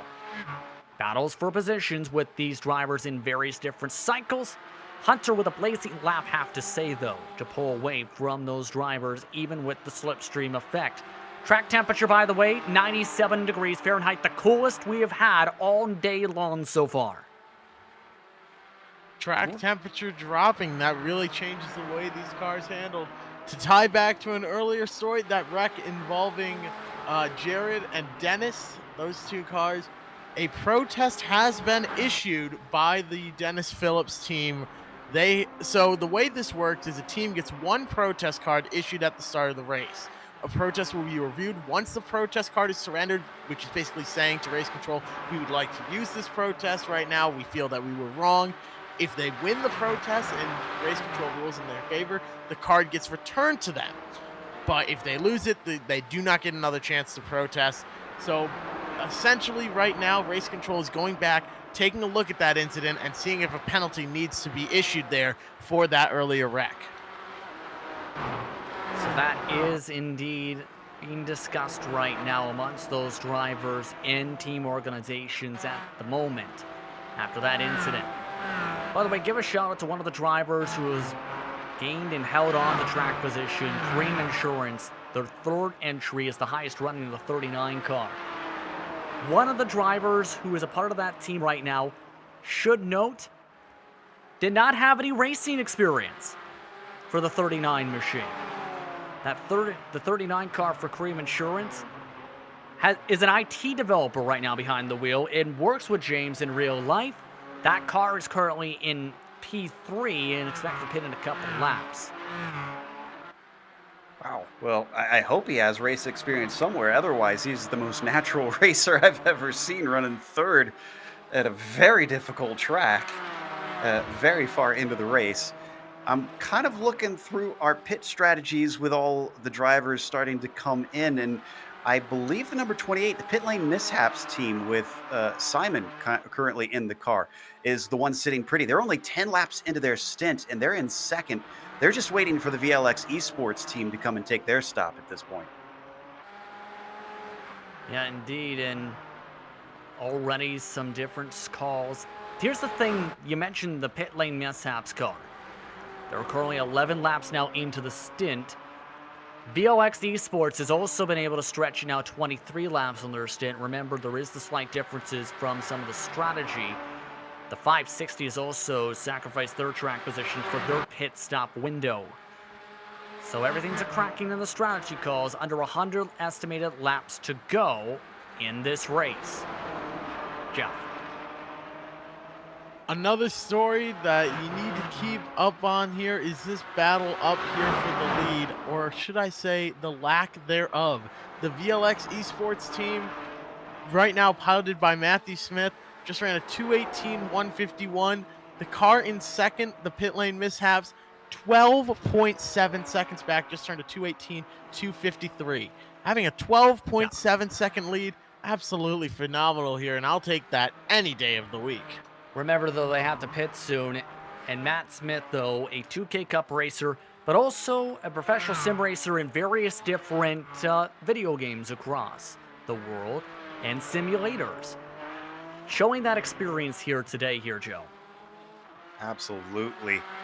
They are in the lead. Strategy is going to switch things around a little bit. This is where those cautions that we were talking about can kind of come into play, that you really can't predict. You're rolling the dice a little bit when you're off strategy, as we take a look at the battle for ninth. Oh, and that is tight. Oaks nearly got into the wall that time with the pinch. That is Daniel Brown now driving the 53, by the way. They made a driver swap for their scheduled pit stop. Really didn't want him to make the pass in the mountaintop, Joe. Yeah, that's, we keep talking about it. Passes anywhere along the mountain tend to be rare and a big risk, but I guess he felt it was worth it. So Daniel's going to get 9th place with that move. And Daniel Brown right now trying to run away, but remember, they have the Tiger King car and Oaks amongst the drafting train in these machines. All these drivers have come down for their schedule. Pit stop, massive send for Oaks. Gain all the time back just now. Oaks poking to the left side. They'll gain another spot with a stop. Oaks with the massive send up Murray's corner. What a move. Clearly feels more confident on those tires. And I'm trying to look and see what they're looking like. They're all pretty similar in terms of pit stop strategy here. So there's not really a tire difference between these three. I think it's just the new drivers in the cars trying to acclimate. And it seems like that Rad Dyno team either hasn't given enough information or Daniel Brown just does not feel confident in the car currently. He ended up going a little bit wide on the last turn there, and that allowed the 86 machine, Carol Baskin, killed her husband racing, piloted by Bayver, get around, now fighting in the top 10, trying to run down the 313 though of Oaks. But we've seen Oaks make some big aggressive moves. I think we'll see a lot of work to defend that position. He's earned it, and he's looking for more now here as they're gaining on the rest of the field. But a lot of work to be done still in this race and plenty of time to do it. Yeah, you're taking a look at that infamous car in 9th position specifically. It's getting tight, though, with that battle we were just discussing, though. And some of the others. Traffic management, one of the most difficult things. Look towards P3, and you'll see what we mean. That's, again, where the 39 is. And the two cars in front of them, reason we bring this up here, Joe, they bumped and made contact going through turn 16 and 17, and now they're side by side. That little getting the spot, that's going to put the 177 car into 37th, but that wasn't for position. That was actually both, they were on different laps. So all three cars are not for position here. Poor Van Egmond is kind of hoping that he can get a clear track. Well, he's going to make clear track. He's going to pit. VLX Esports also came in for a scheduled pit stop. Matthew Smith taking his service right now at the other end of the pit lane. They also elect to use the faster pair on the 29 machine and are taking a driver swap at the moment and putting in another driver. Into the car is Huzo, David Huzo specifically, to drive that car. That was the net race leader, who was the first place 2020 preseason manufacturer series GT Sport Oceania champion. Van Egmond stayed in the car for reference sake, and that moves pit mishaps into the race lead. And we talked about this, Jeff, on the various different calls. They're now in the lead by a big margin. About 16 seconds is the gap to Simon Evans. That's what you always want to see, is having a nice big lead. It sort of makes it easier on the driver. We've talked a lot tonight about how you're out there really racing yourself, making sure that you're hitting your own marks and doing what you need to do. And that's sort of the key to endurance racing. But let's take a look back at P6. Somebody not really just racing themselves, racing around other cars. That's a great battle brewing. Yeah, we're taking a look at that right now on the screen. They've gone back and forth this lap already. They swap positions. Oaks is now the second trailer car. Rat Dino Racing following on behind. Lap traffic also coming at a fast, rapid pace at the back end of this train. Now we're about to see what this machine can do in the 86 to see if they can run away. And remember, they have more traffic ahead in Team Wayne Scott. Down and across Brock Skyline through the S's here. Brown had a couple wheels off into the dirt out of McPhillamy Park. That's why you see him dropped way back. And Oaks, once again, very threatening behind Bay Vare. Coming off of Forest Elbow. This is going to be a deciding corner, but Bay's going to have some saving grace. Wayne Scott is currently in front of them and giving a nice little tow. Yeah, lots of shuffling amongst these cars. Rat Dino Racing lost a ton of time through the mountain section. In fact, has a extra bit of damage on the race car there at the back end of the train before. Oaks has been not afraid to send it on the brakes, takes a peek. Not able to make the move that time. Another bold move. Yet another, and I think that's about the third one in just as many laps. That's now put that up number 4, really poking that inside, trying to get into the head of that 86 driver. That's Bay Vare, trying to get in there and make some intimidation. I think it's just very, very aggressive, though, for 2 hours and 20 minutes into a 6-hour race. Indeed, and mind you, Oaks has experience with this series and official regular works with the 2K Cup meeting. And for those tuning in for the first time, the 2K Cup is not just this series on iRacing. They do real-world racing as well. Since 2013, Joe, they've done a great job in growing their brand throughout the past month or so with the world situation and have really put themselves in the spotlight as we talked about. And the different organizers, of course, taking part of the racetrack today in what has been some good action, Joe. Yeah, and that really shows you how much they just love to race, because even when these things happen, they've come together and made the best of it, and everybody's chipped in. You talked about how various drivers who are competing have stepped aside and taken the admin roles so that everybody gets to have fun. It's just a part of these communities that you really have to respect. What I find interesting about this battle we've been watching is that Oaks, I think he might actually be aware that there is something at stake. That's why we're seeing him so aggressive. This could be for second place, depending on how cautions fall. I keep talking about this, but again, it's important with the strategy. Right now, of the drivers who have pitted recently, Oaks is third, and Bay, who almost clipped the wall there, coming out of Forest Elbow. Bay is second, so this is for second among these drivers on this strategy. Ahead of them is about 4 drivers. They've got Mash Racing, DPR, Muzz Minion, and Pit Lane Mishaps on a different strategy that are going to be coming in before them. So they'll inherit these spots once those 4 drivers come in. That's if we stay green. That's the mighty if at this point. Always The a big big if here. There are a lot of different trains around this racetrack. Let's give a shout out to one of the red boxes popping up in the mid-pack at the moment. It's been an up and down day for Mark Collier and his team in the 144 Team New Zealand Super Lap. Specifically, they're in the mix of the fight where M-Tech Racing has cycled out after they had the fast repair. So that battle has been heating up across the racetrack at the other end of the circuit compared to what these machines were far along have been doing.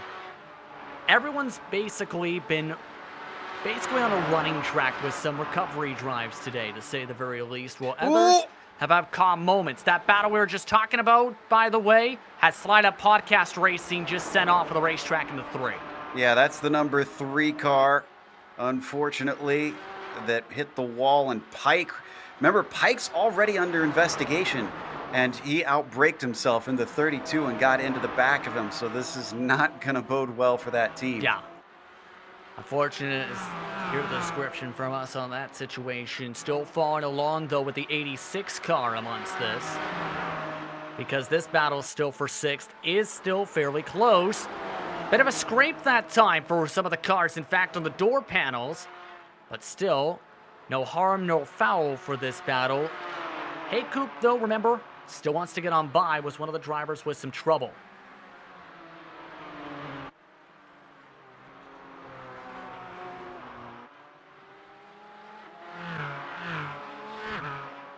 Down into Forest Elbow. Great job by Ver, I have to say, dealing with all that's happening, especially with Tyler Oakes breathing down their neck. That is not easy when you've got a car that keeps sticking its nose in. Absolutely. Not able to keep up with the slipstream, though, when the battle's now starting to prove for 2nd position. The 73 and the 98 have closed up just up the road coming out of the chase. Oh, Jared Pikes appears to have been involved in a wreck, I believe. That's the 32 machine. Might have just been involved in another wreck. Wow, in quick succession. Yeah, they are not making friends today. Yeah, everything going crazy across the racetrack, but it's been a kind of a different race, I have to say, Joe, based on a lot of endurance races where most races kind of have a cycle where first 15 minutes after a pit stop cycle gets crazy because everyone's either on fresh tires or is trying to gain as much time as possible if in some classes they go for a double stint. Then it goes calm for about 40-50 minutes. In the final 10 minutes, back to intense because drivers know they're about to have to come down again. It's kind of been a balance today where it's almost been like an on and off switch, like a light switch, where one moment they're calm, the next moment it's intense again. I think that's mostly down to the nature of this track, unfortunately. Jared Pike goes around again into the super cheap auto sign. Sorry to jump in, but that car now very heavy front end damage. Involved in another wreck. That was a self spin there. I suspect they're done for the day here. I mean, they might still have their cars left, but they've definitely got to come in and get some repairs. I'm pretty sure they've already taken a few of those free repairs. Yeah, the 32 has ducked down in. We're still keeping an eye on the battle for 5th and 6th position. Amongst this, check that 6th as traffic still continues to cycle on about. By the way, a battle that was keeping a track on, you may have noticed in the left side pylon, did dissipate because there was a pit stop scheduled. Simon Evans came down for their scheduled stop, so drivers again are on that mixture. Still about 10 laps estimated for the current race leader in pit lane mishaps on the pit stop strategy. Team Mario currently coming to their 7th lap. DPR Racing coming to their 19th lap. MASH Racing coming to their 17th. The 86 on their 8th lap. Various different calls amongst these cars in this battle for 5th and 6th just continues to stay intense, with Michael Ferguson just holding on big time here, Jeff. Absolutely, and there's been a driver change for the 32 MTech Racing. Andrew Bruce has now jumped behind the wheel, but going back up towards the front, as mentioned earlier, battles brewing all around the track, and I think right now, though, the battle, the light switch is turned on, like you said earlier, where it's just all of a sudden intense and then calm. Right now, things are really picking up and getting intense. That's a lapped car, too. That's Haycoop, and he's making some very tight moves, which is surprising. Oh, and he's going to try to go around the outside, and I think he's going to lose all those spots right back. There you go. Haycoop goes back into the middle portion of the pack. One of the drivers had early trouble and now stays in the battle. There we go. And Oakes is definitely happy on that one. I was going to say, Oliver really didn't need to be involved there. I think he was trying to get by all three, hoping that he could, because he felt like he was faster than it seemed like. But once he kind of saw the writing on the wall, he kind of understood he was holding up this fight for a top position. And mind you, that driver who was trying to make the send does have real-world experience. and that he is the director of the team he's currently driving for in the 37, by the way. Tech Racing, part of the Australian Formula 4 Championship that's designed to open up pathways for drivers during the early stages of their career. There wasn't the realistic path to make the pass, though, Jeff, at that moment. No, there wasn't quite enough there. We've seen some crazy passes today, some 3-wide action, but unfortunately, like you said, not really enough room to make it work. We're seeing sort of a side-by-side battle now for 6th, though. Man, that's MASH Racing. That's a lap car that's going to pull over for Taylor Oaks. No, excuse me. that's for position. That is Yeah, for that's position? per position. Oh, Yes, MASH Racing. I'm way out of here. My goodness. Ferguson falls back a spot, losing a lot of ground now, and now Oaks continues to be one of the quicker cars on the racetrack in the 2:18.5s. About 3 seconds of fall off, and one driver backs out of the battles. One more tries to join in. Rad Dino Racing is also joining the slipstream battle as well. So we've been keeping an eye for a good 15 minutes or so in this battle for P4 on back. It just does not want to separate. This is kind of what you expect in an endurance race like this when you get these long stints such as this, though, Joe. Absolutely. And I'm also looking a little farther down. I think we just had a change for position for 11th. That is Alex Perlia in the Thompson Perlia Autosport car. He managed to get that away from Cream Racing's Mark Mallard. And I think that's one more. Yeah, that is a 3-car battle, actually, because TC Racing's Warren Crowther is also with them. We're still tracking this battle on screen for 5th, but talk about a lot of these drivers with various different options. You mentioned the driver that's currently in 11th position is one of those drivers with the real-world experience we've mentioned a lot of times, but has done lots of time in the sim. But here's one of the differences in some of the drivers in the field today. Does a lot of drifting in real life, and that is also a very popular side of the professional racing scene is professional drift racing and drifting in various countries such as Sweden and down under as well, Jeff. Absolutely, and maybe that'll come into play later on in this race when temperatures change once again. But right now, temperatures are really dropping.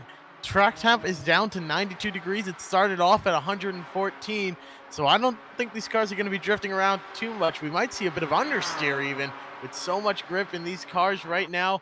The battle for 4th has sort of cooled off a little bit, and everyone's spacing back out, but pit lane mishaps still leading the way, expecting a pit stop soon. Team Mario and DPR Racing, though, still sitting in 2nd and 3rd.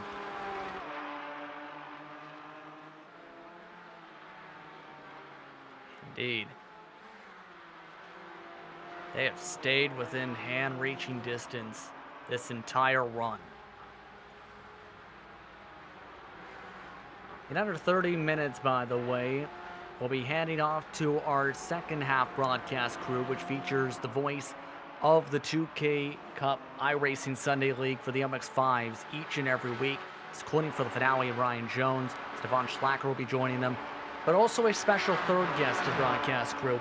And talking a little bit with Ryan, he felt very pumped up to work with him as somebody talked about Joe, who he's done some stuff in real life with, has seen a production trailer filled with TVs, monitors, 20 plus different monitors, that being Steve Daniel, who is one of the noteworthy broadcasters in the Australian and New Zealand racing scene, Joe.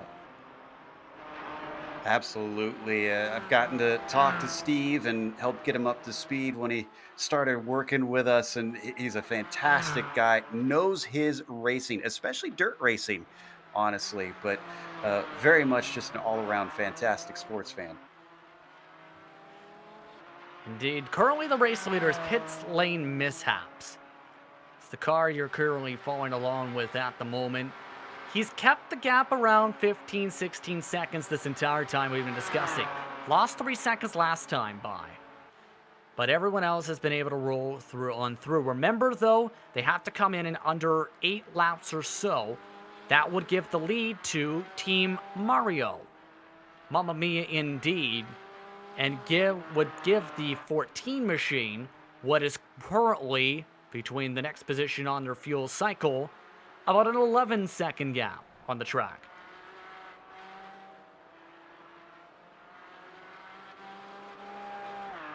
Getting very close to this halfway point. I know we've mentioned it before, Justin, but one thing that really rings true both here in sim racing and in real racing when it comes to endurance is that fatigue. Drivers are going to start feeling it now. Yes, you might be into a rhythm, but depending on how long you've been in the car, 3 hours into this race, that's a long time to focus. So I'm kind of not surprised that we're seeing a few mistakes that might look silly on the surface, but it's just mentally a difficult game to play. Yeah, Jeff, in your experience as a broadcaster and a racer, how do drivers try and make sure they stay mentally focused? Because we've seen a lot of driver swaps in today, yes, but a lot of others have been doing double and triple stints throughout this event today. Well, this one strange trick that I swear by is McDonald's milkshakes. Something about them, you can just stay focused the entire time, but I'm not sure how many of these drivers are going to take my advice there with that. So the key then is just keep hitting your marks, let the car do what it needs to do, and it's just essentially, I'm trying to think of the best way to phrase it here. Also, it's 2:40 in the morning.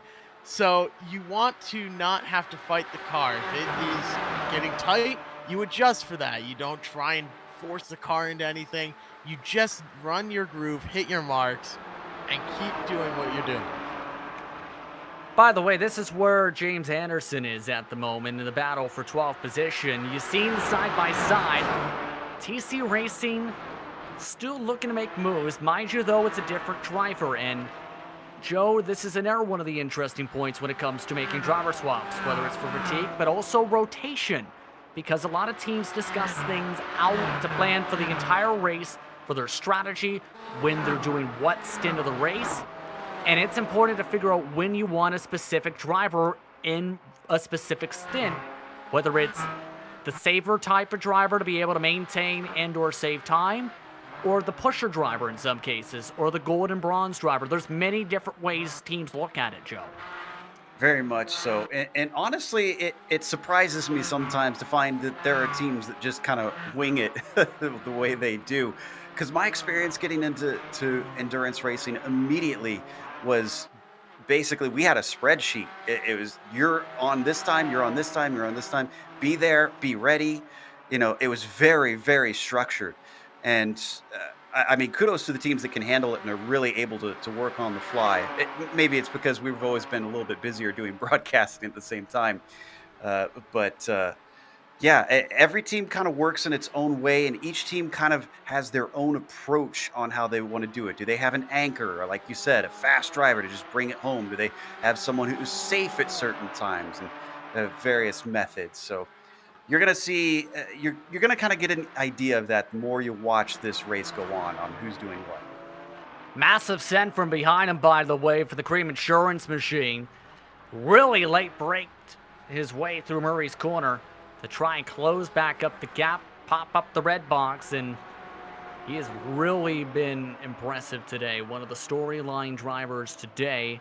Yes, it's about a minute and a half back of the lead, but he has been constantly showing great pace in that race car, and the 219s. Compare that to leaders. Yes, it's one of the faster times on the racetrack each and every time around the circuit, Jeff.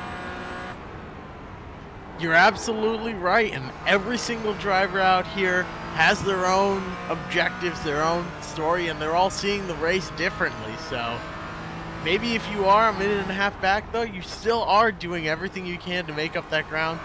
And a safety car comes out, and all of a sudden, everything changes. You are never, ever out of this race unless you're out of fast repairs and your car is 100% completely destroyed and you can't get that thing to fire up. If that's not the case, you've still got a chance to go out there, and a safety car could change everything.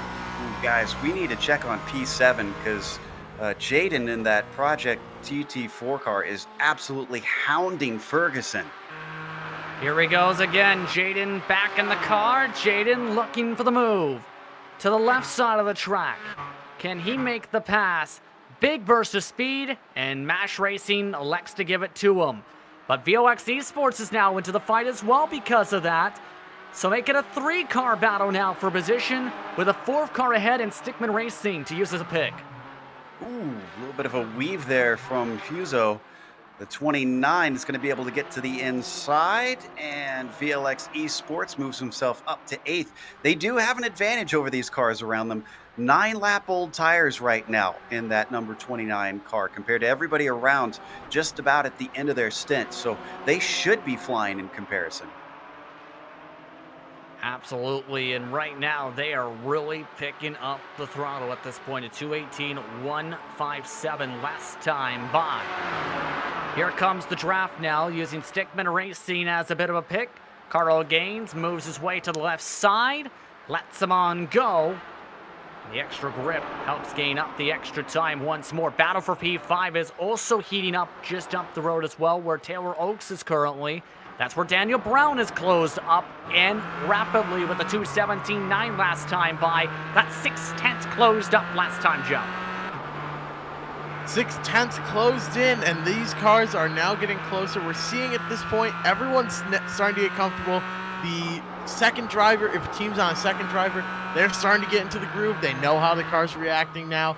They are now getting comfortable and starting to make these moves. We've seen some drivers be more aggressive than others, but once you get comfortable, that is the biggest thing for a driver. People don't realize sometimes how much of a mental sport driving is. It's very physically demanding, even simulated racing, but it's so much a mental sport as well. And if you're not comfortable in that car, then you're not going to be very quick at all. And now that we're seeing these guys have about 40, 50 plus minutes in the seat and now turning laps, yeah, we're going to start seeing these bigger moves and finding where they're fast. 6/10 a lap gaining on the guy in front of you. That gives you a big boost of confidence to try and make a pass.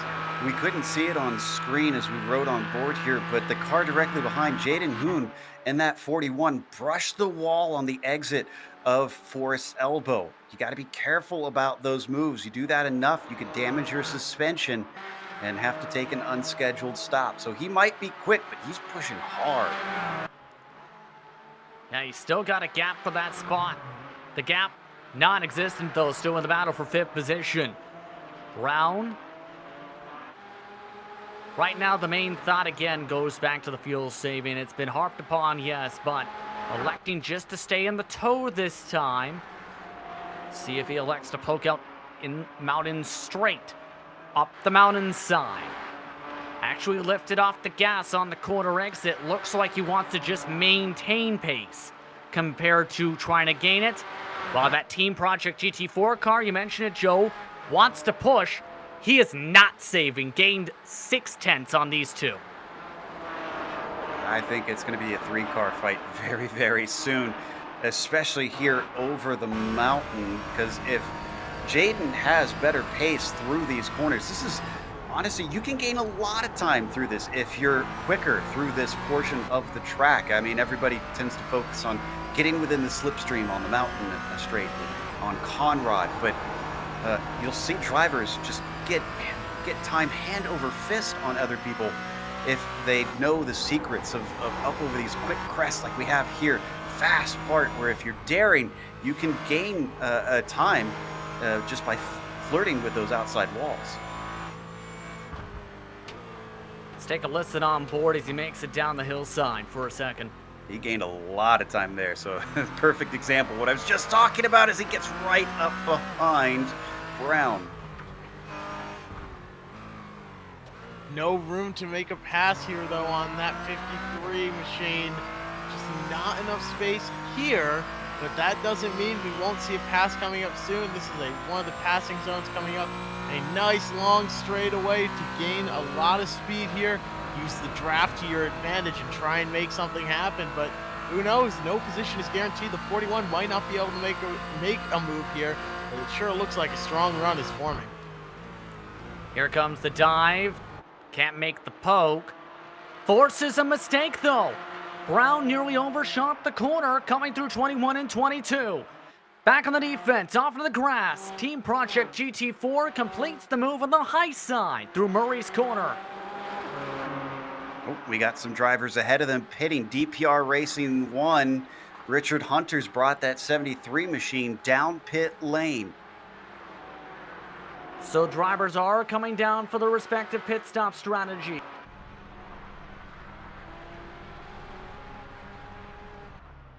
And I'm looking around. Looks like we should be seeing Simon, our leader, in the pit lane mishaps car, along with Ferguson down in 8th for MASH Racing. Indeed. Pit lane mishaps, by the way, is in the net race lead still. Remember, this is a team with a lot of experienced drivers of various different levels. The driver behind the wheel, by the way, is an assistant principal at the moment at Leighton Street School, but is also the current Formula First 2NZ driver. His teammate, Taylor Cochran, you've seen him in the car before, university student and a driver trainer, after being the 2015 Formula 4 champion, previous TRS racer, 2017 Formula Masters champion, and don't forget about Rowan Shepard, who is the third car, IT consultant, also with railroad experience. All of this is happening, well, guess who is shuffling now for the battle, going on for 4th position. Tune again. Jaden now on the back of Oaks. Ooh, and lap traffic just in an awkward place. That's Michael Keys. Great job by everybody slipping through there. Who's got the exit? See as Oaks makes his way down Conrad Straight again. Lap traffic ahead to use as a draft. It's Jonathan Sinton for Tail Gunners. Team Project GT4 still can't close back in though. Lap traffic takes the left side. Gonna make it interesting for the corner entry. Make it side by side with traffic. Make it a closed up gap because of that. Wow. And pit lane mishaps is also pit this time by. So this is now for net P3. Can't believe nobody wrecked in all of that. And no change for position among those three either. I would have liked Jonathan Sinton to maybe back off of that corner a little bit earlier, but it all worked out in the end. The question is, how long is it going to stay? No positions. Here comes Brad Dino Racing again. Back on the left side. Still back and forth in the midst of the fuel run. Draft being given by Cream 2 to the Team Project GT4 car. Now he gives it to Rad Dino Racing. Forces them side by side. No change still. Griffin's Bend again. One side line. The 41 had the preferred line back to single file amongst that group. That was a boon for Oaks for sure, because those two fighting kept Jaden off of him. But man, he is quick. It has taken him no time to get right up back to that rear bumper. Indeed. By the way, an update on the protest card we were discussing a little bit before. No action is, I believe the action taken, no penalties were given for that specific scenario. The battle for 4th though, check that 3rd, still hot and heavy. Back through the S's in the dipper, they rumble once more. Major slide nearly came off the ground. I think this is a matter of time. Whoa, unless Jaden can keep from making mistakes like that. Still shuffling around in this battle. Halfway in 14 minutes. Crazy battle amongst these cars for the 3rd position. Jaden Hoon again with the draft. Brown still falling on behind. We've seen side by side. Last time by was a chase with traffic. Oaks this time gets to go single file. But the traffic is very thick up the road though, Jeff, next time by. 3-4 different cars are just about 4-5 plus car lengths at least up the road. Lap traffic has played a big role in this battle here. We saw a couple laps ago how one car very, very nearly got involved. Let's see how this all plays out. Right now, Taylor Oaks doing everything he can to hold on to that position, maybe throw a block or two, but I think he might lose it here. Some speed coming up. The draft goes to the Team Project GT4. Jaden Hunt is going to be right on that back bumper. I think he's going to make a move and try and get around the Cream 2 car here. but maybe not as he makes this move to the left. He's not going to have the preferred line going into the turn. Oh, but he'll try and make it work. Oh, he needed to stay side by side, but couldn't carry the speed to do it. He slides back in line and is now going to be under attack by the Rad Dyno machine from Daniel Brown, but they all get back single file. No harm, no foul. How in the world did he avoid that pedigree tire barrier? I don't know in that battle, but my goodness.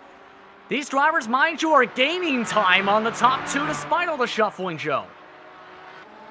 That is even more wild, to be honest, because they're on a similar pit strategy, so they're just flying, basically, pushing hard, and he hit the even wall. with the battling, a lot of curb there for the GT4 car. Actually tapped the left side wall with the door as well. So they are really still pushing. Really back to the bumper once again. Back through the dipper in the S's. 16 through to 17. Taking a poke again in Forrest's elbow. Trying to force him off the racing line, no. And now lap traffic side by side up the road in front of them as well. Brown got something. I think he's got pace. Oh, a little bit of a late move there from Jaden. He saw him coming, though. He didn't completely block him off, but now it's going to be another drag race. That pink number 53 will have the inside. Oh, don't make contact here. A lot of curb, and he's starting to lose it. Jaden, can he get the car woed up? He's off into the kitty litter, and I think he's going to manage not to hit the wall. Oh, crisis averted. Re-entry. Oh, my goodness. That was very, very close. You could see at least a mistake coming at some point in this grouping. Comes right there, gets the right side tires on the grass, and once you hit the grass, all traction is lost. I'll be honest, Justin, I was watching the way that he kept battling and poking his nose in, and it just felt like he was getting too frustrated and impatient. He needed to set up a move instead of trying to take it wherever it comes, to think ahead, think, 4 or 5 corners up in front of you, and where you could get that done. And instead he was trying to make it happen where it was less likely to work. Taking a look at the battle once again for P3. As we were showing that, Oaks had to defend aggressively on the right side of the track with Brown, and now the lap traffic is in front of them. Pursuit Sim Racing in front of them. MTF Finance. And then there's Cuppers. We haven't mentioned that team all day today in the 33rd position.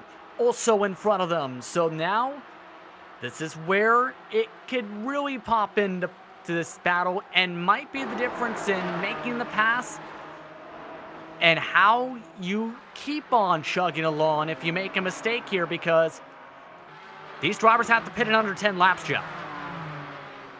Less than 10 laps to go, and we talked about in a typical endurance race how you see the intensity pick up right in those 10 minutes, 15 minutes before a scheduled pit stop, and now we're really seeing this intensity get kind of crazy. Rad Dyno, Cream 2 are both battling, but they've got that lap traffic around them. I think this is all going to play a big factor here. Nobody's really playing nice anymore. We've seen a lot of aggressive moves, and we'll see how lap traffic plays into it. It looks like they're going to play nice. Cream 2 now pulling away a little bit. I don't think we're going to see a challenge for position into the next corner. Yeah, looking like that exactly. Brown, though, late breaks to catch up a little bit more. Half a car length gain back up by Daniel. Hits the curb. Multiple times, though, drivers have sent it in Murray's corner. Brown trying to take a send to the inside. Tries to force the mistake, forces Oaks off the bottom. Still able to get the good exit, though, despite that. Back to hell corner they go, and this has been fast and furious all run long. Oaks has been either attacking or been under attack for the past 40 minutes. They're going to have another friend soon. The number 29 car has been gaining tons, and I'm not sure if it's due to the battling or just due to the pace of David in that car, but he's got it down to 1.3 seconds. I think within probably a lap or two, he is suddenly going to be fighting them for that podium spot. Indeed, and here comes a move to the right side. Poke back for the defense. Back alongside. Now keep in mind too, we talked about the prize pool. Ooh. Amongst these drivers, major slide for Brown, able to hold on to the traction. Some of his fellow teammates and fellow drivers watching this battle with close aggression. Remember, the leader at the halfway point ends up winning $100 cash in New Zealand currency. Lap traffic hits the wall to move out of the way in Lamont. Currently, that is Team Mario that's in that position. That is courtesy of Harcoats, Tomorrow, and Julian Blanchard amongst that prize pool. So that's the 250, should rather say. Check that, pardon me. That's currently up at the front of the field. Once again, this is the battle for third position. So prize is a whole here, Jeff, in the next few minutes. Absolutely, and if Team Mario can't make it the next 7 minutes, you know who's going to get that prize money?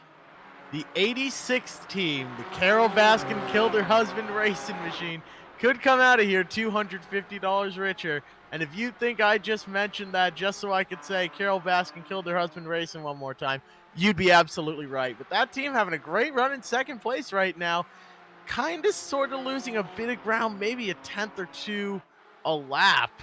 Actually, that last lap, they lost an entire second, so I think they were battling through some lap traffic.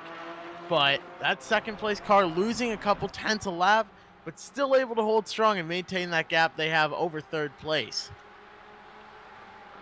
Now, as we were talking about that battle, or all of the positions in front, they had to drive around on Stovall, who has had a disastrous second portion of the race, who had gone in the grass, was used as a pick. Now Brown tries to make a move on the right side, forces a car up to the left side, side by side, move Brown up into the top three. A move about 10-15 laps in the making for Rad Dino Racing.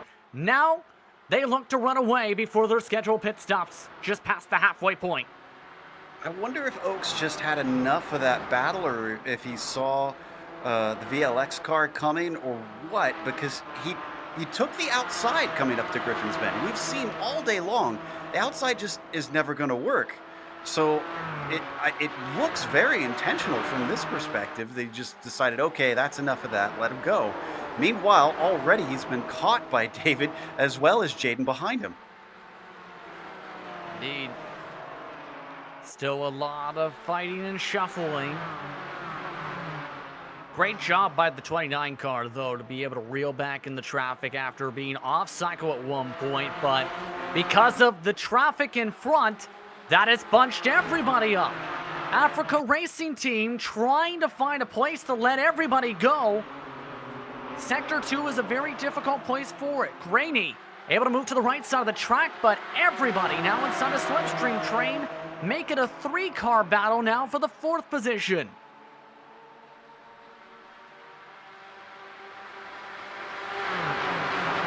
Managing to get by that lapped car. Greeny letting them through. Ooh, here's a move down to the inside. David's got the track position. Oh, and Jaden! He saves it! What a save by Jaden, and he's seen the chance. Very optimistic. He did hit the grass, however, though, Joe, just a touch with the right front tire. I'll say exactly what I said before. He needs to stay more patient. Jaden's he's trying moves that aren't going to work. They're they're minimal chance moves that just aren't going to happen. And that 41 could be in that 3rd position because he's got the pace. It's a fast car right now, but you got to be a thinker as well as a mover. Yeah, right now, he's still having to think about what the next move may be. Approaching 3 minutes to go in the first half of this race. It's been an exciting one for those tuning in across the globe for the 2K Cup and a special edition of their iRacing Sunday League. The Bathurst 6 Hour presented by Store Rite Logistics. It's been an exciting one, to say the very least. Remember, at the halfway point, Ryan Jones, Stefan Schlacker, and Steve will be joining into the broadcast booth. for what has been some exciting racing action. Joe, your thoughts first of all, what we've seen in this first half, because it's been a different one than most endurance races compared to before. Yeah, I mean, I'm shocked at how aggressive it's been at times, especially at this point in the race. It really hasn't let up much all day long. Uh, you would think that at some point drivers would try to settle into things a little bit more, or maybe people would spread apart on track, but we haven't seen that whole lot. Now, granted, it's been helped some by the cautions, of course, as we take a glance at that number 86 machine still running in second. But I'm really amazed at how close these drivers have kept things this deep into it. Your counterpoint on that point, Jeff? I'm gonna have to agree. Everyone's doing a fantastic job here. We've only had 2 safety cars in the entire 3 hours that we had. We're 2 minutes from halfway. So I think everyone's gonna want that prize money. Obviously, money is a great incentive for these drivers, along with having fun, but everyone likes money. But Cream 2 now heads to the pits. The 313 Taylor Oaks now comes down pit road.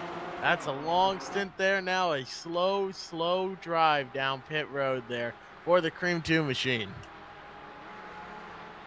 All eyeballs now turn towards the current race leader because they only made it 23 laps on this stint.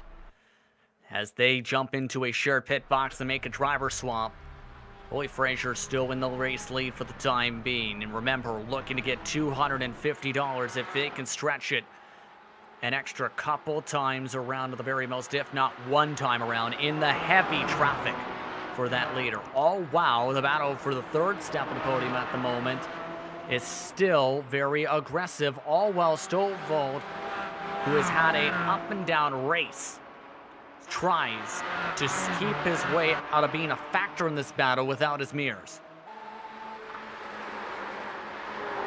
Side by side up into Griffin's Bend. We've seen it go south for at least one driver each time.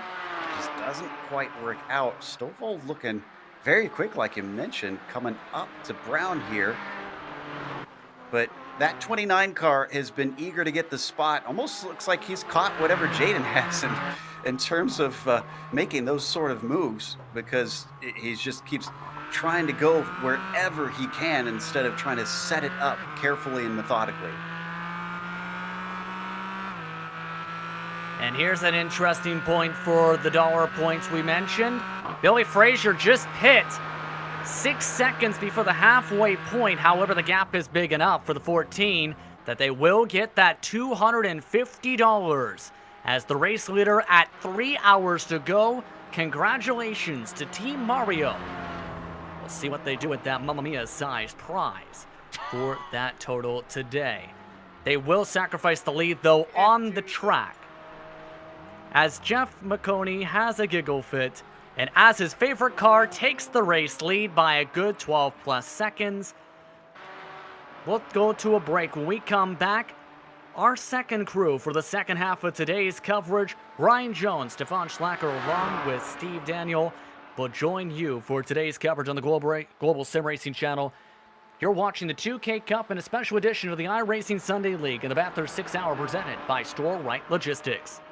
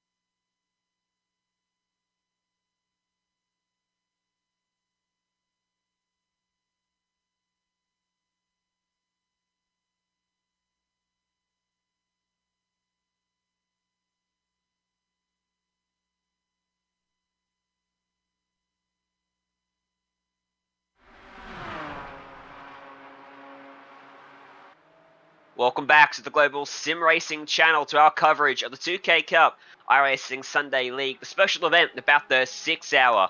We are halfway through, under 3 hours to go here at Mount Panorama, and looking forward to what should be a very good finale to this race.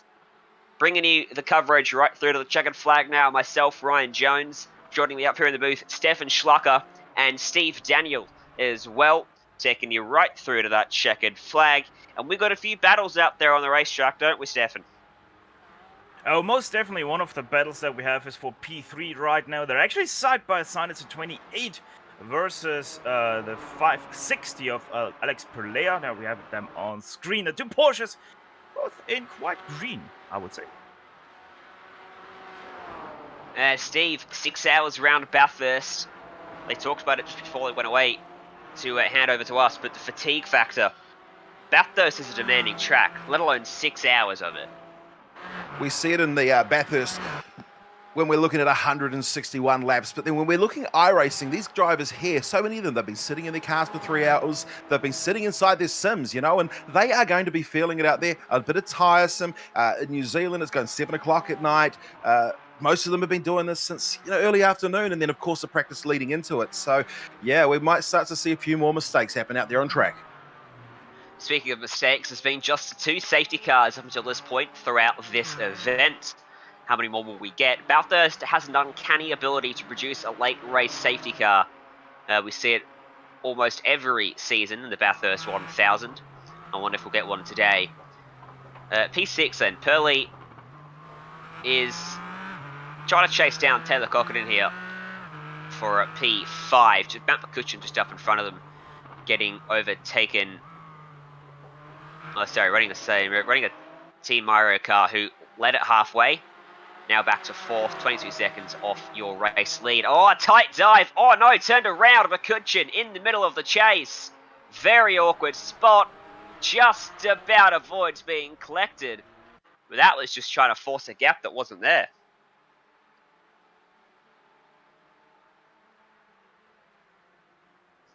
See the replay here, Steve. This was just a bit too bold. Yeah, dived down the inside and just made that slight contact, turned himself around. Quite lucky not to take out the car in front, and now he's got a whole lot more work to do. Still sitting in 2nd position, though, so not a great one, but obviously dropping back 5 or 6 seconds. Indeed, and that allowed Cockett and Purley to make their way by and put themselves up into 2nd and 3rd in this one. Sorry, Purley's come down to pit road, in fact. So Sam Thompson has jumped into his car. So Thompson, Purley Autosport switch around their drivers. There is Cockett on the racetrack, taking 2nd behind the VLX Esports machine with a 25-second margin. David Huezo out in that one at the moment. Huezo has done pretty much that stint 23 laps, 27 laps with Sabo, 26 with Smith. So they've chopped up their race pretty evenly so far. But there's a lot of drivers out there. I think the most notable one would be the Muzz Minion Motorsport machine, taking an interesting approach to their race. Simon Evans has done 57 laps. Van Gisbergen's only just got back in the car to begin his 18th lap.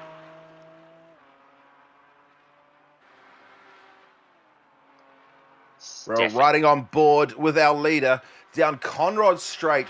We'll see the car shift into the right-hander as he fires down. V8 Supercars going just under 300 kilometers an hour as they fire into this right-hander down into the chase. And now you've got to get hard on the brakes and set yourself up with a quick left into a right before making your way back down to Murray's Corner and onto the main straight Bathurst. It's a historic, it's an amazing track to be a part of, and with 3 hours and 3 hours to go. Let's have a chat quickly here to Mark Mallard, who wants to have a chat to us, and we want to have a chat to him as we watch this battle for 4th on the track. It's been a good event so far, hasn't it? Oh, it's been outstanding. It's really good driving out there. Only 2 safety cars. It's been fantastic, and you're putting on a bit of a show too. I mean, if we all mention there's 2 safety cars enough, I'm sure we're going to get a 3rd at some point. I think that's the 4th time it's been mentioned in the last 10 minutes. Yeah. But it's been fantastic. I'm going back into race control soon, so hopefully not, but it has been fantastic, and the battles have been good. a lot of the top drivers are getting back in now, and the second drivers have completed their stints. So there's some real battles back. I just Callum and 13th Callum Peach taken over from me, and he's got right behind him Liam Lawson's team and Matt Stevens' team as well. So it'll be very interesting, those guys coming through. Yeah, in terms of prizes, of course, giving away $250 at halfway for your race leader, thanks to Harcourt's tomorrow. Confirmation that went to Team Mario. Well, they'll be happy. Mario boys. Good on them. Yeah. Maybe it's We've enough money to stop Princess Peach from getting stolen. Whose car is that? It's Dunstall's, isn't it? Who runs that? Yeah, Dunstall's, I think, Princess Peach. And then they've got we've got a couple of interesting prizes. We've also got a prize for least incident points if you finish in the top 10. So that's from Cream Insurance, so that's a good one. Indeed it is, and that will probably still be with an instant count of up and over 25 at least. And another good prize up for grabs is, of course, the winning prize. $1,000 cash up for grabs if you have a 2K Cup driver in your team, and $1,000 2K Cup entry credit and a test day if you're not 2K Cup affiliated. Who helps you to get those prizes together? Oh, we've just had a great outpouring from all of our team of guys who work with us. Store Rite Logistics, they've been a sponsor all year with us. They've been fantastic. We've had Carl and his team from IQ Security come on board, and they're running on all the Creme cars as well. So we've got a 4-car Creme team, and then we've all got IQ Security on the front. So it's just been absolutely fantastic having the support of so many different sponsors and getting out there. And it's not often we actually race for prize money in New Zealand, so it's an interesting thing for a lot of the boys. And if these guys can win a race and beat these 2K Cup guys, that's why we're putting up a test day and entry credit, because we'd love to see them come out and race with us. Certainly. Thanks for having a chat to us, Mark. We'll let you get back to it, get ready to race control, and have a chat to your teammate out there. Best of luck with the rest of the race. So, Stefan, there's a pretty close racing happening out there on the racetrack at the moment. Peter Vodanovic for Cream 2 and Daniel Brown going at it side by side at the moment down to the turn number 1. Yeah, just behind them, P number 6 did pit. That was Cream Insurance number 3. Also the leader, Matthew Smith of VLX Esport, it pitted. He did come out just behind them, but 3-4 seconds down the road from the battle for 4th place. Actually 3rd place now, and Peter Vodanovic got the move done through turn 1. He's now up into that 3rd place. So the strategy game is an interesting one here, Steve. Over an endurance event, you always have a very wide, wild array of strategies. Not uncanny to see your eventual race winner buried down the order at some stages throughout the event. You talk about some of the big names that are currently back down there, but in terms of the pit cycle, they could be the ones that end up in a perfect position come the end of the race. Well, it certainly comes down to that, doesn't it? So we've got the Musmidi Motorsport machine. That's Shane Van Gisbergen behind the wheel at the moment. It's currently sitting in 22nd place. Just looking at the rise of some of the other cars that we've seen just prior to us coming online, such as Carol Baskin killed her husband racing. That car sitting in 28th position was right up there in 1st and 2nd place, battling for the lead earlier on, only 10 or so minutes ago. So when this race does start to iron itself back out again, and as we talk about it, there goes that beautiful livery with Carol Baskin, who possibly killed her husband on the side. Possibly being the key word there, I think. Yeah, possibly. Yeah, that's got a disclaimer. What happened to that car? That is not a good looking race car, Stefan. No, most definitely not, especially if you take the S's like they did a few seconds ago. Just already damage going into that, and then just had a slide and into the barrier they went. So let's have a closer look at that. No. There we go. That car was already missing its rear end. Wonder if he had made contact somewhere else in the racetrack before that. But either way, that's not a good lap for Stinton. Hard into the fence, just going down Skyline through the S's. But keeps it going, so we stay green here at Mount Panorama. Your race leader pitted as well, of course, David Way. So VLX Esports slipped back to 5th place now, leaving pit lane mishaps up at the front of the order. Back in P8, Thomas Perling, Oldersport in the action again. Sorry, that's Warren Crowther behind them. And Tim Dossett trying to find a way by. TC Racing up against Team Harcourt's tomorrow, Steve. As they race down into Murray's corner, holding line at the moment, we'll see starting to weight shift that car from right to left, just off his apex, but it'll be a drag race again down the front straight here at Bathurst. And we'll see what happens as they go into Hell Corner. Nicely set up car, so it's just follow the lead at the moment. Stepped out slightly, so we might see a run coming up and onto Mountain Straight. Griffith's obviously the place that you want to try and dive down the inside, if not the cutting.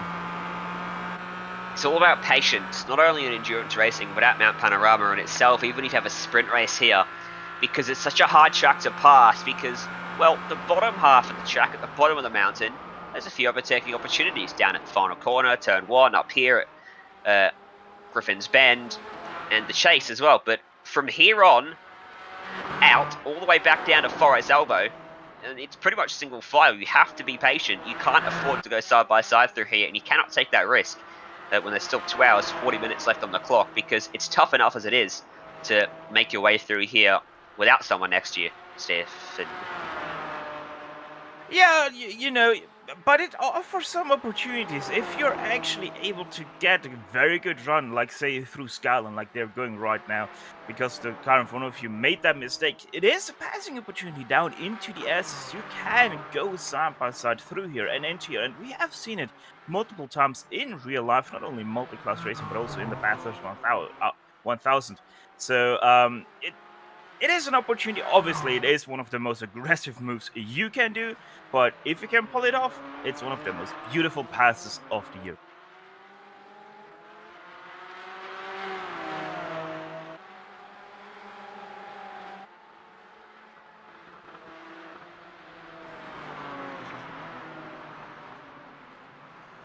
P14 battle making their way down through the S's, through the dip where you pick the front left up and off the racetrack as you dive down and begin your continue your very quick descent of the mountain. This is a train of about 5 or 6 cars. Not all of them are actually battling for position. 4 of them are. Callingford at the front, Charleston, Craig Brock, Pennington make up this battle as they snake their way down Conrod Straight. Here we go. Here's a move.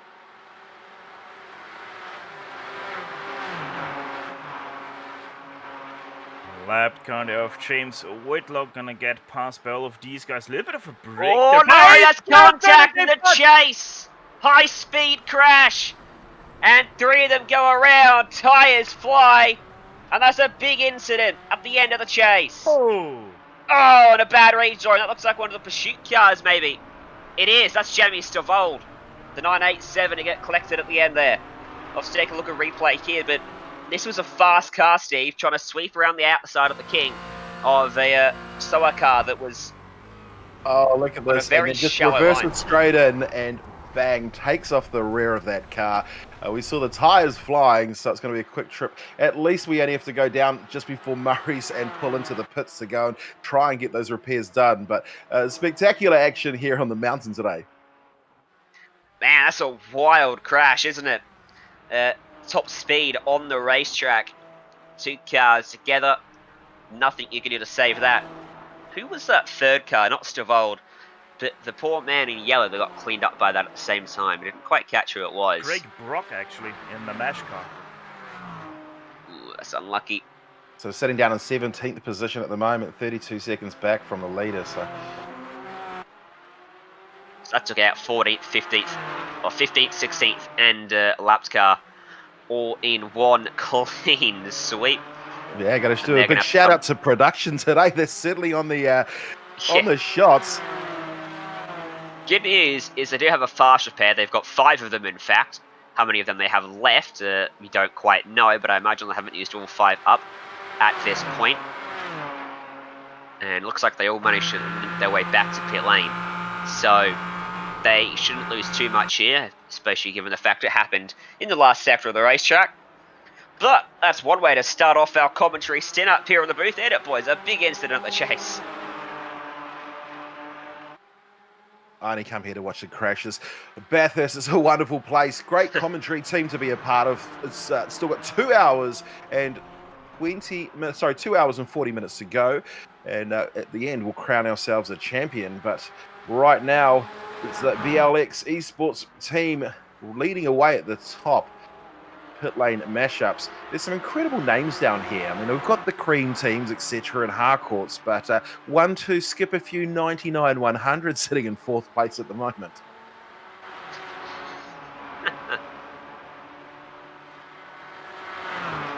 Right, the Manawatu Munters. What's that all about? Well, Manawatu, that's Palmerston North down in Fielding, Oh, yeah? which is in the down towards the southern end of the North Island of New Zealand. So yeah, I'm assuming that's where it is. Too Fast, One Furious is unfortunately out of the race. Hashtag not sponsored is still out there. Daniel Harris currently at the wheel. He's running in 30th place, 2 laps adrift at the moment. We've got the tail gunners gunning from the tail end of it as well in 39th place. Jonathan Sinton in the 752, a long way behind. Fitting, isn't it? Where's Virtually Hopeless? Oh, wait, that's Whitlock. He was just in that crash, wasn't he? Oop. Yep. Another fitting one, isn't it? Love the Enduros and iRacing. You get some very creative team names prop up here and there. Because, well, there is $1,000 up for grabs, but a lot of these guys know that you're going to take a miracle to get there with some of the names we have in the field. So head out there, have some fun, and who knows what will happen up at the end of the race. Should note there are eligibility concerns for some of these too, of course, only payable to New Zealand accounts. Luckily, all these drivers appear to be from New Zealand, maybe a couple from Australia. And of course, having a 2K Cup driver is key to getting the cash instead of the credit. Warren Crowther, he's most certainly a 2K Cup driver. He's one of the front runners in the real life series over in New Zealand. Or here in New Zealand, I should say, for the majority of you viewers. He's, we're in Australia, aren't we? So we can say that over there in New Zealand. We are at Bathurst. Well, okay. Alright, let's do this dance. So, there's an American producer on an American company. We're broadcasting an Australian track with an Australian commentator, a New Zealand commentator, an Austrian commentator for a New Zealand series. Also great to see a New Zealand network picking up a little bit of GSRC, running it through one of our biggest motorsport channels this afternoon. So that was great to see as well. The Racing Local event that runs on a Friday night is part of the GSRC list of incredible events put on every day of the week, essentially, isn't it? Multiple times. Did you see that show today, Steve? I heard your amazing voice for the hour. I piped in from time to time. It scares me. It scares me that was on TV. It really does. Stefan, I lost my train of thought. Yeah, I imagine that. But right now we also have the battle for P9 still underway. Warren Crowther making his way up and over the mountain. Now going to the S's in his beautiful livery, white, blue, and red. I wonder what kind of company that would be. White, blue, and red? That would be the Martini Racing colours? Oh, it's TC Racing. You're wrong.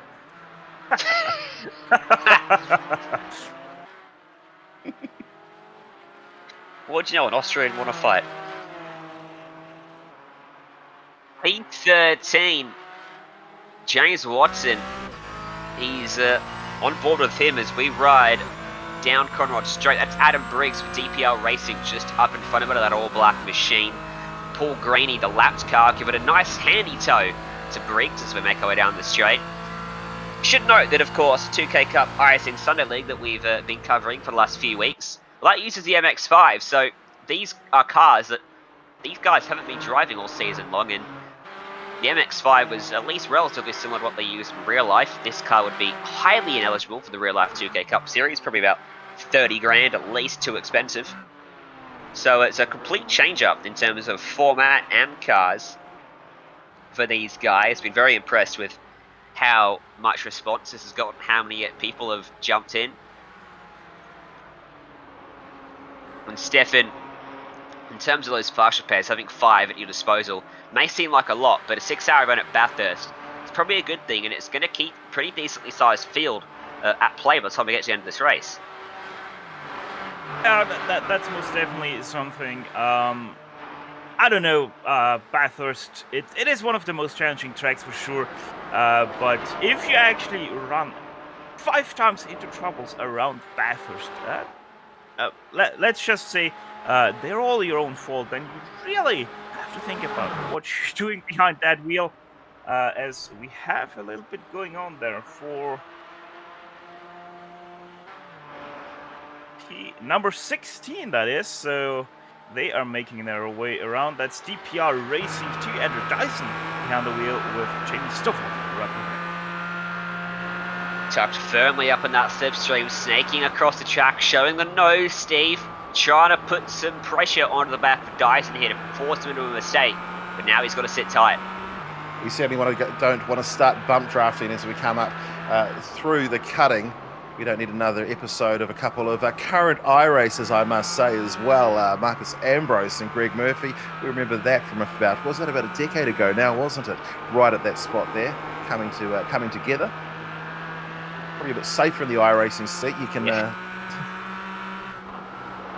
One of the fastest parts. I mean, in normal racing, you just see the crowd are there. It's so loud as we come through, McPhillamy, and then start to make our way back down the mountain again. It's a sharp drop over the skyline, not justified quite as much in iRacing.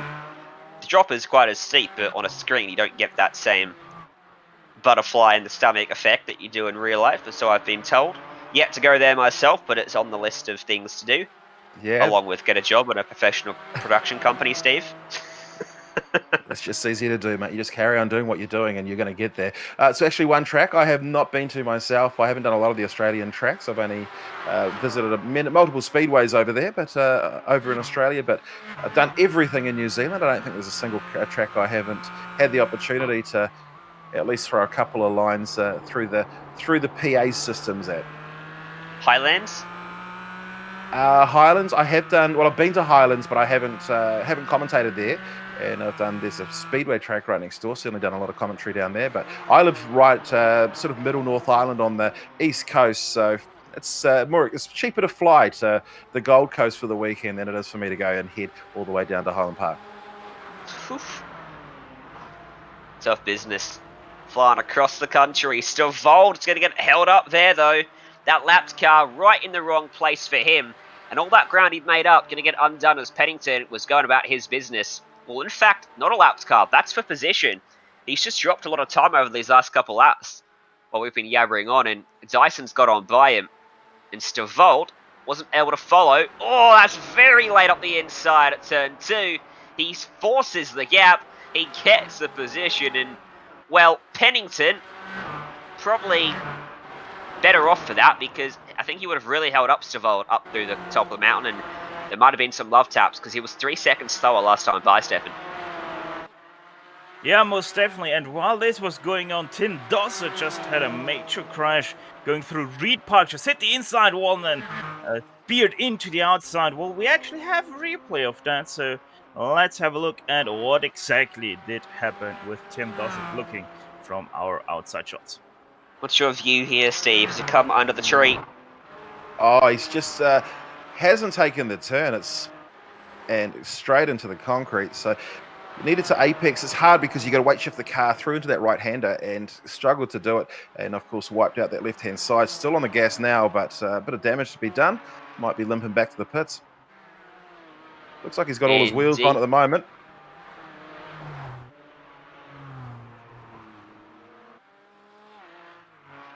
Well, the good thing with these kind of cars is that they are pretty much tanks, so I'm not 100% surprised that Dossett is still carrying around after that major wall hit on the left side. Cool thing about these Porsche cars that we haven't been able to see this season, and I don't think you've been able to see either, Steve, in your iRacing commentary so far, is the new damage model. we saw a piece of it there. You see that wing mirror flying off the side of the car? Points it out on another car in the iRacing service, barring a few that have got it. TCR is one, and then the open wheelers, the Skip Barber, the Formula 3. Those things absolutely disintegrate when you crash them. Not on the MX5 or either of the cars you've called in Racing Local on Friday nights. So we get to see that in effect, and we saw that with that big crash up at the chase. It's pretty cool, isn't it, Steve? It's great to see. It's realism is so important, and I was watching something actually today, and was during a motorsports show, and looked at it, and I actually thought it was iRacing, but realised they were shooting in 8K or 4K. Sorry, and obviously downscaling it to. But it's what we're seeing now. It does look. You've still got the same sort of effects. You can see the light hitting the car, the shadow effects, etc. But with these guys that are seeing it inside their cars, it is very, very similar. I mean, why are they doing it? Why do we see the Scotty McLaughlins and the Shane Van Gisbergens doing it? Because it hones their racing craft. It makes them a better driver. It is a pure crossover into the V8 supercars. Indeed, and why iRacing? Well, Stefan, all these tracks are laser scanned, aren't they? Oh, most definitely, they are accurate to 1 millimeter. So really, really, really detailed, in other words. And I mean, let's be honest, it does cost iRacing quite a buck to do this, and they do it pretty much to perfection. The only thing I'm excited to see today, Ryan, if we're going to see a kangaroo bouncing across the track at any stage. Now, you know what? I think we should start a petition at iRacing to implement that. Get a kangaroo. I mean, what other track on the world will you see? Well, none of the track in the world will you ever see a kangaroo bouncing across the racetrack as often as you do at Mount Panorama. It's guaranteed almost every time we come to visit. Andrew Dyson's under a lot of pressure again. Exactly.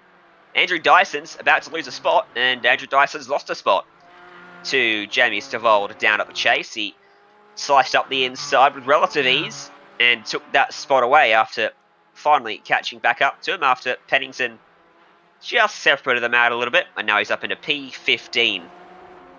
Pursuit Sim Racing are a team that we have to look out for today. They've got 2 cars out there in the field. They are a very well-known team in the AusNZ sim racing community. They compete in the majority of the broadcasted events that occur. They've got some very fast drivers at their disposal, and Jamie Stavold himself competes in V8 Scops and does pretty handily in that as well. So watch out for these guys by the time they get to the end of the race. They'll have their strategy worked out to a T, so expect them to be at the pointy end come the end.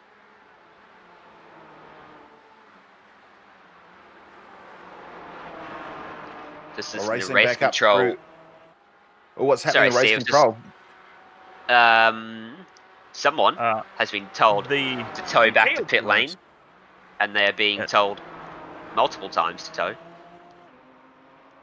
So the way 2K are going about the race control and cars crashing today, Steve, is when you crash on top of the mountain, well, you let race control know, and they'll either, unless you're on the racing line, they'll either tell you to tow. Oh, we'll come back to this point. Look at this, side by side down the long straight that precedes the best overtaking spot on the track, and that's Crowther finally dropping a spot. Whitley goes by him.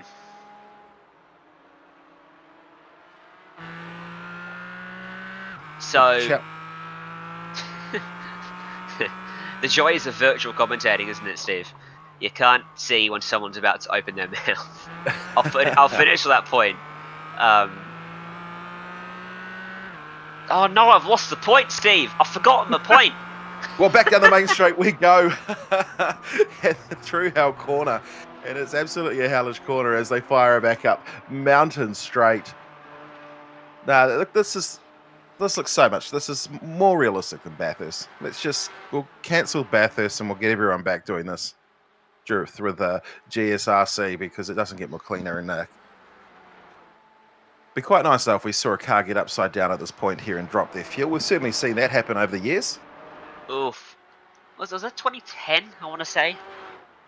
Maybe 2009? It was around those years. Yeah, there was certainly a few years ago, but saw one car go in and got upside down, and next minute the fuel tank decided it needed to rupture, which is interesting.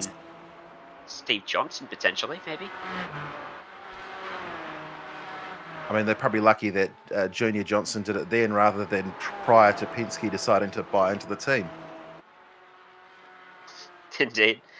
Just noticed too, Van Gisbergen's at the fastest lap of the race, so he's flying up there on the racetrack back in 17th place, but strategy up his sleeve, I dare say. Him and Simon Evans, definitely the... Oh, no! That's a bit of contact there. That leaves a mark on the front left of Van Gisbergen's most minion motorsport machine. Van Gisbergen certainly turning 1 or 2 laps here. Still hasn't won the big race, but out there trying to do it today. Sitting in 17th place. I've been watching his rise back up the leaderboard. It was sitting in, well, he's still in 17th? I had him in 22nd. But running through up into McPhillamy. Oh, it was David Besnard in 2011. Third. 2011, gosh. See, that's my problem. I've always been a Ford fan for the many, many years. I would grab my box of beer that I would always be betting people and deliver it to them prior to the race starting so that I don't have to see them afterwards as they were going, ha, holding just one, Steve. Hey, Stefan, close battle on track with P10. Crowther coming under pressure from Briggs now. And this might get quite tight very soon.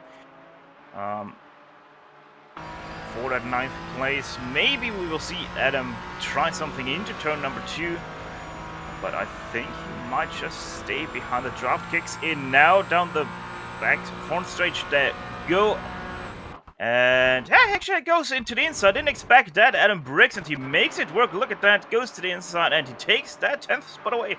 So Warren Crowther inside of what, 3 laps that was now. He lost 2 positions.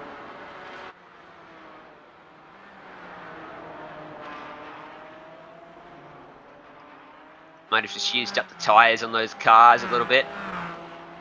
These cars, of course, carrying the new tyre model as well. So, very easy to overheat the tyres and lose a lot of grip.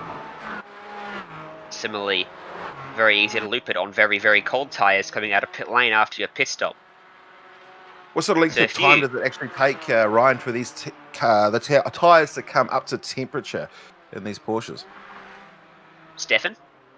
It takes about 3 to 4 laps for the Porsche 718 to heat up its rear tires. So you can really feel that this car really doesn't like the first 3 laps, but after that it's just superior in grip in every way you can imagine. But you really have to be careful, as I said, in those first few laps, because those rear tires really don't like it when they're cold. Well, I've got the opportunities for the mums watching their boys and girls racing today. A very happy Mother's Day to each and every one of you out there. Happy Mother's Day to my mum, of course, as well, who I've abandoned to commentate this race. Whoops. I can relate to what you're going through, Ryan, on that one. Nice to for the first half of the day. Then, sorry, I'm going to go commentate now for 4 hours. I did a Porsche Owners Club race earlier as well for an hour. Yes, I made bacon and eggs for my wife this morning and got the girls out. Did a bit of COVID-19 bubble popping and popped over to see my mother-in-law. And then I said to her, "Hey, you going to sit back, relax, put your feet up and watch a movie?" She said, "Yes. Are you keen?" I said, "No, I'm going iRacing." Now, what does she think of iRacing? Because she actually was glued to the screen on the CRC Motorsports show on TV3 in New Zealand this afternoon. Thoroughly enjoying as we head back onto the main straight. No, she thoroughly enjoys it. She's been watching the different streams, etc., and really getting involved. She likes to yell at the TV. So, caution! Caution comes out for the 3rd time today. We're under safety car conditions with 2 hours and 20 minutes remaining there. Okay, so number 9 up there on the racetrack has had an issue. Just in turn 2, right out of turn 2, rather. There we can see the number 9. Just a self-spin and then, I don't know, just awkward positioning there for that number 9 car. We're going to replay up if we can. So heading up Mountain straight into Griffiths, and looks like that's where the 9 car's got it all wrong. Let's have a look at the replay. It's very easy to lose the rear end of the car up on the outside of turn 2, Steve. It's incredibly slippery out there. A lot of marbles and dust gather out off the racing line at turn 2. You often see drivers struggling for grip, so it's not an uncommon mistake to make, is it?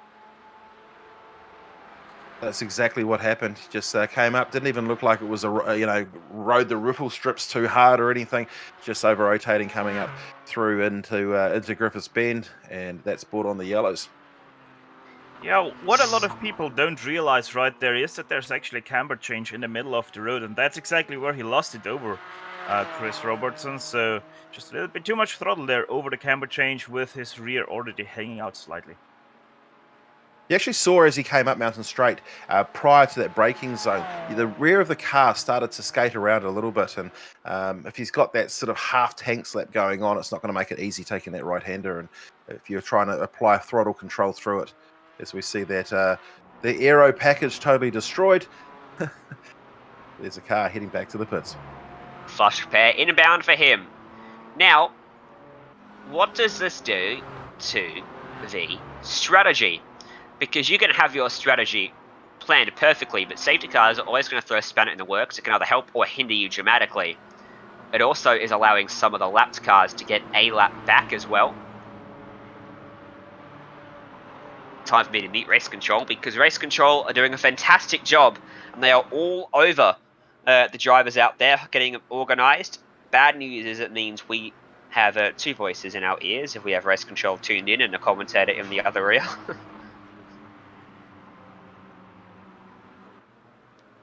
See, just like real life, you can tune into various radio channels, Steve. It's great to be able to have that ability. I'm used to having somebody standing next to me so you can see them talking to you. So in this case here, I've decided just to keep about 3 different voices in my head, as well as commentary, of course. That was a joke. The 3 voices in your head. It's usually different personalities trying to fight for the limelight and the commentary. My only rule is just don't talk back to those personalities. Yeah, fair enough. if they're your own, of course. If they're your own. Just looking through, so wanted to see where Van Gisbergen is. Still showing an 18th position, but we're going to see those numbers start to really close up, and it's going to come back down to that sort of sprint race style again as the pace vehicle will make their way through. That's by the way an interesting aerodynamic Porsche 718 in front of Shane Van Gisbergen. Chris Robertson still running around with his damaged Porsche, and he's right now having the hood up.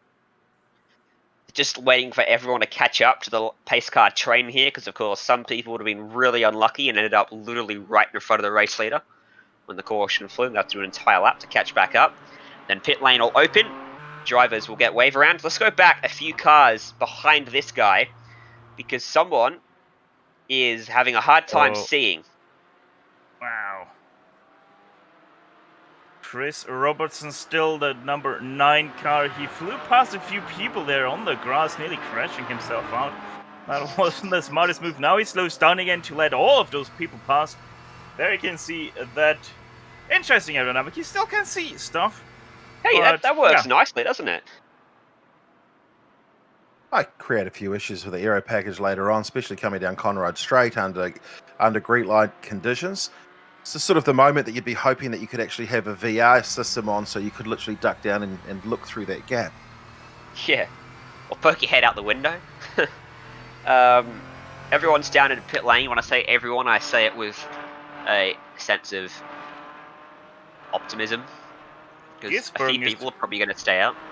Gisbergen is one of the people that pits in from 15th. Not a lot of people are actually pitting. 3, 4, 5, 6 cars I'm seeing right now in pit lane. And speaking about Shane Van Gisbergen, by the way, it was his birthday just yesterday. Indeed it was.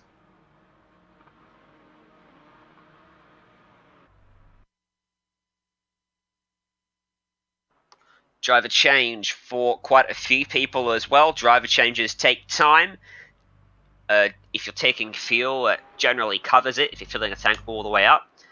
But you've got to be careful if you need to meet minimum laps, because iRacing implements a fair driver share rule where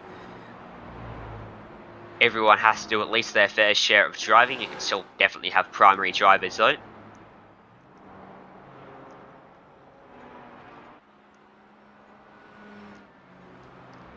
While everyone sorts themselves out under this safety car condition, it'll be a few minutes before we go back racing. We'll take a quick break here on the Global SimRacing Channel. And when we come back, ready for some more green flag action in the 2K Cup, Bathurst 6 hour, presented by Store Rite Logistics.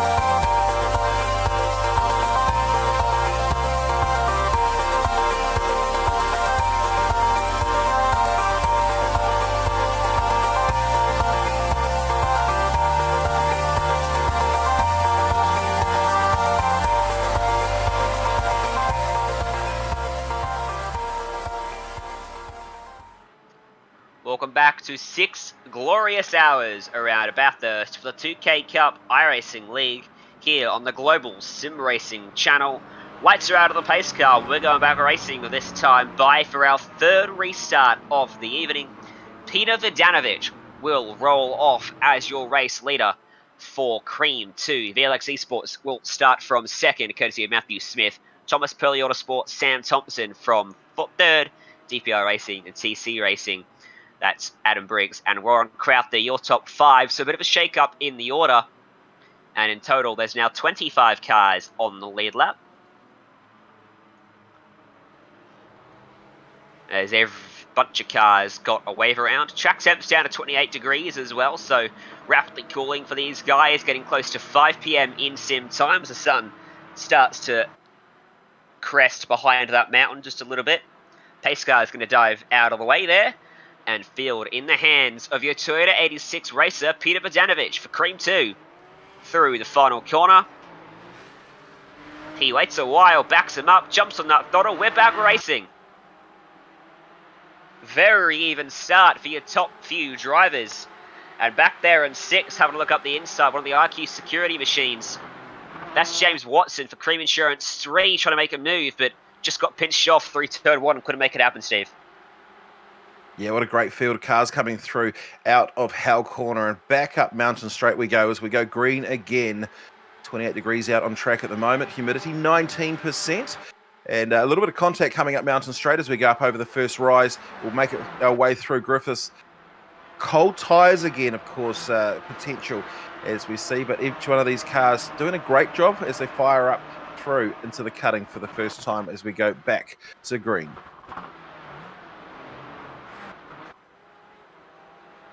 A stream of cars going to the first time once again on the green flag, racing through the cutting. All make it very nicely through that on the cold tires, which is probably the hardest turn they're gonna face in this lap on the cold tires. Obviously, also McPhillippi Park, quite a hard corner, but by this time the tires are already warm, and Sam Thompson, third place, hits the wall right outside of Summit Park.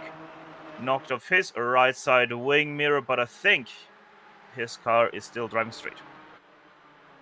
Just about. He's 2 seconds back there. He's got a troop of guys in behind him. Adam Briggs tucked up under his rear wing as a duck down through the dipper. Almost coming up on 2 hours to go here into our final quarter of the race. As defensive line looks like from James Watson, defending from Callum Hedge potentially. That's 2 team cars switching positions on the entry to Conrod Straight. It's a massive elevation change as they fire down Conrod Straight through into the chase. And you see the lights flashing on Van Gisbergen's car sitting in 15th place, but down to... Oh, another caution. Well, hopefully it wasn't the pace vehicle like it was earlier on during that yellow. I don't know where it is. Guess we'll find out soon. But safety car comes straight back out. And we're back under yellow, just like that. We went from 2 safety cars in 3 hours and 30 minutes of racing to 2 safety cars in the next 10 minutes of racing. It's amazing the effect that we have, isn't it, Stefan and Ryan? Yeah, what did we say? There's only been 2 safety cars. This is amazing. But Mark Mallard came in and said the same thing, and Roland Blaha, we get 2 safety cars. So, Sam Thompson had just lost out to Adam Briggs as well into the chase, and Briggs put himself up into P3 before that happened. Crowther dropped back to 10th place. It wasn't a good opening lap for him. I think I found the incident, what happened to cause this yellow flag. It's car number 7 riding in 43rd, already quite the damaged Porsche 718 Cup Sport MR, just through McPhillippi Park, cuts around the outside curb, and because of that spins to the left side wall, hits it very hard, right on the racing line. They were stopped, and I think that was why they brought out that yellow. We might actually have to replay of that crash. It's already sideways. That is definitely a safety car inducing spot to crash. Here we go. In to McPhillamy he comes. He'll come over the crest. He'll duck down. Might have unsettled the car there. Up and over the curb on the inside. On the curb on the out. Hard into the inside fence. And he slides to rest just before the dip into Skyline. Interesting that brought out the caution. Given he got going almost instantly.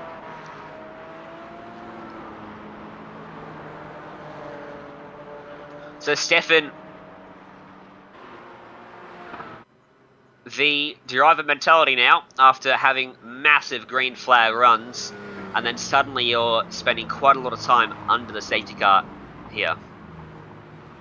Yeah, well, obviously you have to keep the concentration up, especially on a track like Bathurst in the safety car period. It's very slow, it's very dragging along, so you really have to stay sharp, have to keep concentrating on what's your job after the green flag drops once again. And some people are better at that than others, and we're gonna see that yet again on that green flag drop, as we saw with I think it was Sam Thompson that got a lot of positions on that restart. No, wait, it was James Watson. There we go. He gained a few positions there on that restart, so as you can imagine, he is one of those guys that really can stay sharp under that yellow flag and then be able to go once again. Obviously, it also changes your strategy. Now we had 2 cautions back to back. We're approaching the 2-hour mark to go. And I wouldn't be surprised if now people start to count backwards how much more they have to go until they can make it with just 2 or 1 more stop to go. Indeed, and drivers very likely to double stint towards the end of this race, which is a tactic you often see in endurance racing.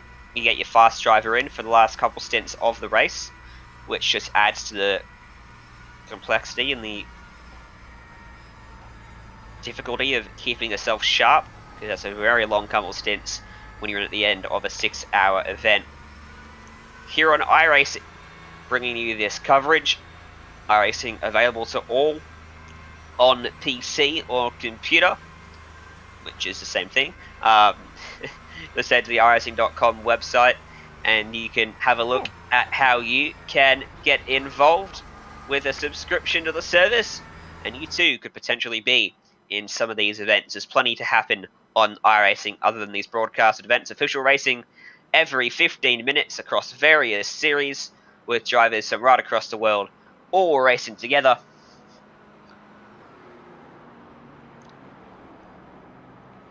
Our leader Peter Vodanovic just did drop into pit lane. He's obviously going to lose a lot of positions now, but that might actually be quite a good strategy call. As said, we are about 30 seconds away from the 2-hour mark, and if I remember correctly, these Porsches can go for 72 minutes, so pretty sure Vodanovic and his team at Cream 2, they are most definitely counting backwards.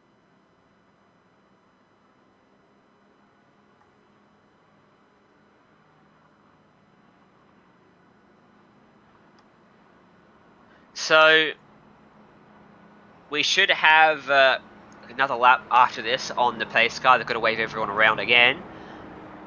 Here, who ended up a lap down, or was a couple laps down and didn't get all of the laps back.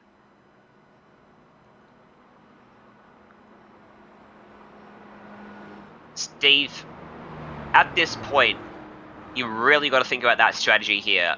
Everyone's going to be pent up and just round to get back at it. And this restart could be a little bit hectic, but you've got to think there's still 2 hours to go. Yeah, it's not. It's one of those things you've got to roll the dice. Do we go now? Do we pit now? Do we run it out? Are we expecting to see another pace vehicle come through with 2 hours to go as we actually do drop into that 2-hour bracket? It's still anyone's ball game as well. You know, every time the pace vehicle comes back out on track, we essentially start the race again. So the light's still flashing on top. One more lap after this one here, you think, Ryan? Yes, sir. Lights are out the pace car when they come across the stripe. Not like they do in real life. They come out on Conrod Straight. iRacing rules and all. Is that helmet head. It looks like a It does look like it's got receding hairline on that helmet. might be my helmet. That was one thing I was supposed to be doing during COVID time, was spicing up my. I got a beautiful new white Bell helmet, but I thought I might as well go up and put a livery on.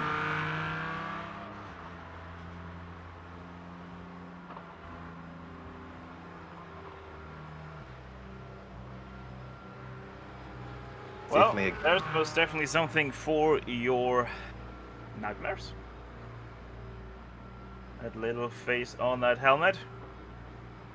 I just can't get over how still the gimbal is on that drone that's racing down Conrod Straight with it. That pilot is incredible. Sean Ambrose behind the six, world-class drone pilot.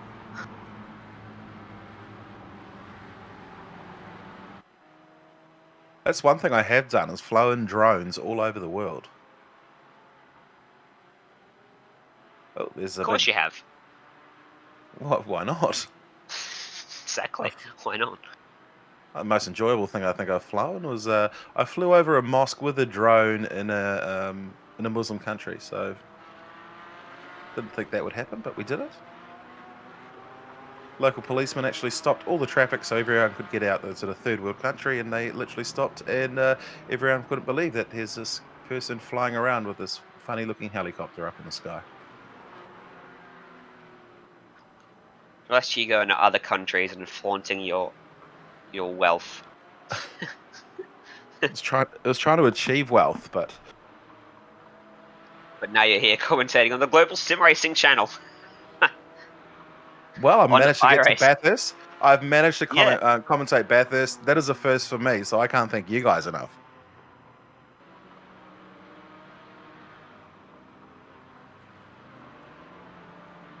Stefan, you been doing any drone flying over the years? Most certainly not. Anything but, exciting? Well, yeah, I've been kart racing every now and then, so a little bit of that. So I have my real world racing experience as well. Not as much as these guys though have. Indeed. So the majority of this field have run around in real life in various things, and everything from 2K Cup to supercars. Sangyong Utes, New Zealand Formula Ford. Simon Evans competes in the Jaguar E-Pace series support category to Formula E. Travels the world with them. What else we got? We've Formula got a Toyota Racing Series. I can see a sprint car driver in there, dirt track sprint car driver. Yeah, I think they've got everything covered.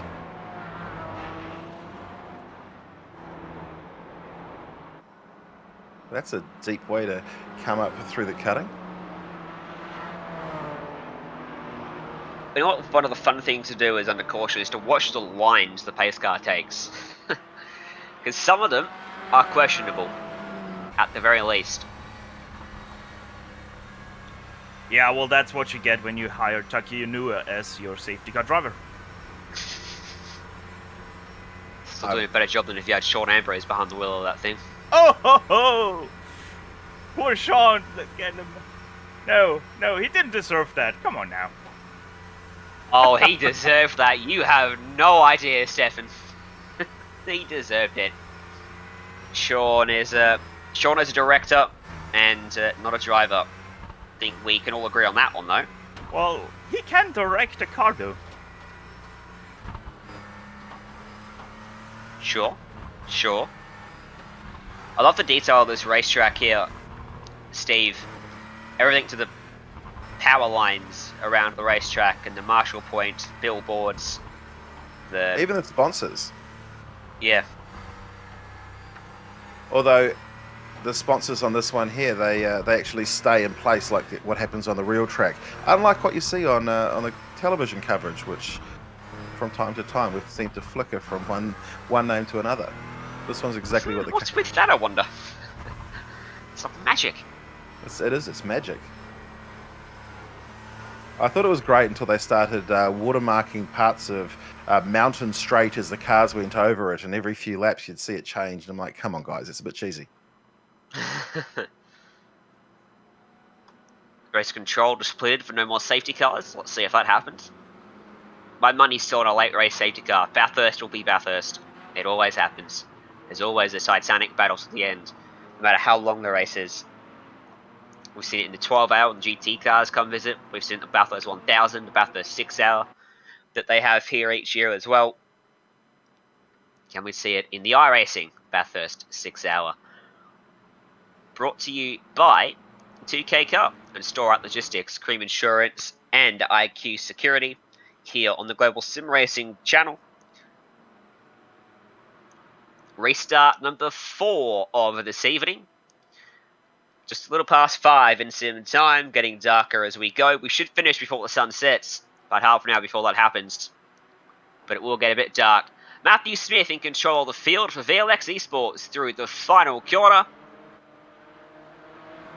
We go green once again here at Bathurst with under 2 hours remaining. And very backed up. Wow. And that is a big move up the inside. And taking 2 spots away, Callum Hedge. Yeah, huge lunge down the front straight here at Bathurst, up through Hale Corner, and looks like he's trying to lock on for another opportunity. I don't think we're going to see any movement up there with Hedge moving into that, taking on that top 5 in front of him. But what a great drive he fought. Look, there we go, but a slipstreaming as well. Hedge might be taking this time.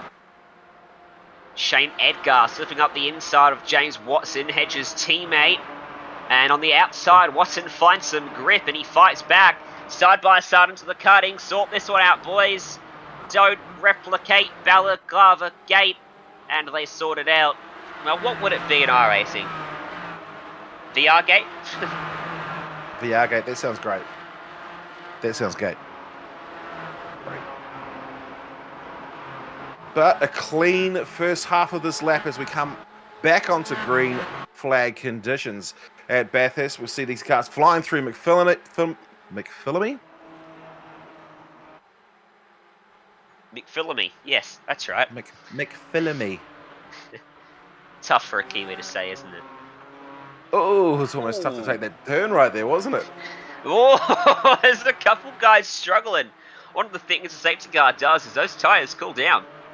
And you've got to really check yourself off these restarts, Steph, and not go too hard into these corners.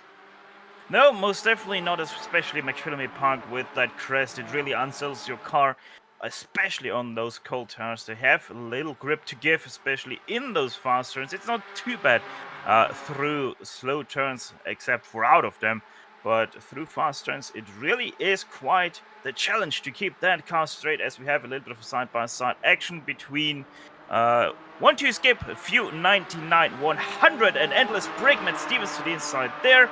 And he takes away that 13th place from Peter Bennett. There's a good battle for 9th place we should keep our eye on too. Rowan Shepherd defending from Jamie Stavold, who almost had to look up at the chase, with your reigning Super Utes champion Tom Alexander for Rad Rhino Racing just in behind him. There's the run for Stavold for Pursuit. He gets up the inside, down the main straight and up into Hell's Corner. This should be a relatively straightforward manoeuvre on the brakes for third line, and he puts himself up into P9 then. And just in front of him is Shane Edgar trying to defend from James Watson down Mountain Straight, Steve. Yeah, great drive, great pass. Set himself up came out of Murray's Corner to basically make that pass, and back on the Mountain Straight we go. It's amazing how you can set your car up to make a pass from even half a lap back. As we see, almost tries to grab that inside line, but was not going to happen, especially as we come back up through the cutting. He would have kissed the wall, no doubt. Hey, let's take a replay of the battle I highlighted before I threw to you with Watson and McCutcheon up at turn 2, because Watson went around the outside on the brakes through the corner of Griffin's Bend and pulled the move off. I've seen that probably, I can count the amount of times I've seen that work probably on my fingers, Steve. We catch the replay as I come out of turn 1 and he gets the run down here. And he pulls to the outside and somehow or other Steve manages to make this work. Well, Watson, the white car we're watching in shot, nice slipstream, and here we see jumps into that left-hand lane. It's the long way around.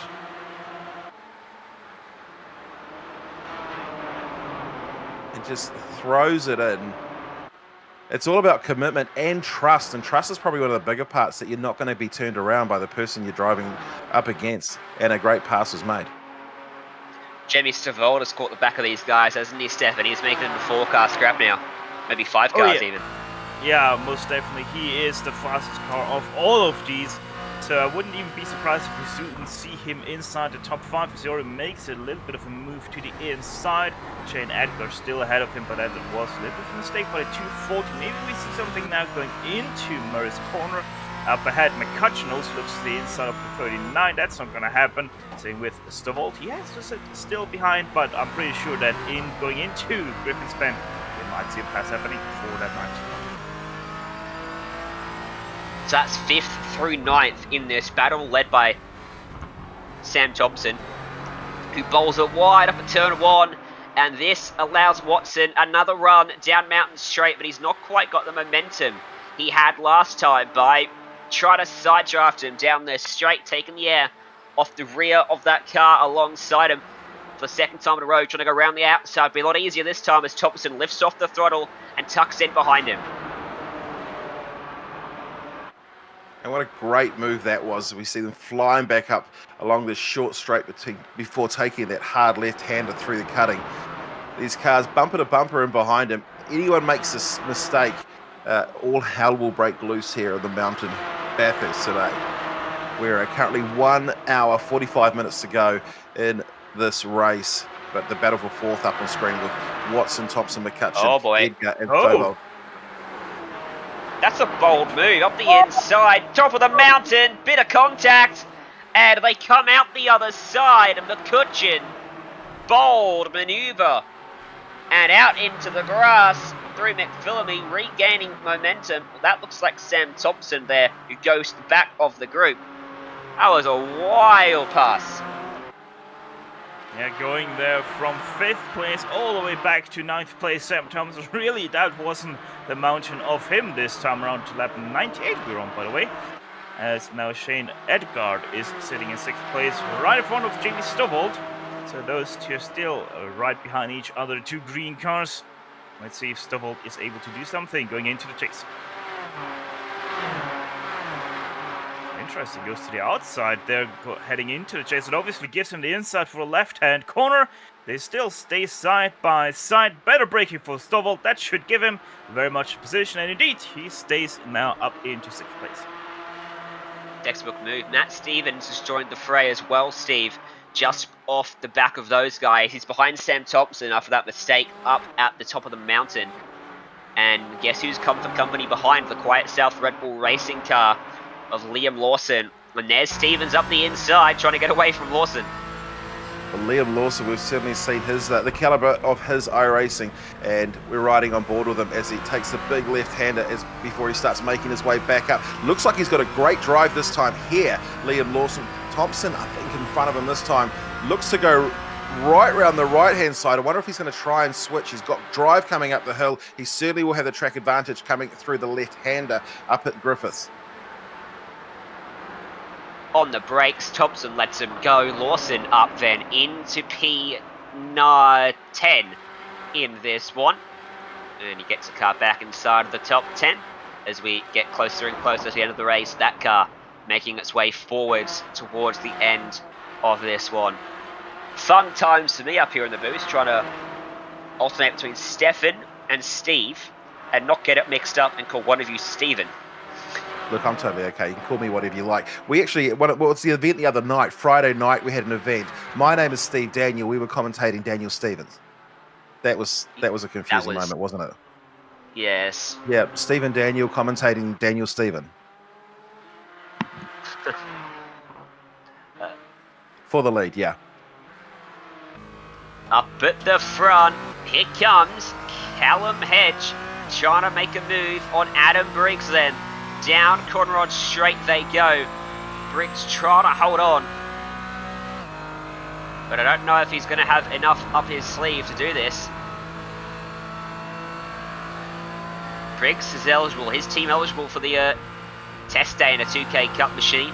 And the $1,000 entry car ahead credit of him, wrecked. as Hedge moves up the inside. There is a Rex car just off the right-hand side of the track, and Hedge is fighting for his team for Wow, the that could have gone $1,000 so straight badly up. wrong. That could have Very gone much so could have. badly wrong, and very lucky to come through. Briggs still leading the way. Hedge, though, will be right on that rear bumper again as he flies back down. I think the places that they tried, it will probably be somewhere around that Griffiths or having a nice ride up over the top of the mountain and taking him again at Forest Elbow. But that's what we talked about earlier on, about having the ability to size up a pass from half or a lap back.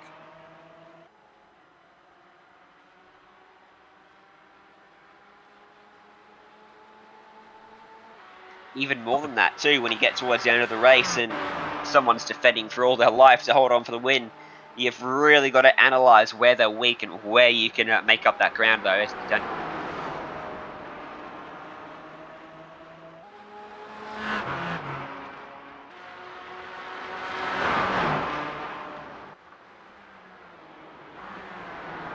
Stefan back here for P11. We see a battle between Peter Bennett and Craig Brock. 1-2 Skippy Stu 99-100 up against Mash Racing. Simon Evans, Mini Motorsport just off the back of them too.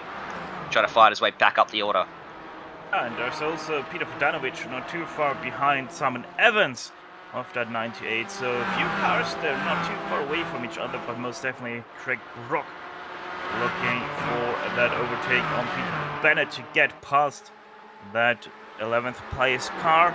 They already have opened up a gap of about 3.5 seconds up to 10th place. So once Craig gets past, he most definitely has a few laps to catch up to the next one. He looks like the faster car, but obviously over the mountain, very risky to do something. So he stays still behind in that yellow Mash car. So no hint yet of sliding it down the inside, but let's see what happens as they head on down towards the chase. Couple more turns before entering Conrod Straight again. 1 hour and 41 to go. Briggs and Hedge lead, but this is the battle on track we're watching.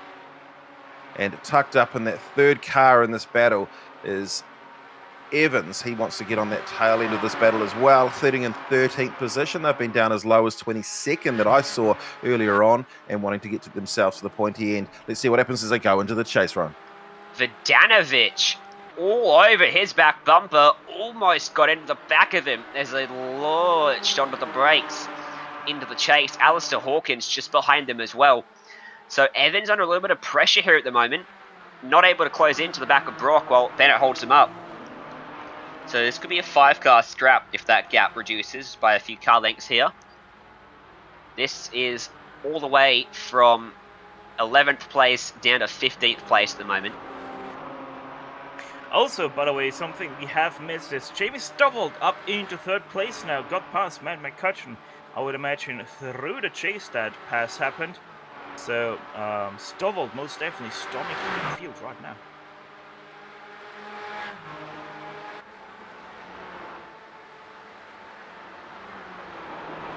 Oh, he looked for, he had a sniff at it. Looked like he was going to try that round the outside as we head on back up to the cutting.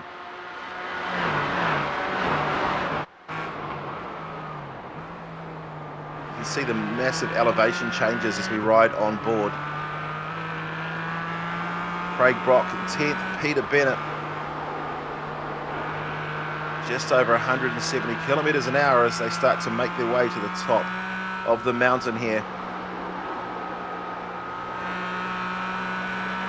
6 hours of Bathurst iRacing, brought to you by GSRC, Global SimRacing Channel. You can see how close you get to the fence, can't you? It is nerve-wracking how close you can get without hitting it lap after lap. So Vodanovic is now all over the back of Brock. You can't see that, but he's right on his back bumper. As Brock almost loses it into the Forest Elbow, runs wide, gonna have to check up to miss the fence. And that allows Vodanovic up the inside, and he goes by. Vodanovic is on the charge then. We were actually on board there with Peter Bennett, not Craig Brock. Brock is the yellow Mash Racing car that is already driving off in the distance. Vodanovic took over that position. Bennett looking a little bit faster due to the draft, but he's not going to do something into the chase.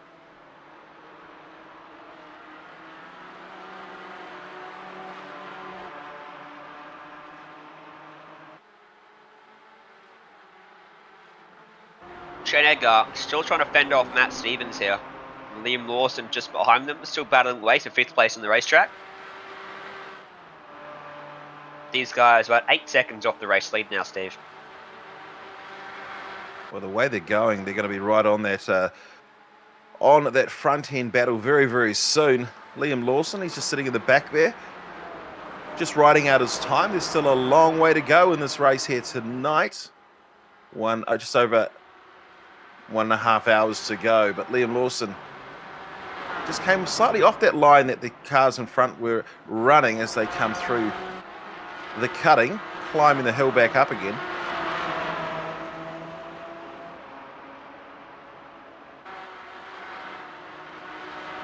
Liam Lawson, of course, drives multiple different series throughout the world. Came out of the Toyota Racing Series in New Zealand. I think he's a Toyota Racing Series champion as well.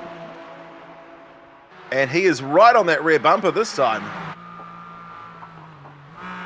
I'm curious actually how much endurance racing Lawson's done, with his career path being pretty much open wheelers. They're not established for endurance or longevity. So sim racing may be giving him a taste of the longer form of motorsport here.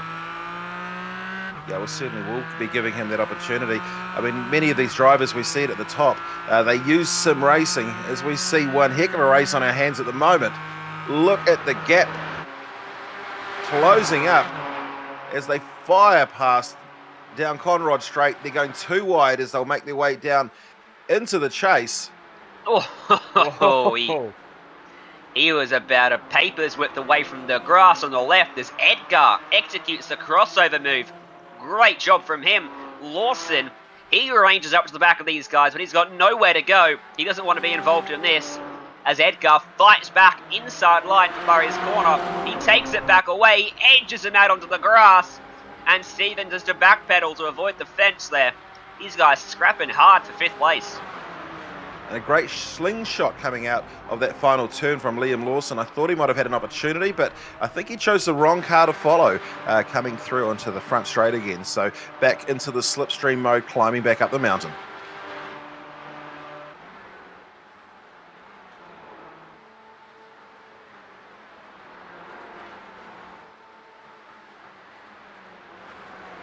Showing the nose again. Up into Griffiths. And it's Edgar that still leads Stephen. His tail of that car just got a little bit stepped out, and it's given Lawson an opportunity to seize that opportunity. He sees the opportunity and has come flying up through the cutting. And there you go. Patient is key. Wait for the opportunity to rise, and then just take it. Easy as that for Liam Lawson. And now look at him close up the back of Edgar straight away. And Lawson now sitting in 6th place, but wanting to grab 5th as quick as he can. He's got Cutchin further up the road. Lawson, he's getting racy and behind, slightly different lines. You can see he's getting a sniff of it, and he'll get the run coming back onto Conrod Straight again.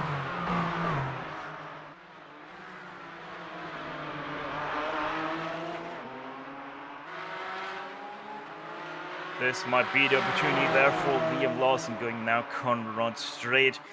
Right under the rear wing of the Porsche ahead of him, the 240, probably not too much he can do. Shane Edgar, as Liam Lawson goes to the inside, quite south, a Red Bull Racing to the right side of the 240, green versus white, and Liam Lawson takes away that position.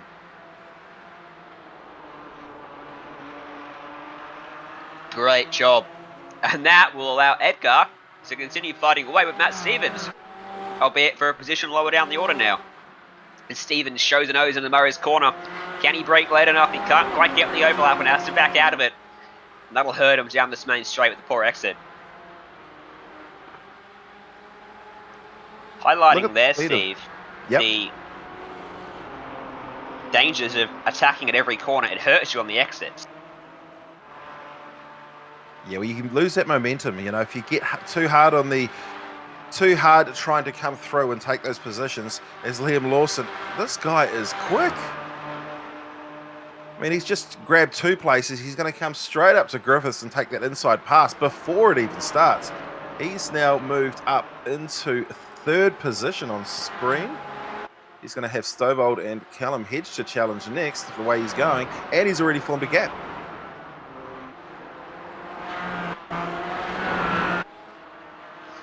He certainly has done a good job of transitioning that real-life pace to the virtual world, which is something that a few people have struggled with, Steve. A lot of very notable drivers have done terribly. Did you say Greg Murphy? No. No, sorry, did you say Hayden Patton? Did you say Hayden Patton? I'm not saying a word. Was that Mad Mike? That was his son, actually, I discovered. Who was this? Which one was the son?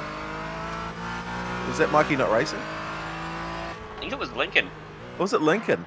I saw a post on Facebook from Mad Mike of his son racing in that event. That's awesome. For backstory, we're talking about racing local on Friday night, when Mad Mike Whittick's name was in the server. No wonder he didn't want to come into chat.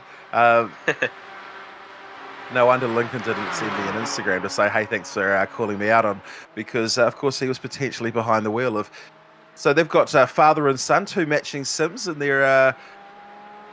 live up right next to Hampton Downs racetrack in the North Waikato, which is South Auckland. So they drift on the real track during the day and then go sim racing at night. Lincoln, a huge fan of the stadium trucks, so I wonder if they can get those in there for this week. Aren't we all? I'm looking forward to seeing some stadium trucks one day, hopefully. I did have a good chat to Brendan Hartley, 2 times Le Mans winner, and said, hey, let's try and find something else to do. Sorry, Brendan who? Brendan Hartley. Brendan Hartley's father Did I was... mention that Stefan... Did I mention that Stefan's extremely jealous of, well, the 3 of us, me, you, and Sean? Because we've all been in contact with him over the last few months, helping set up that broadcast. Outside line, he almost had that done. He almost had the entire car ahead, but just wasn't committed enough on the brakes there. To see if he's online and pull him into Discord. We do have the Pro 2 trucks on iRacing, don't we, Stefan? And they're basically stadium super truck. Yeah, Pro 2, Pro 4. Yeah, it basically, there's a few variations, a difference there between a stadium truck and the actually Pro 2 and Pro 4 trucks that we have, because they're set up for dirt, and the stadium trucks are obviously set up for the asphalt alone. But the ground concept is still the same, and I mean, let's be honest, those just drive bottom. Meanwhile, speaking of awesome, Shane Edgard awesomely overtakes Adam Garlick. That's the position number 29 car. They both make that very easy lapping maneuver. Also, we have Callum Hedge still driving around in his number 36 car. Dream Racing in number 1, that is. He is still leading very much, about, 4 seconds ahead of Jamie Stovall, but Stovall is closing in. Well, Stovall's closing in. Look at the time, the gap between Stovall and Lawson. So is Lawson. So Lawson's closing that gap up.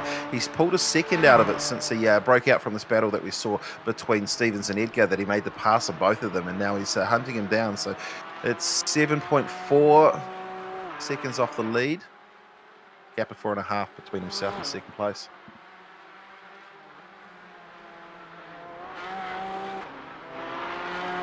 So Stefan, being an Austrian, the Red Bull Ring, I would assume you've spent some time there. Most definitely. Okay. Well, now the jealousy goes the opposite direction. I don't know. I've only met a small hand. Oh, here comes Carol Baskin. Is that her husband in front? Ex-husband, maybe. Slices him up and takes that inside pass.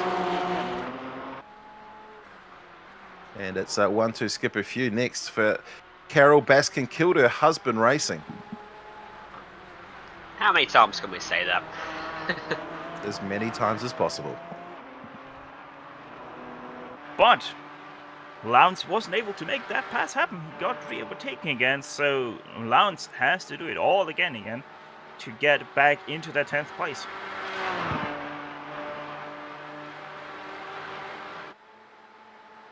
Well, there's daylight between themselves and 9th position. Phillips still leads the way. Lowndes, what the gap maybe half a second at the moment. Really needs to get right on that back bumper, but you'll be hoping for maybe a little slight mistake to just close it up, and then you'll seize the opportunity when you get it. Closer now. But not a good place on the track to be that close. Up into the mountain. Oh, and someone just wrecked around McPhilmy Park to number 34, 29th position overall. Adam Garlick, hashtag not sponsored. Just over the crest, lost the car, and into the outside wall they went. We're just coming through this area here. I'm not going to... This might be the car you're talking about. And it is indeed. You can see that is not driving straight anymore. Adam Garlick makes the best out of it, tries to stay out of the way of them. Dennis Phillips nearly got held up there, but I think still everything quite nicely went for all of them. See your race leader Callum Hedge, is a 2.5 second margin. Back to Jamie Stovall, that's Cream Racing 1 and Pursuit Sim Racing 987. 5.3 back is Liam Lawson for Quiet South of Red Bull Racing. Endless Brakes, we've got Matt Stevens at the wheel in 4th, 11 seconds adrift. 14 back is Team Harcourt Samaru, who actually put up the $250 prize for leading at halfway that we believe went to Team Maro. They're sitting in 5th place with Shane Edgar at the wheel. That's your top 5. And by the way, since we were talking about the top 5, Liam Lawson last lap a second faster than 2nd place, 2 seconds faster than 1st place. He is reeling them in heavily.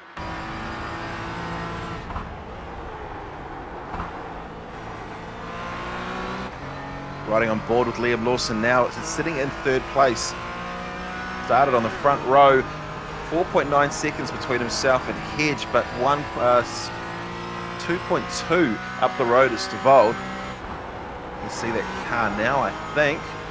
So he'll be, as soon as he starts seeing that car a little bit more, you'll see him get faster and faster. So they'll be wanting to get through these lap traffic as quickly as they can. You can see the lights are flashing, making their way back down the mountain. They'll hit Forest Elbow before joining back onto Conrod Straight again. This is holding up Stovall massively right now, and it's going to come for a very good time for Lawson because he's going to get some draft down Conrad Straight. Now he's going to pass Ian Wallace in that red and white machine, and behind you we're able to see the lights flashing on the car of Liam Lawson. Also Stovall now quite lucky with that draft he's getting from the number 9 car, Chris Robertson that is. Goes to the inside of him into the chase.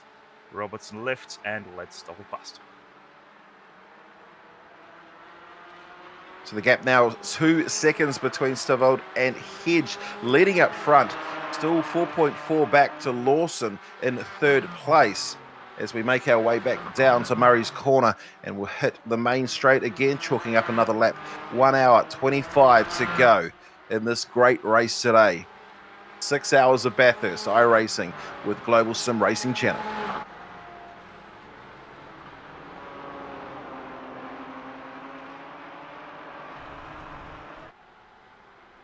So back up the mountain we go.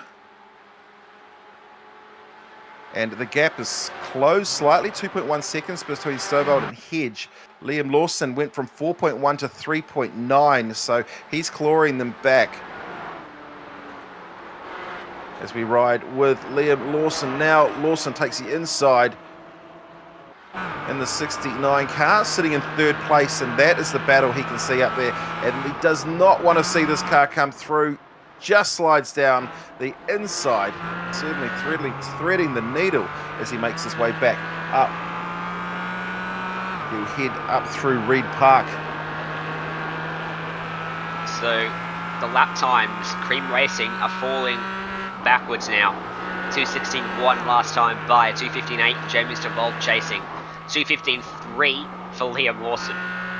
So basically slowest to fastest, first to third, which means they could end up all on top of each other in a couple of laps, which would be very interesting indeed. With an hour and 20 left to go on the clock, expecting 1 or 2 more pit stops, potentially 1. And I think maybe the aggression might be a little bit higher now at this stage in the race.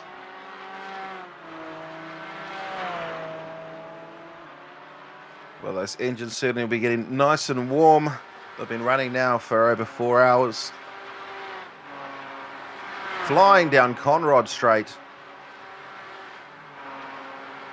And these Porsches certainly not slow, doing the better part of about 260 kilometers an hour as they get hard on the brakes, down into the chase, and then set themselves up to challenge Murray's Corner. So Savold drops a 2.25 second gap between himself and Hedge. Lawson, though, the man to watch, 3.6 seconds from the leader, and that is that 1, 2, 3 on screen? Callum Hedge, Jamie Stowell, and Liam Lawson. So the first time we've seen 1, 2, 3 in the same shot along the front straight here at Bathurst in the last hour or so. And what a battle we are going to have on our hands as they climb back up Mountain Straight. The lap time dropped off a bit for Stavold that time. Hedge kept it pretty steady at a 16.3, a 16.2 though for Stavold. 15.5 for Lawson. He is reeling them in at a great rate of knots. And when he gets there, I don't know if there's much these guys can do to defend because he is so much faster right now. And I wonder if Lawson is going to be into the end of the race at this point. He's on 67 laps. Paul D. Stubbs, his co-driver, is on 43. I think Stubbs might have to get back in the car at some point. Yeah, Lawson is in the car since lap 81, so he's already well over 20 laps in this car. And I'm not sure right now how long they can actually go on one fuel. And I think it is somewhere around 30 laps, if I'm not mistaken, that they can drive on. Well, Liam Lawson certainly taking every piece of the track he possibly can. Be interesting to see if he's still got any mirrors on that car. And you can see that big left-right switches down as they fire such aggression. But if you get it wrong, there's only one place you're going to go, and that is straight into the concrete as we come back out Forest Elbow and make our way back onto Conrod Straight. And this gap certainly started to close. 1.8, 3 seconds, 2.99 between Hedge and Lawson. I have to correct myself a little bit there. It's a bit over 35 laps that these cars can do on one full fuel stint. So they're still well within that window with Liam Lawson now on his 18th lap, James Stavold 19, and Callum Hedge is on his 22nd lap right now in his fuel stint.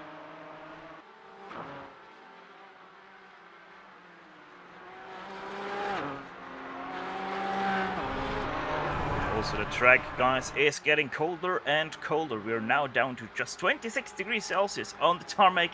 So lots of change we have seen since we have taken on this broadcast. We started out with about 33 degrees Celsius.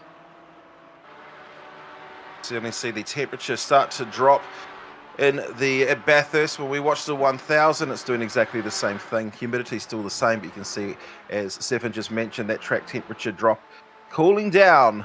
But the heat certainly under the visor of these horse drivers here today. Hedge leads the way from Stavold, Lawson, but it's a big gap back to Matt Stevens and 12 seconds back from the leader in fourth. He's battling Edgar, and well, there's just gaps all the way down the field, but the one to watch right now is that 2.2 seconds now between Hedge, Stavold and Lawson. There they are on the track right now for you to see. All the lap times absolutely dropped off last time by as the track cooled down dramatically, and they all found a lot of time out there. But still, Stavold got to be worried. He might not get to the lead of the race before Lawson gets to him, because I think Lawson, well, he's definitely the fastest of the bunch, isn't he? He is flying, and there they are. They're all going to be tucked up firmly in each other's slipstream down Conrod Straight. Will anyone try to snake their way out of the draft at the front of the field? Poor old Callum Hedge is going to have a tough time defending this one. Oh, guys, Peter Bennett just spun around in the cutting. That's 9th place. Or rather was. Well, that shows you the gap back, so that's almost half a lap back between 1st and 9th position. But what are we going to see now with Liam Lawson as we check out the back? And Lawson, no, he can't close it up, but he is going to be even closer as we come back down to Murray's Corner.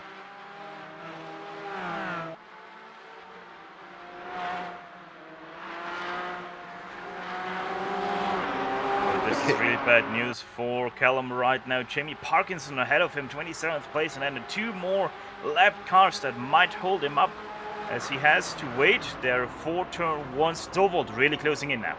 And fastest lap, 2:14.597 for Liam Lawson last lap. So he is absolutely flying. 0.5 of a second, no, 0.8 of a second faster than the person in second position, and a lot faster than the man who's leading the race. Liam Lawson got the bit between his teeth. He's got back markers between. You can see the lights flashing as they come up through Griffiths again. Inside pass, almost making contact with the lap car. Lawson's got the bit between his teeth indeed. He's pushing. Still forward by that lapped car up into the cutting. There was about a second covering your top 3, but that lapped car really helped Hedge open up a bit of a gap.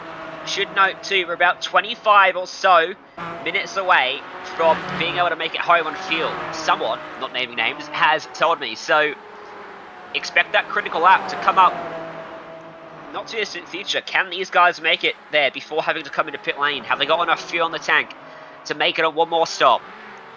Here comes Lawson up the inside of the skyline. That's going to be dangerous. That was about as tight as you want to get. And now Stavold being held up by Ashley Wallace. He tries to get out of the way. And Rachel Norris is up there as well. Hits the fence. Stavold has to jam on the brakes. And Liam Lawson is just trying not to go into the back of him. And now he's got 2 tyres on the grass onto Conrod Straight. They are racing as aggressively as you ever want to go here at Mount Panorama. The gloves are off. It's time to go. And Stavold is trying to defend. But here comes Liam Lawson to his inside. Into the kink they go. Door to door. Wheel to wheel. Up and over the curb he goes. He's on the wrong side of the track. And Stavold on the brakes. Sweeps across in front of him. Liam Lawson continues on that battle. He almost had it, but couldn't quite get the overlap as they came through the kink and into the chase. But this time, he's going to try and slide it up the inside. As he does, gets the track position, and he will be in the perfect place as we see 4 wheels off the track anyway. And Liam Lawson now sitting in second place while these guys have been battling. Look at the switchback. No, can close the door, apexes the turn beautifully, and just rides those ripple strips. But the gap now 3.4 seconds up the road. Liam Lawson's got it all to do again. And the difference in pace, he was doing 2-minute 15s, now in a 2-minute 19 last lap. So that cost him 4 seconds. That was about as wild as you'll see it, and there's still an hour and 15 to go on the clock. Liam Lawson was desperate to get by in amongst those lapped cars. Back in P10, there's a pretty close battle as well between Adam Briggs, Dennis Phillips and Sam Dunstall. Just over half a second separating 9th to 11th. And are we going to see another big dive? Setting himself up, I think, a little bit too far back. Certainly jumped on the gas to fire himself into the turn. And, huge tank slap. And comes through, hits the concrete, and throws away the position. Wow, rubbing's racing, but that takes it to another level. You're supposed to rub other cars, not the concrete. Yeah, Dennis Phillips gets that metaphor a little bit wrong there. And rubs his car against the wall. Don't think much damage has been done. Was quite the lapped car in front of Lawson. That's checked him right up. That was Adam Garlick, and there's contact. He ends up out in the fence. Stavold just tagged his left rear as he tried to get by him. When these guys sort themselves out, well, we'll see a look now at the replay. This was wild for Lawson. Down through Skyline, he saw the car in front. He was praying he didn't catch him, and he caught him right at the dipper. Take a look at this, Steve. Riding on board with Lawson, and he thinks right there, I'm going to have the opportunity, bang. And then again, having to slide down. Very lucky not to be thrown straight into this. The weight shift and the unbalancedness of the cars would have actually made that thing very difficult to hold on to, and lucky to obviously pull that thing up and actually get back on the racing line. Yeah, that rear end was definitely stepping out at him through the dipper as he jammed on that brake pedal. Another lap car for him now in front. That's Andrew Kitching of Team SS Cup. He's going to go to the left side, let both Liam Lawson and hopefully also Jamie Stovall past. By the way, Stovall not really happy about that contact made with Liam Lawson when Lawson got past him. Was on the radio quite frequently down the mountain straight and into turn number 2 and 3. Should have pulled out Larko's whiteboard, for the fuel explanation on the critical lap number, Steve. Critical lap is 55 minutes to go in the race. You come in then, fill the tank all the way up, and then you've got a long run home, or you can go longer, have a short run to the end, but your tyres will wear off before you get there. Speaking of getting there, Sam Dunstall up the inside, and that's a pretty sweet move on Adam Briggs. Yeah, grabbing 8th position as he comes back down, having to do the big round the outside pass back down the front straight. Bathurst takes Howe's corner, rides up the ripples, and will set himself back up down the straight again. This has lost a bit of pace after all of that. He's 4 seconds back now. Laps cars have not been kind to him. Yeah, Callum so he was Hedge young. absolutely loving. Yeah, well, Hedge was running in like the high 16s for lap after lap, and Liam Lawson was the one sitting there almost doing 2:15 flats. But now it's Lawson. Last lap did a 2:17. He's got a lot of work to do, but there's a nice gap between himself, and he's got a whole lot of clear air to try and cut himself through. No lap markers in the way, so expect this lap time to be a lot faster than what we've seen him do in the last 2 or 3 laps.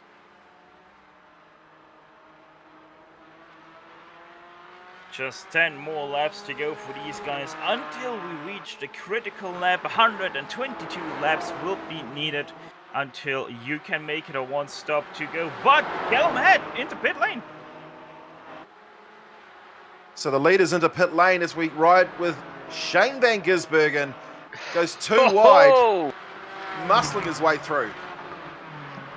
He and Liam Lawson are not scared to make the bad, bold moves, are they? Oh, there's a car spot on the track there. That's Shane O'Connor in a very awkward spot. Now, he's just off the exit of the dipper on the left-hand side of the racetrack. He's going to try to get it going now, but get a shot of him, the number 91 car. Having to do a 3-point turn to get pointed straight. Wow, Might need still some there. assistance from race control to get that going. There we go. He's found a gap. Just misses the fence on his way.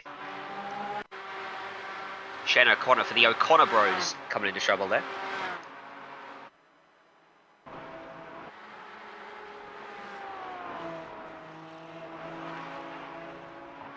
Let's have a look This and see is- what went wrong.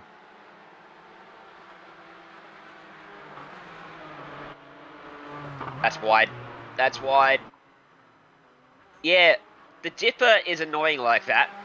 If you take the wrong line through there, Steve, when you come down over that massive drop on the inside, it flicks the car around on you, doesn't it? Yes, so all about weight shifting, isn't it? And if you don't do it right, you can just over-rotate so quickly as we see a car come through the 61. Major wreck. Yeah, that is down Conrad Straight, better part of 231 kilometers an hour. He got turned around there, fighting for P number 19 by Brock Gilchrist. How does one end up in the fence down Conrad Straight? Let's find out. If you crash on Conrad or in the chase, you know it's going to be big. Joel Herbert from above, that's him on the middle of the train of 3. Tucks into the slipstream, trying to get a tow to get back by. Pulls to the left, car to his left, into the back bumper, hard into the fence. Lucky for him that it wasn't a bigger impact. Oh, that one's a bit hit. Big hit. He more sort of rubbed along the fence and smashed into it, if you know what I mean, Steve. No, very, very lucky as you see him pull into the pit bay to get that quick repair. Just looking at Van Gisbergen making the rise up and from he was sitting in 12th before, now sitting in 10th. There seems to be a lot of positional changes all the way through that top 10 at the moment. Van Gisbergen now showing in 12th place. Well, who can make it the next 13 minutes to get to what we hear should be, approximately, the critical time to pit and make it home in one stop, remembering safety cars in the last stint could open that up even longer, closer towards where we are now. Give or take a few minutes, but Hedge is already pitted, so he needs a few safety cars to make it home to the end, I dare say, unless they've done a phenomenal job of saving fuel on that car. Makes you wonder, though, how close are these other guys?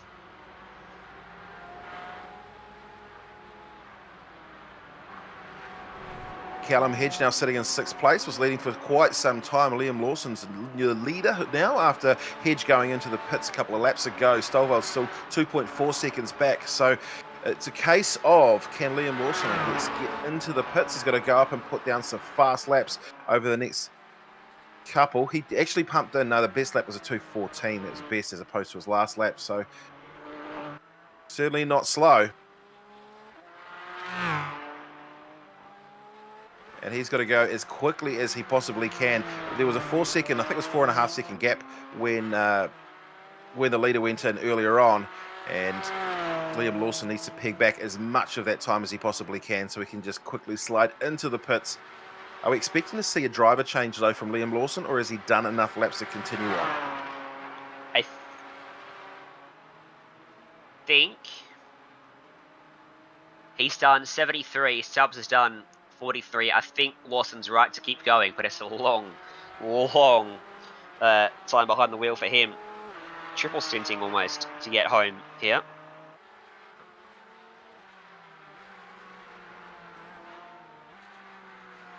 Continues for another lap. Someone's in the pit lane behind. That's Jamie Stavold. Pursuit Sim Racing into the pits. 10 minutes short.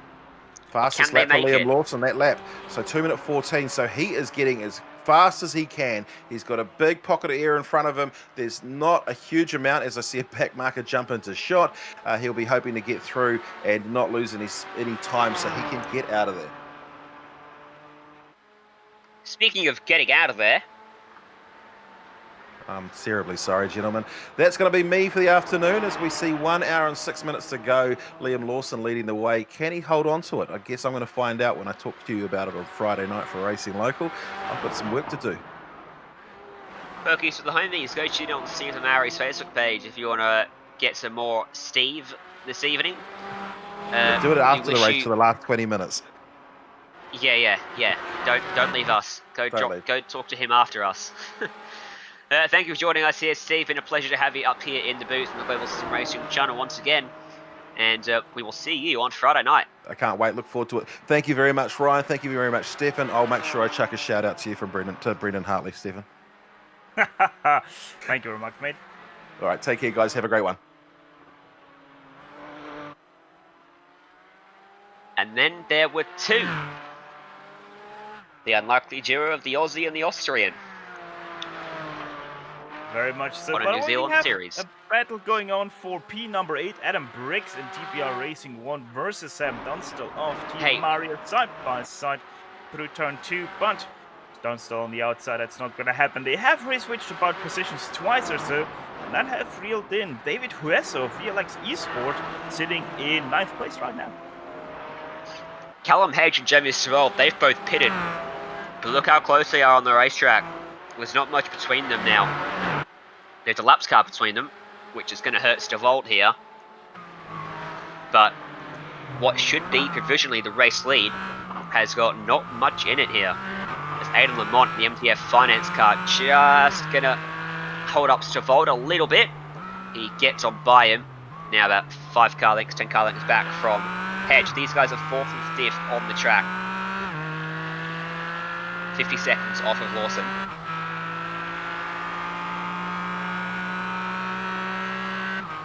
No, Liam Lawson, by the way, in pit lane now.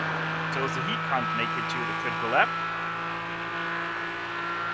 I think a caution and these guys will be good, but without a caution, we might see a fuel race to the end here. Going to be interesting to see where Lawson rejoins here, Stefan. Yeah, probably shouldn't be too far behind them, as also as said Stevens, the number 88 machine in pit lane, that hands over the lead to Cream 2 of Peter Vodanovic. Let's see, Lawson off the line right now, and that is quite far ahead. Gonna have to take a look at the pit stop times of those guys, as Lawson absolutely demolished them in the pits. He's 3/4 of the way up Mountain Straight already. 4 seconds faster in pit lane.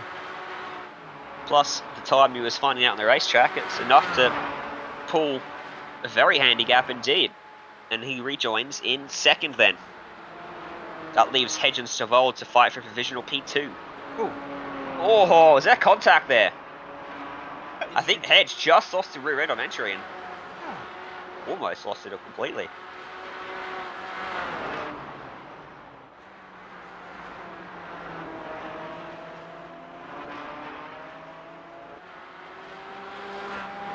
Did apologize there, so might have been a little bit of a contact between those two.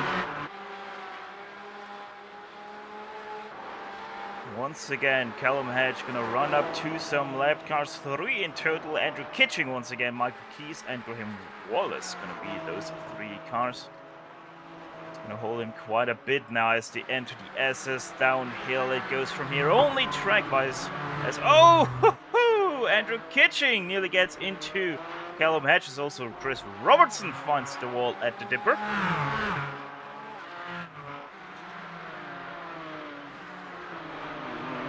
Once again getting held up by Andrew Kitching. Callum Hedges, he's even pushing him, saying, "Go faster, mate!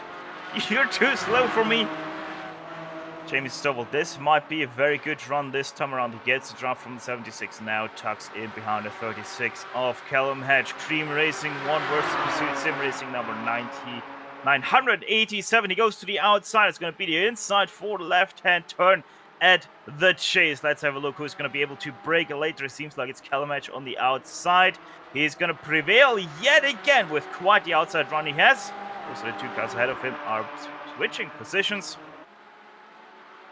Sensational performance on the brakes there from Hedge. And manages to fend him off around the outside of the chase. There's a few more laps cars in front. Graham Wallace and Michael Keys. Wallace will jump out of the way before turn 1. Shane Van Gisberg just was collected in a wreck there.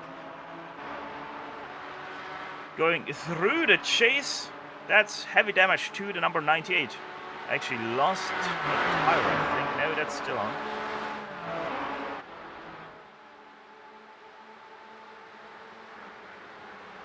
He already had damage to the front of his car, and now he has a lot more damage to the front of his car. And the back of it is a bit broken as well. And they're back in 10th place at most mini motorsport cars, so if he doesn't make it on the pit stop, he's probably going to lose a bit of time, because he might need to take a fast repair if he's got one left to bring that one home comfortably. Doesn't look comfortable. It's bouncing through the corners. Something's broken in the internals of that car, because it is not handling smooth at all. Let's right on board with him here and have a look at his wheel work, as he almost whacks the fence on the exit of the cutting. I wouldn't be surprised if the toe is completely knocked out of that car. Front and rear impact on the wall he had. Oh, look at that. Can't quite see the steering from there, but you can see him working away on the left-hand side of your screen. Steering looks straight, I'll give him that much, but it's definitely unsettled through these corners. The car's biting hard at him. He's doing a good job of control, though. As you'd expect. Oh, hello! That's a bad spot. Who was that?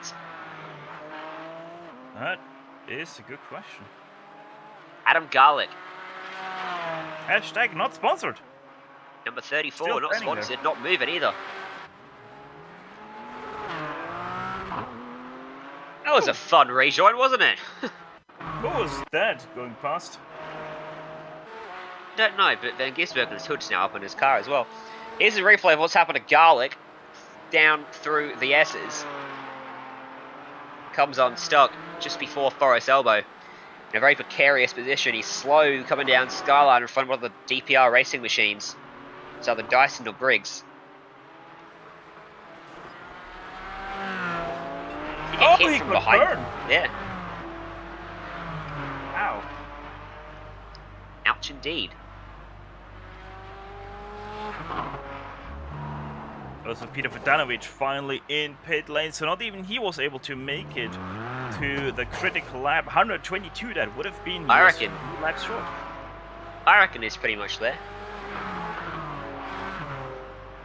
If they do a good job of saving fuel here, he'll pretty much get there. Look at that rejoin right in front of pitting the needle, just managing to squeak on through.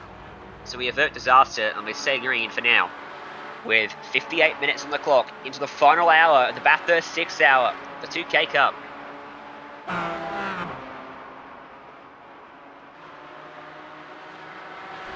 Slide on broadcast racing. Brock Gilchrist cops a black flag on his Conrod straight. That's going to drop him out of 13th place. I would imagine that was the incident we saw for 19th place, where that car got turned. We also have the battle right now on screen for number 6. That's Team Mario on Sam Dunstall versus Dave Wesser of VLX East, but also Philip Wally not too far behind in his number 72 machine. Only about a second behind those two fighting out. Oh! Woohoo! That was rather close between Kitching and Dunstall. Steady on, lads. Remember the final stint, but you still got an hour to go out there. In saying that, if the safety car comes out now, it turns into a sprint race to the end.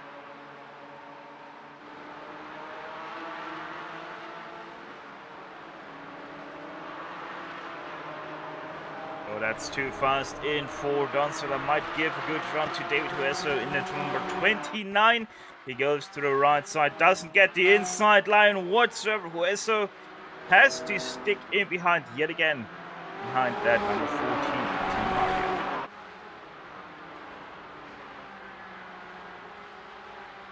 Team Mario. DPR racing car cleaning off its tyres by the looks of it. As its counterpart flashes the lights, 4 cars behind it. But Gisbergen's still holding on to 10th place as well, so whatever damage he's got, he is managing to maintain speed, at least position-wise.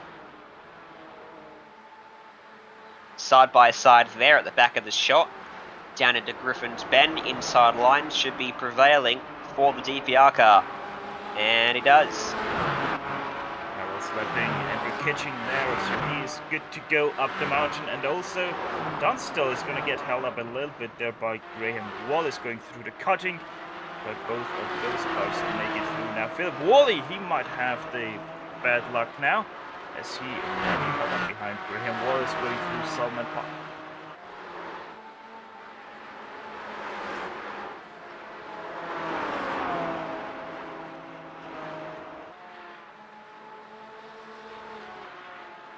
Pretty good luck for him. It was quite far away still. He's not getting held up through Summit Park and McPhillamy, but look at that. Yes, that's where he's getting held up now. Obviously not as fast. Wallace is through here. Dipper, will he get past now? No, he doesn't let him pass. Wallace is still ahead of Wally. Wally not gonna like that too much, but at least he's now getting some draft down Conrad Straight.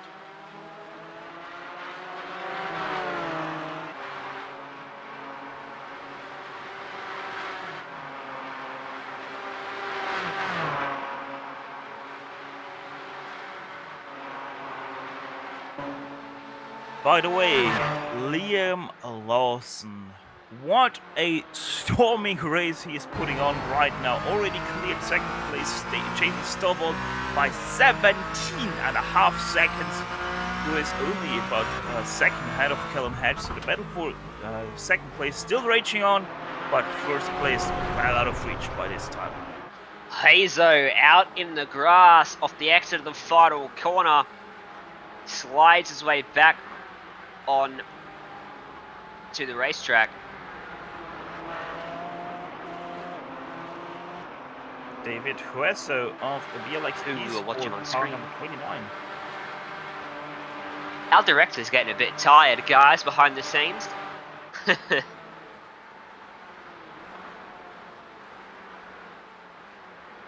That was in Someone the battle. sent Sean some coffee, I think. That's 6th place.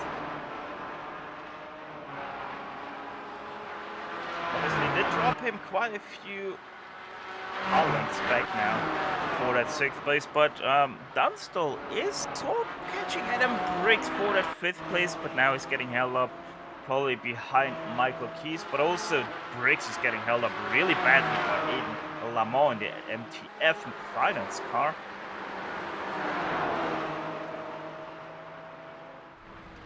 There's a battle for P13 as well. Chris Simon and Alistair Hawkins going at it. As pit lane mishaps up against on your left.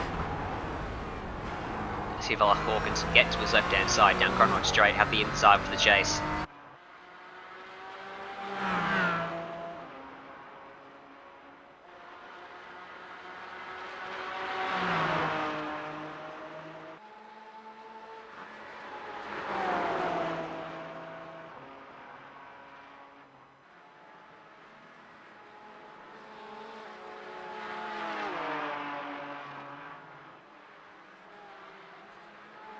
Across the top of the mountain then. And down through.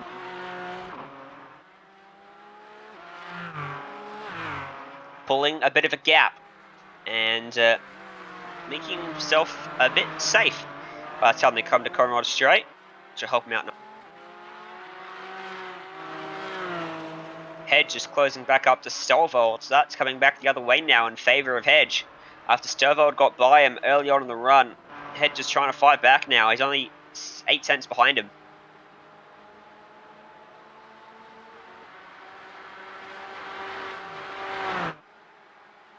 Pretty sure all of these people still have to pit. I mean, Callum Hedge, a little bit of a question mark there, how much he has to put in.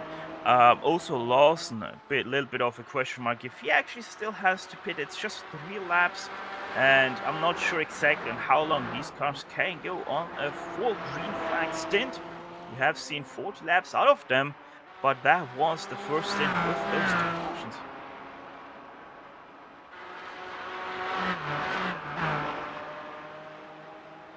Those cars are looking pretty dirty now. They may be clean in terms of damage, but there is all sorts of mud and marbles and everything being flicked up onto the front ends of those cars, especially standing out on the white liveried machines. And that is Liam Lawson out at the front. Completely unchallenged at the moment.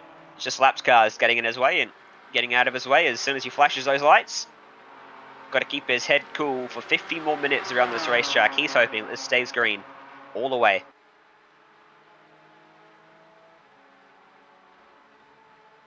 And the 98 of Shane van Gisbergen has had another mishap, this time entering pit lane. They got collided with the number 32.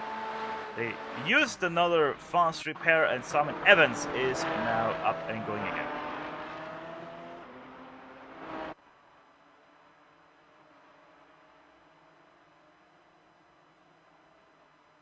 Tried to get the replay there, but doesn't look like it's going to happen for him. There it is. Oh, that looked messy, didn't it? That's 3 very messy cars. It happened already under the bridge.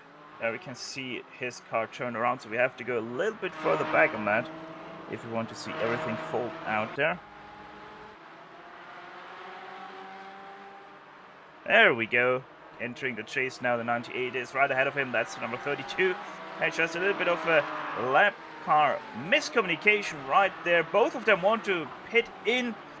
Shane van Gisbergen much more aggressive on the pit in, and that is what happened.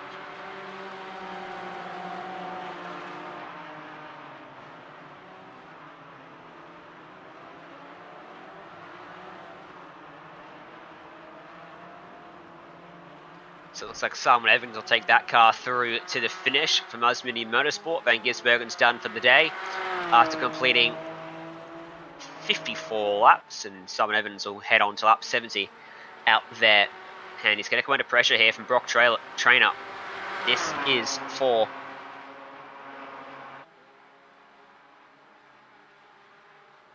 17th spot.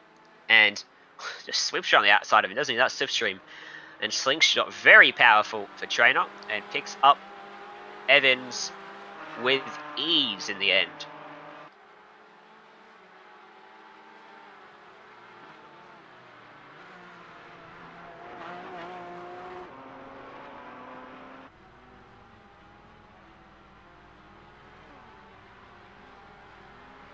Wait a second. Interestingly, Liam Lawson did pit this lap.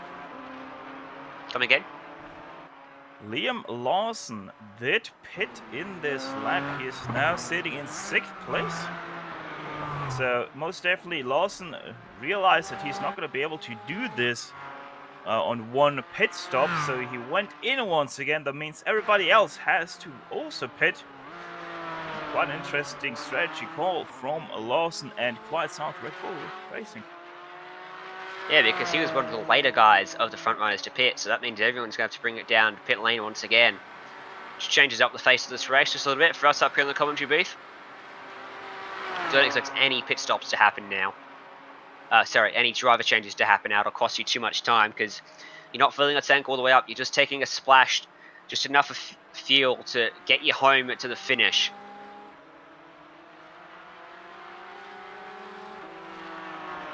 Everybody that pits from lap 122 out there going to be able to make it, as Carl Gaines is spun around at the exit of Murray's Corner for quite some while already. Had trouble finding his way back onto the racetrack.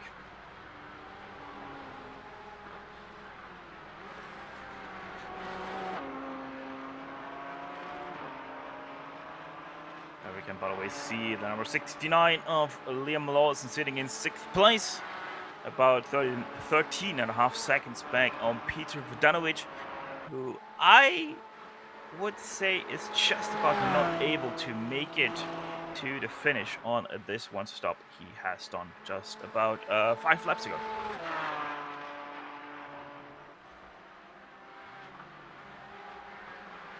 Oh, and Brock Gilchrist spun around in the S's.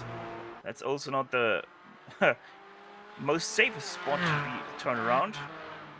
But he gets it all together again and continues on his way. More and more drivers making mistakes now as this one winds down. And the fatigue really starts to set in for these guys out there.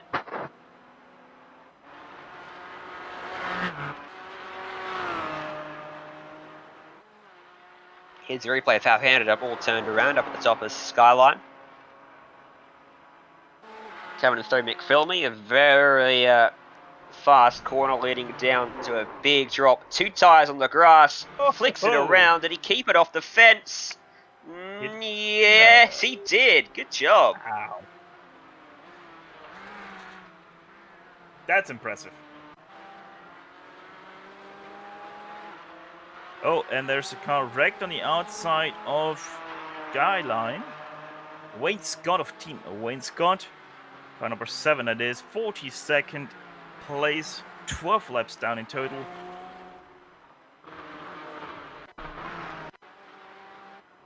Kinda looked like the replay of the many crashes we have seen in real life Bathurst 12 hours.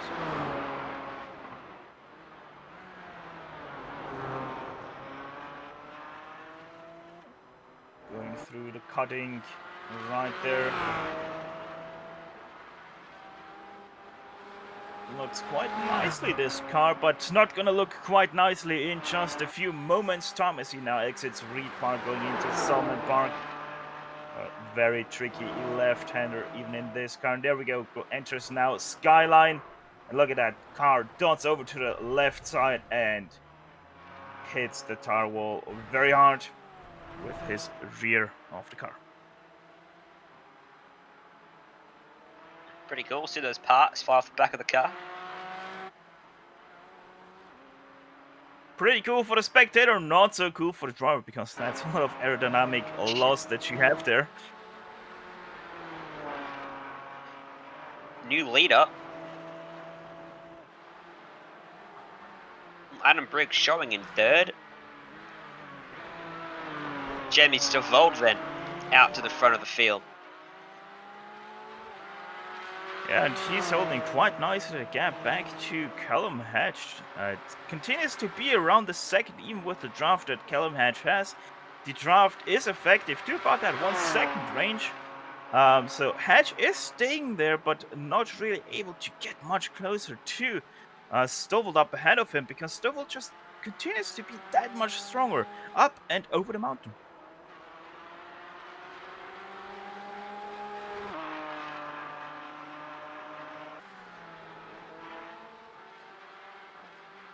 So he has a lead of about a second now at the front of this field.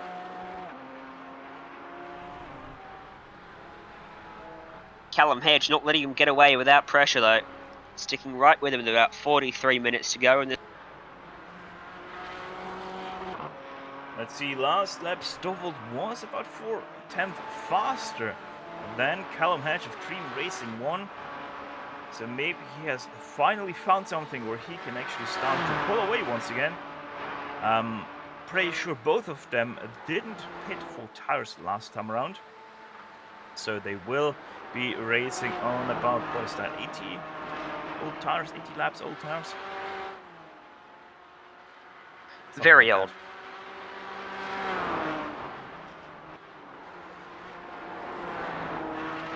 So outside of Stavold and Hedge at the front, Adam Briggs sits almost 10 seconds back there in third, 15 back to Dunstall. Peter Vodanovic is 22 seconds adrift. Liam Lawson, Shane Edgard, Chris Simon, Alistair Hawkins and Matt Stevens are your top 10 at the moment, covered by 1 minute and 12 seconds for half the racetrack. I really wonder why Lawson had such a long pit stop. I just realized that for just a quick splash and dash that he needed to get to the finish, fuel-wise, he had a 35-second pit stop time. So Lawson, I wonder if he did actually stop for tires, and that's why he dropped that far back. I kind of explain that long pit stop time. Indeed, he'll be in a good spot though if the caution if the safety car comes out, because he'll be on fresh tyres. That indeed, but also, I don't know, if no caution or safety car comes out, then Jamie Stovall and Callum Hedge will have quite the advantage time-wise. Obviously, Liam Lawson would be able to close that in, but the question is, will it be long enough at the end for Lawson to close in that gap that he lost to Stovall and Hedge because of taking tires?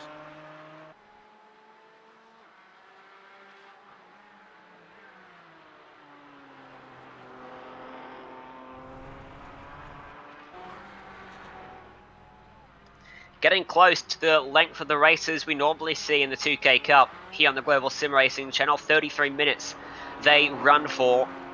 We got 40 minutes left. So getting down to sprint race length to finish this one off. Still 21 cars on the lead lap. Everyone then down to 28 is a lap down. And we've got a few guys, quite a lot of cars, multiple laps down in this one. But still plenty of guys out there on the racetrack. Over 35 cars still running in this one. As Jordan Michaels has just had a big crash in the number 23 car at the top of the mountain on the edge of the skyline.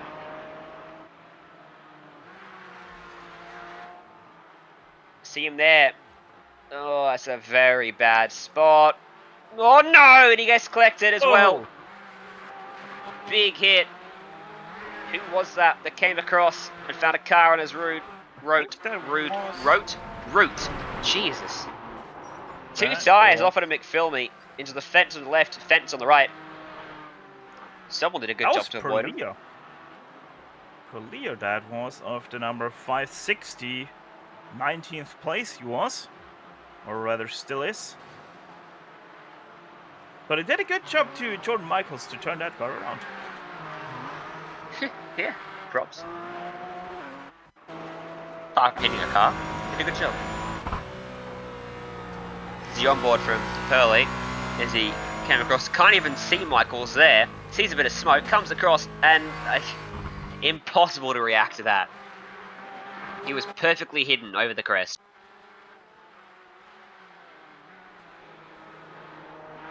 Also did quite nicely blend in with the clouds in the background with his white rooftop. But for the lead of the race, here comes Callum Hedge trying to challenge Jamie Stavold. He wants to lead this race with just a tick over 38 minutes to come on the clock. And the battle is on for the win. Pursuit Sim Racing against Cream Racing 1. Last time by 8/10 quicker for Hedge.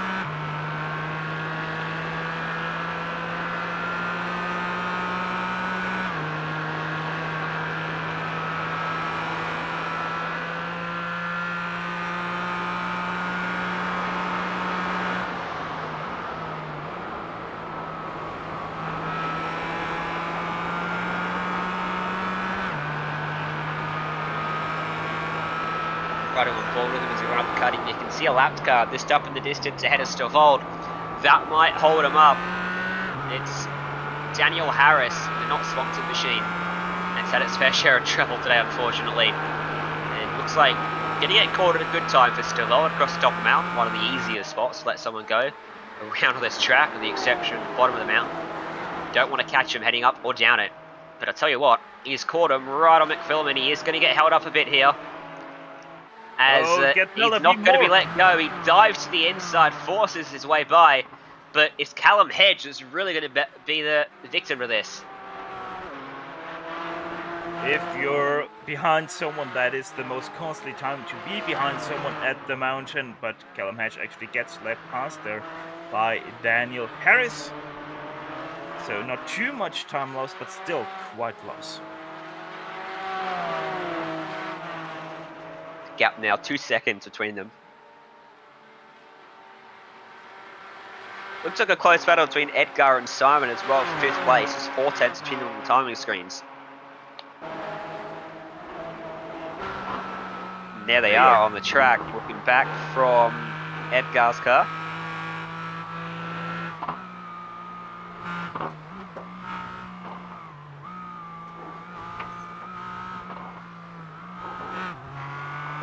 And Shane Edgar, one of those cars that did do quite a good job running through the field. Started in 22nd about, 5.5 hours ago. So there's a car turnaround. That's Shane O'Connor of O'Connor Bros, sitting in 31st. He is, and then we have on the other side the pit lane mishaps of CTR Motorsport. They started in 6th place, right now in the 8th position.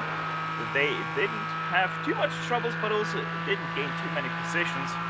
Right behind them, there's also Alistair Hawkins on your left, sitting in 9th place, and not too far away as Sam Dunstall of Team Mario, also just 6/10 off the back of Alistair Hawkins.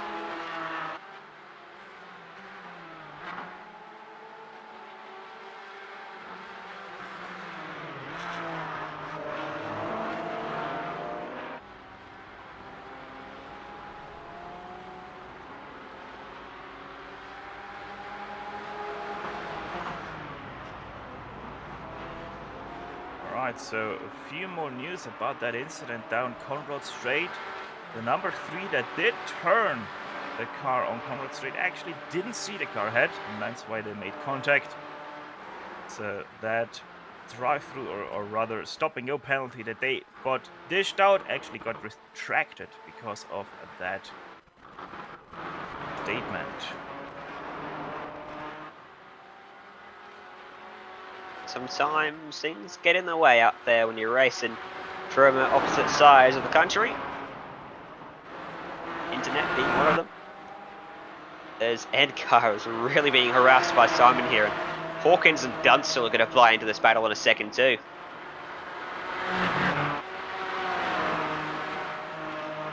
Up across the top, this is where whoever's going to prevail at the bottom needs to be the best man, because you either close up and put yourself in a good spot, or you pull away and put yourself at a safe distance from the car behind who's trying to attack you. All about being smooth down here. Can't afford to pinch a brake, because momentum will carry you into the fence very quickly. We've seen a few drivers lose it through here, with the rear end stepping out of them and then into Forest Elbow. Tricky to get the car stopped here because you turn to the right just as you jump on the brake pedal. And then back to the left. Power down as early as you can to launch into Conrod Straight and get as much of a draft as you can with your Chris Simon. And he has got a very good toe now behind Edgar.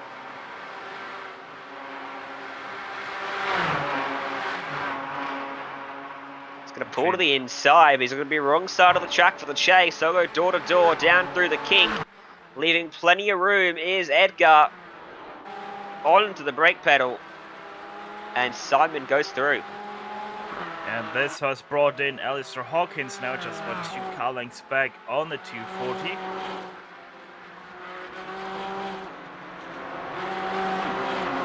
As they exit Murray's corner for the 129th time in the race, as there's also a car ahead of them with the hood up. That is, I think that is the 32 of Tread Pike.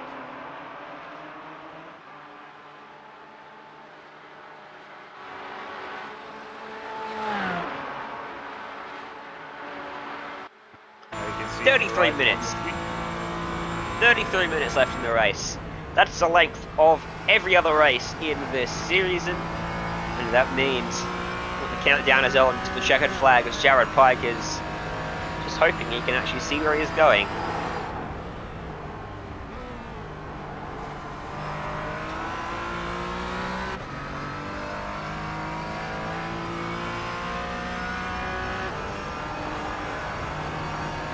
And this is going to get interesting for Chris Simon and the pack behind him, because they are running up to Michael Keys and Jared Pike will be running on board right now with. So maybe those guys get bunched up even more than they are right now, heading down the S's. After that battle got broken up, Callum Hedges dropped to 3.4 seconds behind Stavold now, so he's not been able to rekindle the speed he had. Socorro's running to the back of him, so he needs a bit of a second wind here to get back up to the rear end of Stavold at the front, who's looking to make it a good day for Pursuit Sim Racing here.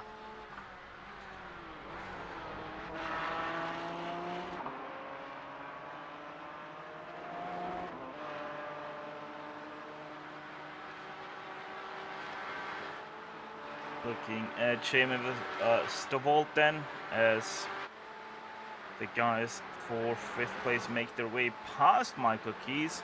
Sam Dunstall had a very bad run down the S's, nearly lost his car.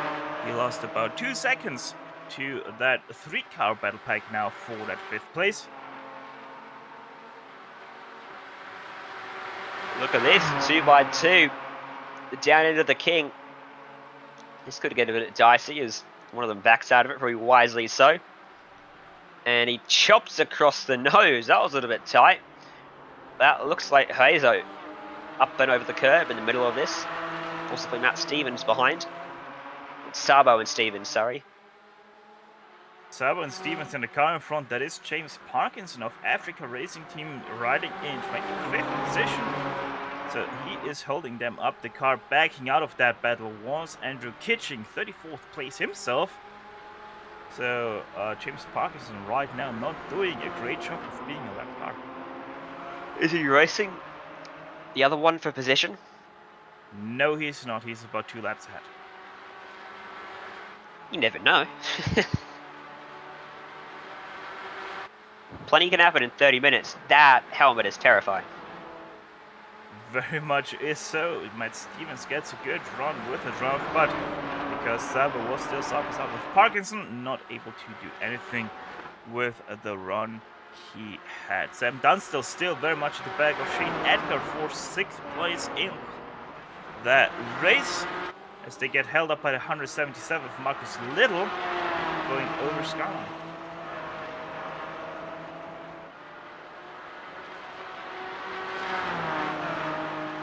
Remember, if you want to see where your favorite driver or team is in the field, you can go to GSRC.tv for live timing and scoring of everyone in the field as it updates. Jamie Stavold, well, you don't need a timing screen to show you where he is, because the margin just sits about as comfortable as it has been all race for him, and he's praying that his timing screen stays the same color as his race car, nice and green. And Sam Dunst is gonna make the move now for 6th place. To the inside of the shades he goes. Gets a little bit bogged down by 43 and the touch. The 14 and the 240 come together. Shane Edgar gets the worst of it, loses that position and quite some damage to the left front of his car.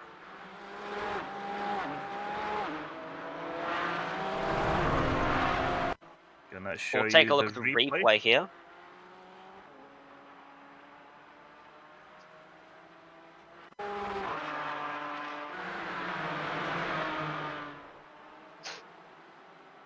There we have those two cars.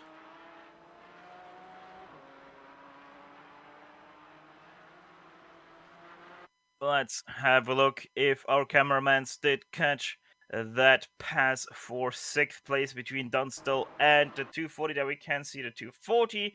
And it seems like we don't have it on the tape.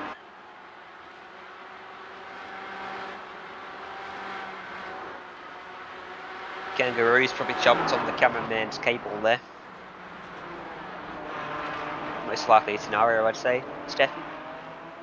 Yeah, it most definitely does look like so. Kangaroos love those cables.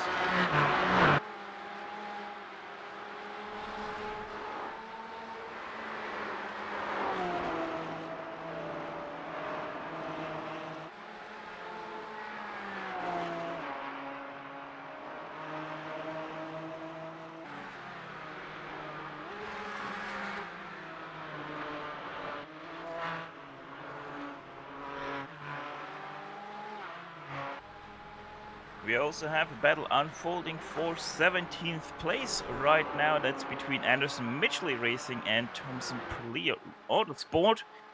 Mitchell and Perlier in those two cars right now fighting it out, going into Griffin's Bend now.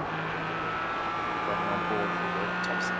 Oh, Perlier is losing it and he saves it! Wow!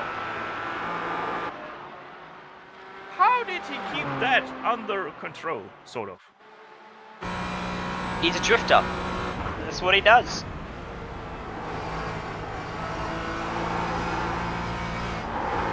Just lost it, didn't he? It was a very slow slide initially, and then it suddenly just took off on him. Did a very good job to control that. He may do a bit of drifting, but Porsche GT4 is a whole nother style of race car to try and stop from going sideways.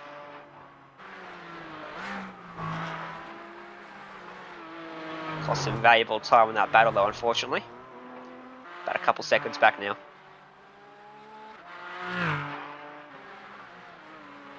How about a little bit of a Dory Award moment there? Chris Robertson of Manawatu Munter sitting in 43rd position, 16 laps down on our leader, that is still Jamie Stovald. Just driving around, doing the best to keep out of everybody's way. He didn't have the best race thus far, was involved in quite some incidents, but number 9 never gave up.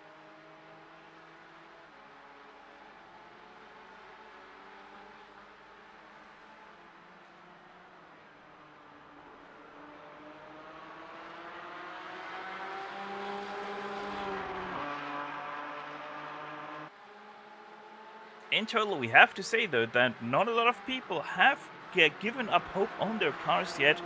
Only we have, 5 confirmed retirees. We still have 44 cars that could possibly go back onto the track. However, 44th Team Project GT4 is already in pit lane for 145 minutes, so it's highly unlikely that these cars will come back.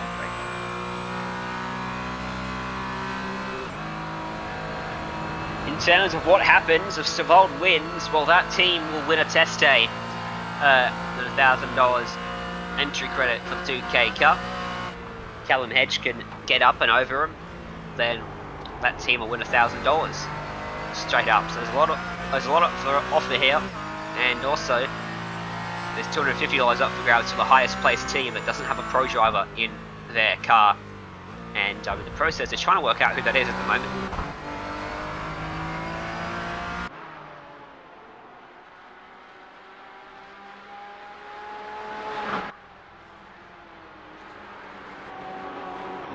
Dunstall still tries to harass the back of Chris Simon.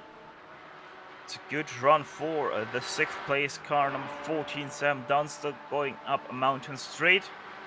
Let's see if he's actually going to try some 28 defends the inside, so that leaves the outside for Dunstall. He takes it, keeps the 28 close as they go side by side through Griffin's Bend, and the 14 can't do the up and over, so he has to stick in behind in 6th place.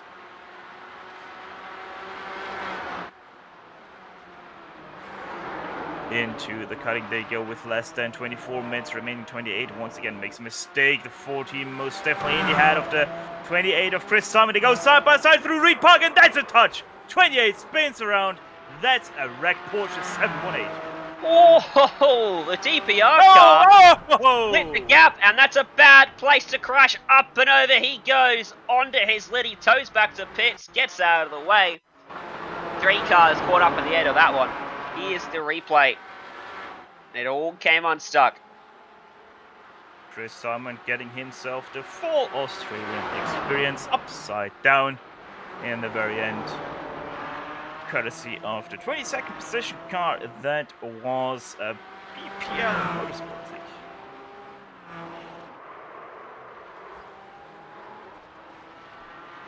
You'll see the DPR car just makes it through. Another one makes it. Simon just gets through. Sorry, Edgar just gets through. And, well, he did not. Yeah, Matheson, that was on board a 43 machine.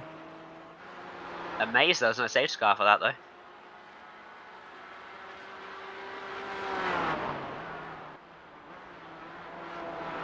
Oh, I'm pretty sure no safety car because everybody did quit out very fast out of their cars after that happened. 43 is still going, by the way. Liam Matheson right now entering the chase. Most definitely his car looks worse for the wear, but still is driving straight apparently.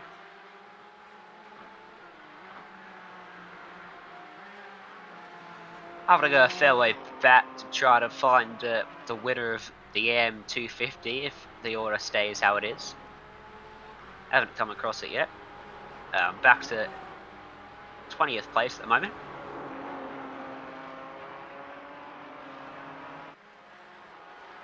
It's not 20th place.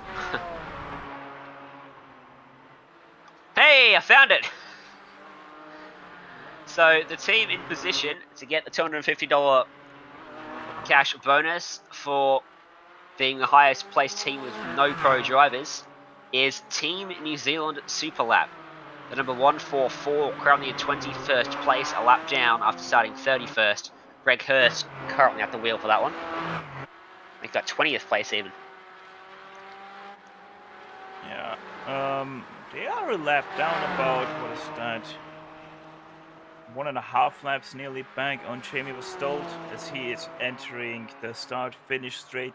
Team NZ Superlap just enters the SS.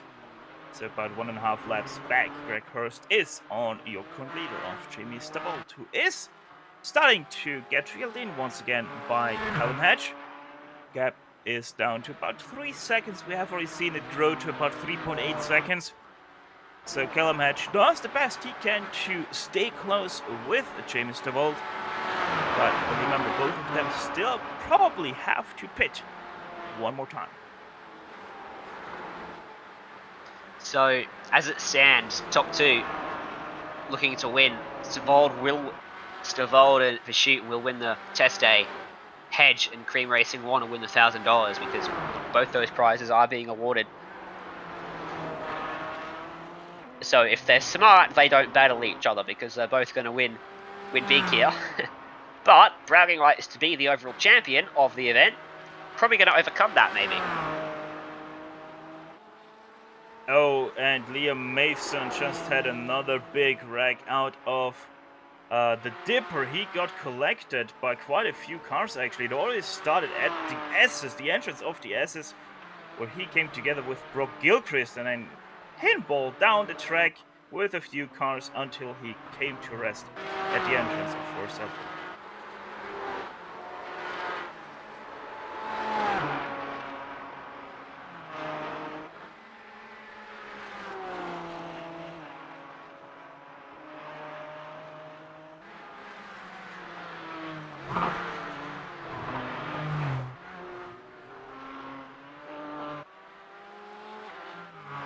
Looking at Liam Lawson right now, 4th place. He is starting to close down the gap to 1st place. He started out with about 37 seconds back on Jamie Verstolt. It's now down to just 25. And he's getting close to Peter Vodanovic, who also doesn't have to pit anymore. Or so I'd imagine about half a second between those two right now. Let's see if he's going to be able to already do something into the chase. Doesn't look like. Wouldn't be surprised if he's there come second turn with Griffin's back. Callum Hedge 2:16.382 that time by. At 2:16.27 for Stavold, so they're lapping almost the same at the front. 3 seconds between them. Shortly side by side, they're Ford at 3rd place. Cream 2 of Peter Vodanovic trying to defend the best he can, but Liam Lawson on those new tires much more able to go aggressive into turns. Look at that now. Liam Lawson gets the run already out of turn 2, side by side, turn 1 rather, side by side heading down Mount Straight.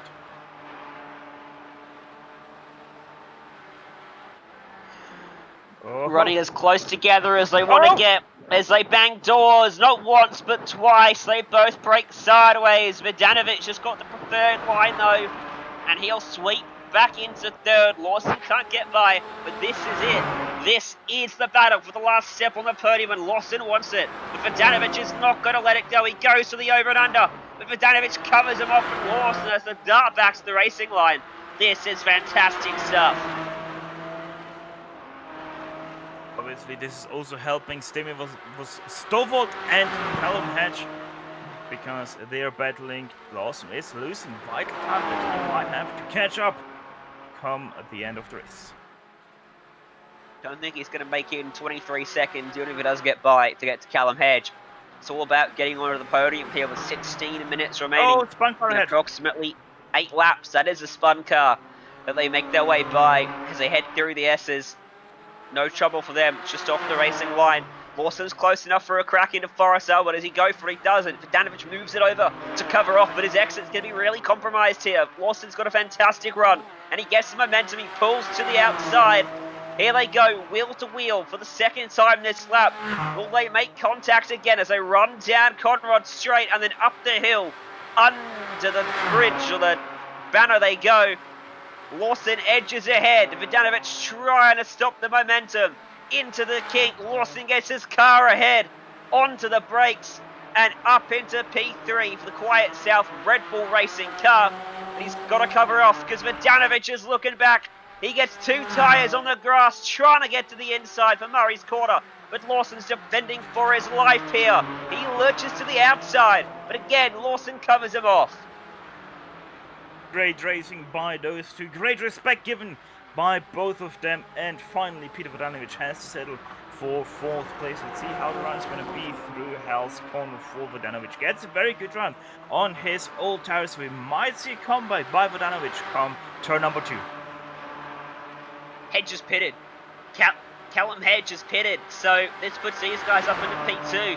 Now don't forget, Stavold and Hedge pitted around the same time.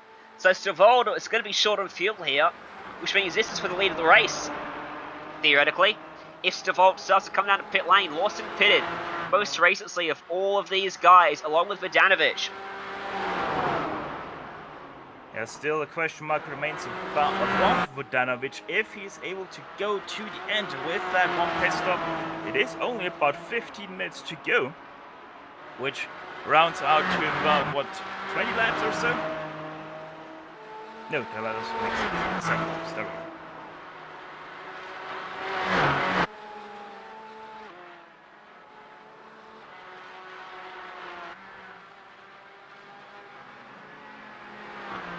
Vodanovic is going to be desperate to get back alongside him here. Down Conrod Straight to try and get back by and into what might be the leader of the race.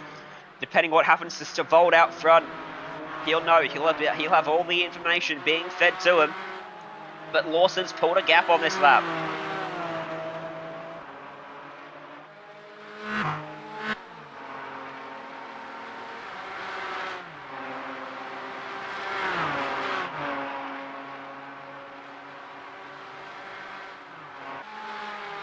Stavold is in pit lane. So Liam Lawson and Peter Vodanovic, they're scrapping for the lead of the race then, with just under 15 minutes to go at the end of 6 hours of racing. And there's 2 lapped cars up there as well, Peter Bennett and Chris Robertson. Will they play a part? Will they hold up Lawson, or will they hold up Vodanovic, or will they both get by cleanly? Bennett moves it over to the left-hand side of the track, and Lawson will go by him with no issue. Vodanovic will follow him as well. Stavold comes out of pit lane, right with these guys. It's a 3-way scrap. Stavold comes out side by side with Vodanovic, but Vodanovic has the momentum for Cream 2, and the Pursuit Sim Racing car will slot into 3rd. Callum Hedge is back there in 4th place as well, only 4 seconds adrift.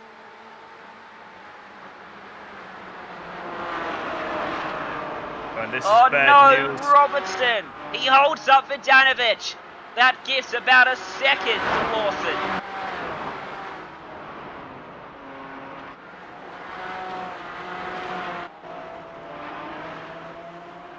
What happened to this race, Stefan?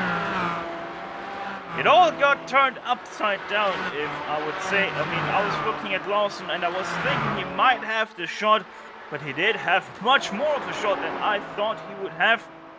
Obviously, Vodanovic is still a question mark. Can he make it to the end? He only had about 3 laps on Stavold, so have to see how that is going to play out for Vodanovic. Stavold obviously has the green flag till the end. It's going to be interesting to see all of that play out. Also, Stavold, is he able to keep up with Lawson? Is Vodanovic able to keep up with Lawson? How is Lawson going to do the last few laps?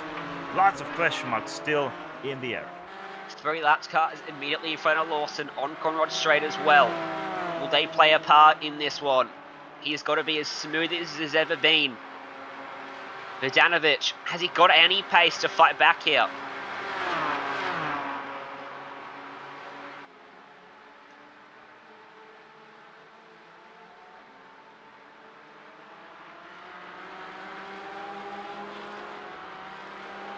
We'll try to get a number on how many laps are left as well.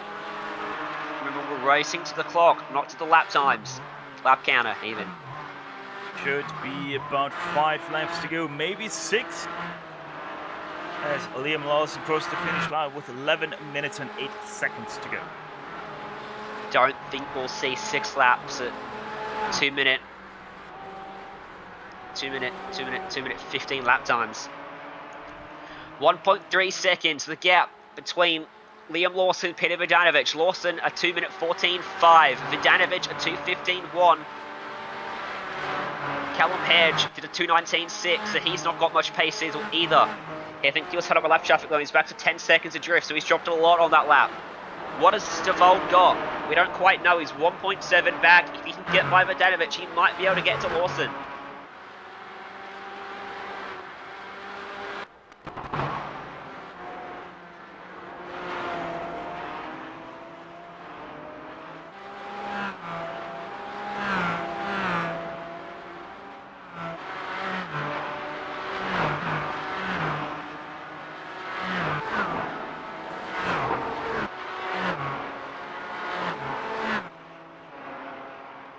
There's 10 minutes on the clock, and as Bathurst does, what Bathurst always does, it's coming right down to the wire no matter how long the race. It's been 6 hours, it's been 5 hours and 50 minutes of racing, and somehow the top 3, they're covered by 2 seconds on the racetrack, as Stavold tries to fight anyway close to get to Vodanovic, as Lawson got held up by the laps car just a fraction there.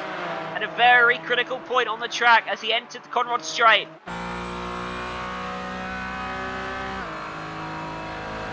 And this is really good news for both Vodanovic and Stavold. Stavold, who we are riding on board with right now.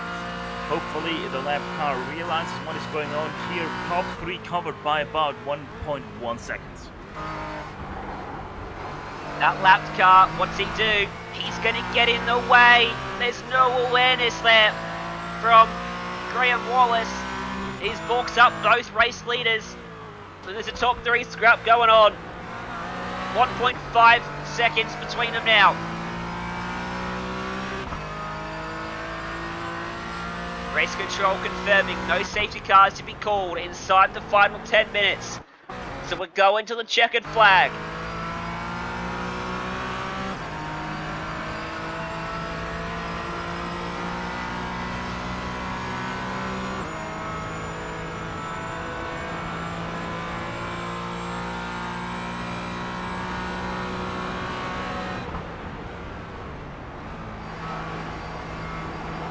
Bolt needs to get past Vodanovic if he wants to have a shot at the win. The 3-1-3 makes a big mistake. That gives the run to Stovold around the outside. He has to do it through the cunning. That's not going to work out nicely as he once again has to slot in another 3-1-3 and more.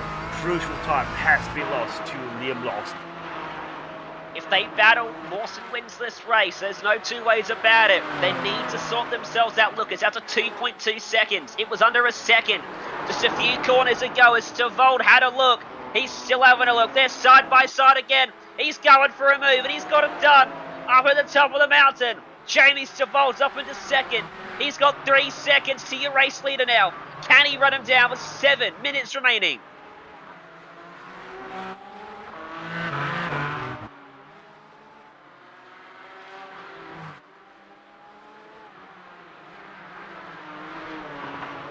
Gap has opened up to about 3.6 seconds between Lawson and Stovold, so Stovold has to do everything he can to get the best out of that car because it's only about 3 laps left in this motor race. 7 minutes nearly on the dot to go.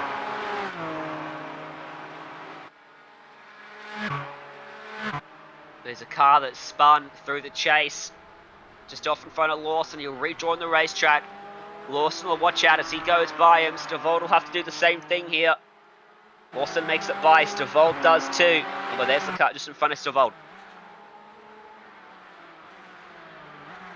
What other lapped cars exist in front of Lawson on the racetrack? There's not many. He's got quite a gap to the next couple, which is Matheson and Hurst. Don't know if he'll get to them before the race rounds out. At the line, the gap is 3.9. It was a 2:14.660 for Liam Lawson. Blistering times. He put 2.3 seconds on Stovold that lap after he battled with Vodanovic. But that is getting close to lap record territory for this race of 14.6.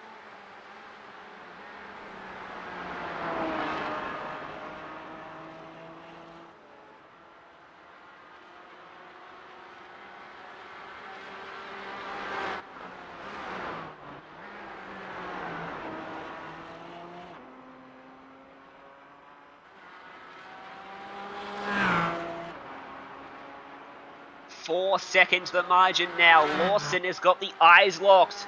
He's got one hand on the trophy. He's not letting go as the clock winds down to 5 minutes. Has Stovold got anything left in the bag? Callum Hedge back there in fourth place, sorry, he's dropped way off. Peter Vodanovic is now 5.5 back in third.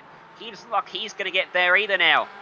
As it stands, Liam Lawson and his teammate are set to Paul Stubbs are set to reel in what's going to be a very cool $1,000 split between them at 500 apiece, you'd say. Looking very good for them at the moment. Stovold looking like he's going to bring home a test day and $1,000 credit for pursuit, unless it changes here on the last couple of laps.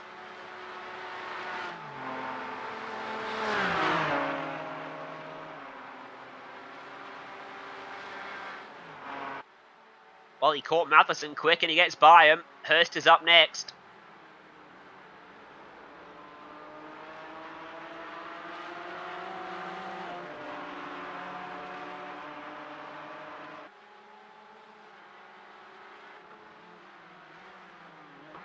Well, it most definitely seems like Jamie Stovold not able to get what he wants to. Peter Vodanovic also dropped off now, and Vodanovic goes into pit lane. 2 laps to go. That is it for him, and that will also mean that Callum Hedge is going to be promoted up to 3rd place. Sam Dunstall, he might actually get quite close to Vodanovic for that 4th place. Let's see where Vodanovic has his pit lane, the 3-1-3. Very far down the line. I think he's actually stuttering there a little bit. Pit number 2 it is going to be for him. Should be not the longest stop for him. He's already off the line as Dunstall exits. The last turn, Moscone is also getting held up by a lap car. So Vodanovic able to at least keep 4th place. But as said, that promotes Callum Hatch into 3rd place. Is there a late twist in this one? It's Map Panorama. Crazier things have happened. The margin's out to 5 seconds. It's looking more and more in favour for Mawson here. He's got a relatively clear track ahead of him. Most of the lap cars are behind him on the circuit. And Savold is starting to drop. Best news for Liam Lawson right now is that there's no real traffic ahead of him. Next car is Brock Taylor, and he is just on the Jim Beam sign of the Conrad Strait, so quite a ways to go, probably about 6-7 seconds until he catches him. So I wouldn't be even surprised if he's not able to catch him in the last 2.5 minutes. Might actually get close to going 2 laps here. Have to see that gap. Don't think he will be at the start-finish line in the next 20 seconds, so I would nearly go as far and say that this is going to be the white flag being dropped for Liam Lawson. What a race it has been for the 69 car. Quite a strategy they have pulled off to get into this position. Only 1 lap left to go. 2 minutes 15 and now on the dot. That means Liam Lawson enters the last lap.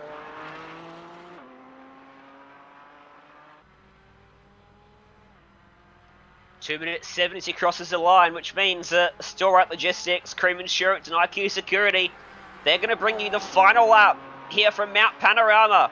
And it's Liam Lawson for Quiet South Red Bull Racing that takes that flag down Mountain Straight. There's the gap to Savold in his rear view mirror. He sees him in the distance, but he's got his eyes fixed firmly forward at the moment. He's got no pressure. He's got no one in front. It's about as clear as the track has been for the last hour or so for Liam Lawson. The seas have parted right at the end.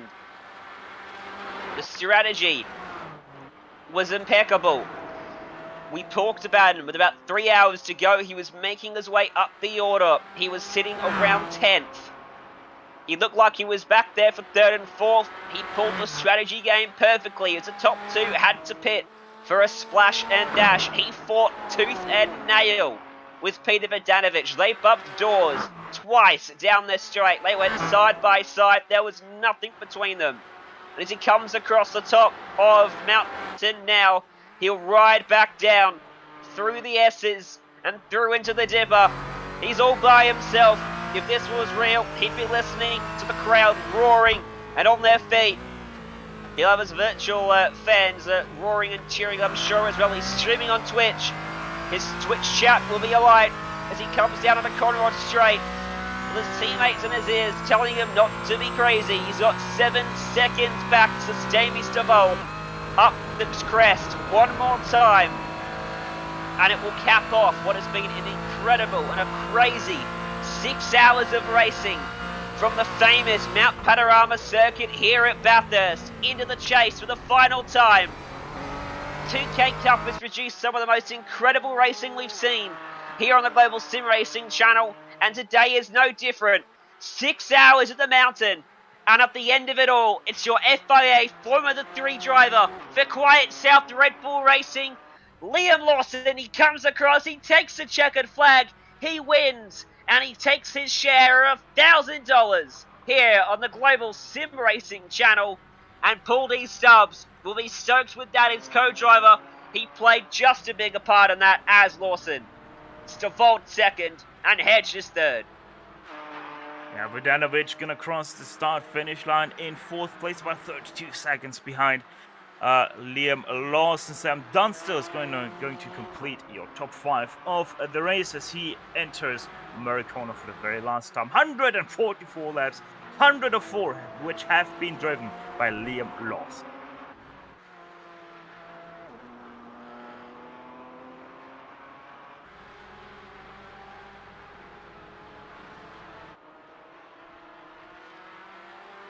The rest of the drivers coming across the line then to conclude a titanic effort to get to the finish of this event.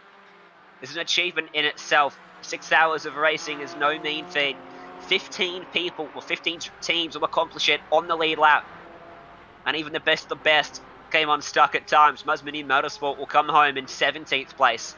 Simon Evans and then Gisbergen couldn't even make it home in the top 10, which shows you how tough it is. Liam Lawson showed us just how it's done. With that done, we'll go to a break here on the Global SimRacing Channel. And when we come back, we'll have all the results and interviews with our race winners.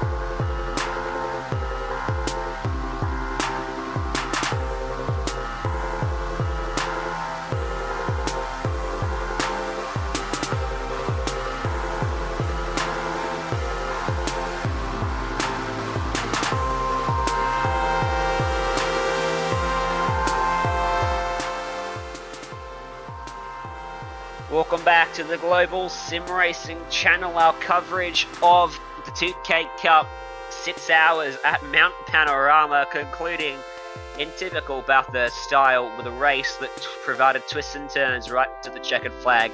This is how your result stacked up at the end of all of it. Liam Lawson took the checkered flag for his team, Quiet South Red Bull Racing. Jamie Stavolta and Pursuit Sim Racing second. They both take home the main prizes today. Cream Racing, Callum Hedge in third, Bogdanovic and Dunstall fourth and fifth. Cream Sue and Team Mario. CPR Racing's Darren Lobb, Matt Stevens, Endless Brakes, 6th and 7th. Another Cream Insurance car, James Watson in 8th. Sabo for VLX Esports in 9th. And Philip Wally for DPR Racing in 10th. You can see everyone else in the field scroll through on your screen. All 49 of the drivers and teams that, well, 49 teams and 100 plus drivers that took to the track today to provide a truly enthralling race for us here on the Global Sim Racing Channel. We hope you enjoyed it as much as we did. And well, it's almost time to have a chat to some of our race winners and the like. So $1,000 go to Quiet South Red Bull Racing, Liam Lawson and Paul Stubbs.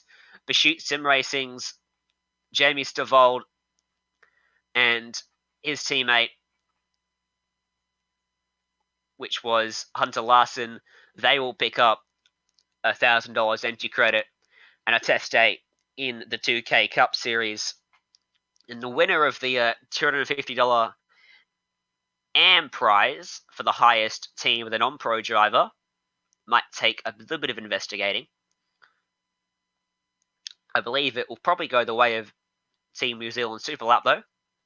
As you see the last few results there, let's have a chat to our race winner, who just can't seem to stay out of the Global SimRacing Channel booth, because every event we do that he is in, he seems to perform well, and he props up to the top right at the end when it matters.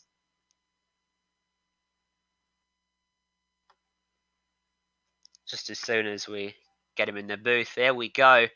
Liam Lawson, at the end of 6 hours of racing, once again, you've come out victorious, but this one must taste just a bit more sweet.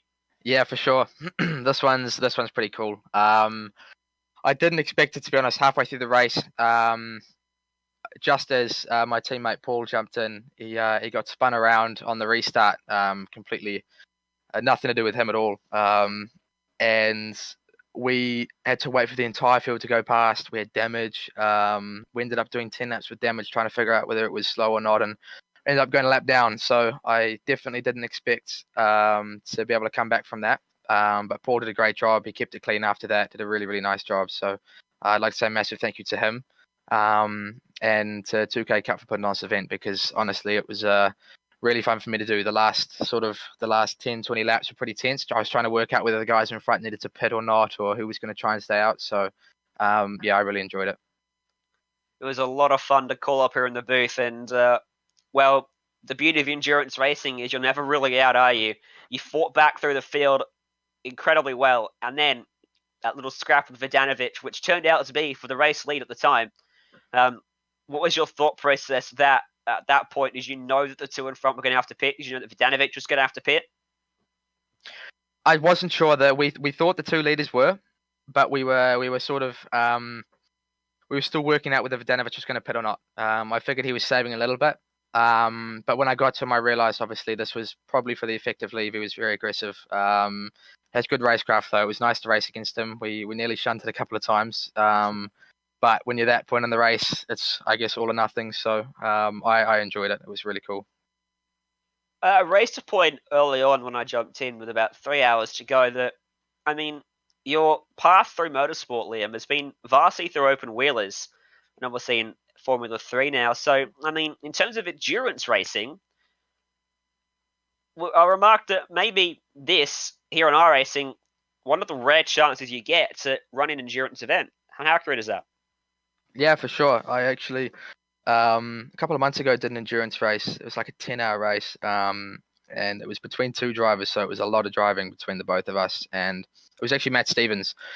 We got to 9 hours and 30 minutes, or 9 hours 35 minutes. We had 25 minutes left in the race, and I completely shunted the car, and we were leading and completely ruined it. So I was honestly thinking about that a little bit towards the end of this race, especially just as we got the lead. But it is cool. Not only do we get to drive all sorts of different cars and tracks in iRacing, but we get to do different types of races, such as endurance racing. So it's pretty cool for us. Pretty cool for us to see as well, to see you guys out there on the racetrack. Next round is the final round of the 2K Cup inaugural iRacing Sunday League. I expect we'll see you back there. The track we're visiting escapes my mind, but I'm sure you'll be back and ready for another crack at it, maybe cap off the season in style, eh? Yeah, I'm looking forward to it. Hopefully we get some more big names coming to the last round. Yeah, should be a bit of fun. Thanks, guys. Thanks for joining us, Liam, and we'll probably have a chat to you next time. Yeah, I hope so. And well, that was your race winner. And now standing by with Stefan Schlacker are your other winners from today, walking away with a test day and $1,000 credit to 2K Cup entry, Jamie Stavold and Hunter Larson. Yeah, very much so. Looking very long, like strong contenders for the win in the very end. Missing out by 6.8 seconds. Guys, until that last pit stop, how certain were you that you're going to end up in the lead? I don't think we were too sure, to be honest. We were looking around and we didn't know who had to pit and when everyone else had pitted, and we were trying to work out if we had enough fuel to the end. But yeah, it turns out we had to do a little splash and dash at the end, but ended up coming out right by the leaders' battle, so that worked out. Yeah, it was really good timing. Yeah.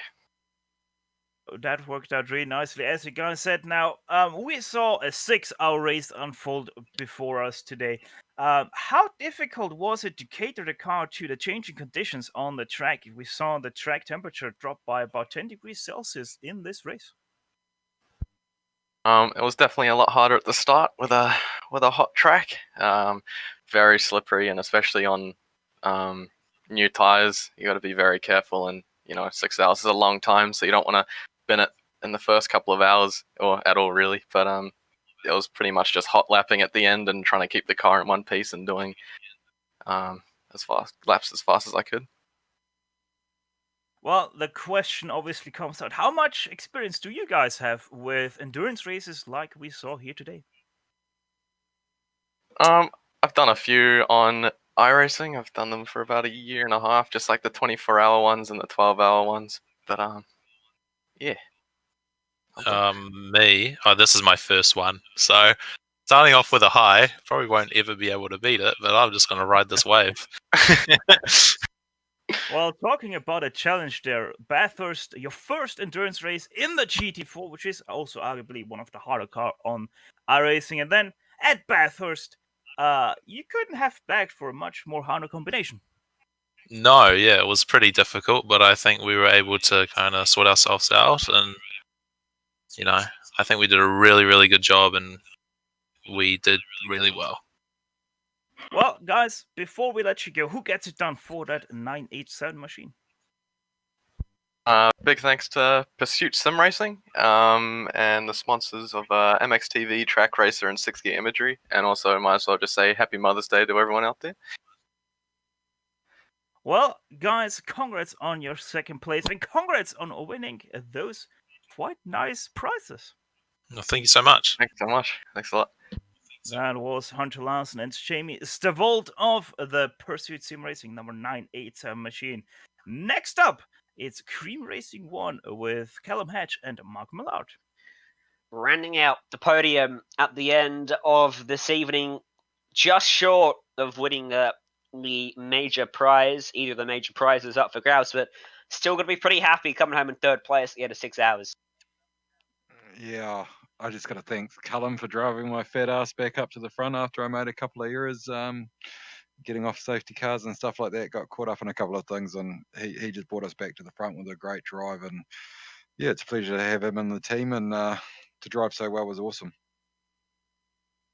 Certainly was. And Callum, from your perspective, that final stint or so, it was very close on field. We were trying to work it out up here in the booth, and then suddenly you were in pit lane. And how did you think there was any hope ever of making it home, or did you know that you were kind of short on fuel, barring safety car? It was definitely a hard call whether to see if we try and save fuel and run the stint out, or just stop and get some fuel. And in the end, we realized it'd probably be better for me just to go flat out, use as much as I can, and then do a quick dash to the end. And I think we made it with about a lap or half a lap of fuel left, so it was ideal. It was a pretty close race, and the race overall was very much up and down for you guys. I think your name was up and down the order quite a bit, but your car comes home relatively clean. How many fast repairs did you use? I think 4. I know that's good to the two really, but yeah, we had one left. We used 4 over the race, and I think we probably didn't need to use 2 of them when we came in, but we just had them spare, so used them. Yeah. We had 4 safety cars out in that race. We had 2 in the first half, and then a big green flag run, and then 2 back-to-back. I don't know which one of you was in the car, so whichever it was, answer this question. What's your mindset like then? We have a massive green flag run, and then suddenly you're pent up for 2 cautions in a row. It was definitely difficult trying to go in and out of that groove that you get into after, say, 20-30 laps of full push laps, trying to just get a bit of pace. And then as soon as you have, say, we had like 10-15 minutes under safety car, it's definitely hard to try and get back into the groove of it, but give it a couple laps and you should be all right. Well, I think you guys came through it all very well today to come home with a very commendable spot on the podium at the end of 6 hours of racing. Next week, we wrap up the season for the 2K Cup iRacing Sunday League. Back to the solo driver event, so you two will be rivals once again. Looking forward to that one. 100%, definitely a good time on the Sunday races. So hopefully I can try and get up the front and have a good race. Mark? Yeah, well, I've got to sort of run the thing, so I'm sure I'll be there. Got to thank the sponsors because it's gonna be a great round on Global Sims with IQ Security and our good friends at Store Rite Logistics and Creme Insurance. So it's awesome that we can put on the last round with Global Sims, and we've had a few comments already of how great the coverage has been tonight and how many people have enjoyed it. So we've actually seen some good numbers come through of viewership too. So thanks a lot to the Global Sim team for putting on such a great event. I can't name all the commentators. There's about 7 of you, wasn't there? It was crazy, but Justin Prince, Jeff Marconi, and Joe Peak for the first half, then myself, Steve Daniel, and Stefan Schlucker for the second half. And don't forget me in the booth. Oh yeah, Sean doing a few things behind the scenes apparently. I don't know what he does really. But thank you so much to all the team. We thank all the sponsors like Harcourt's, Endless Breaks. We've got a few incidences to review, so we won't finalise the results, but we had no questions about the winner, and it was fantastic to see Paul Stubbs and Liam win. I got the pleasure of presenting Liam the Motor Cup this year, and to give him a 2K Cup award. That's my series is pretty cool as well. Well, thank you guys very much for tuning in and watching the broadcast and putting on a good show out there on the racetrack, and best of luck for the final round of the season. Thanks guys, and we'll talk to you again next week. Third place for those two on the end of the podium today, and well, that'll wrap us up for this broadcast after 6 hours live on the Global SimRacing Channel.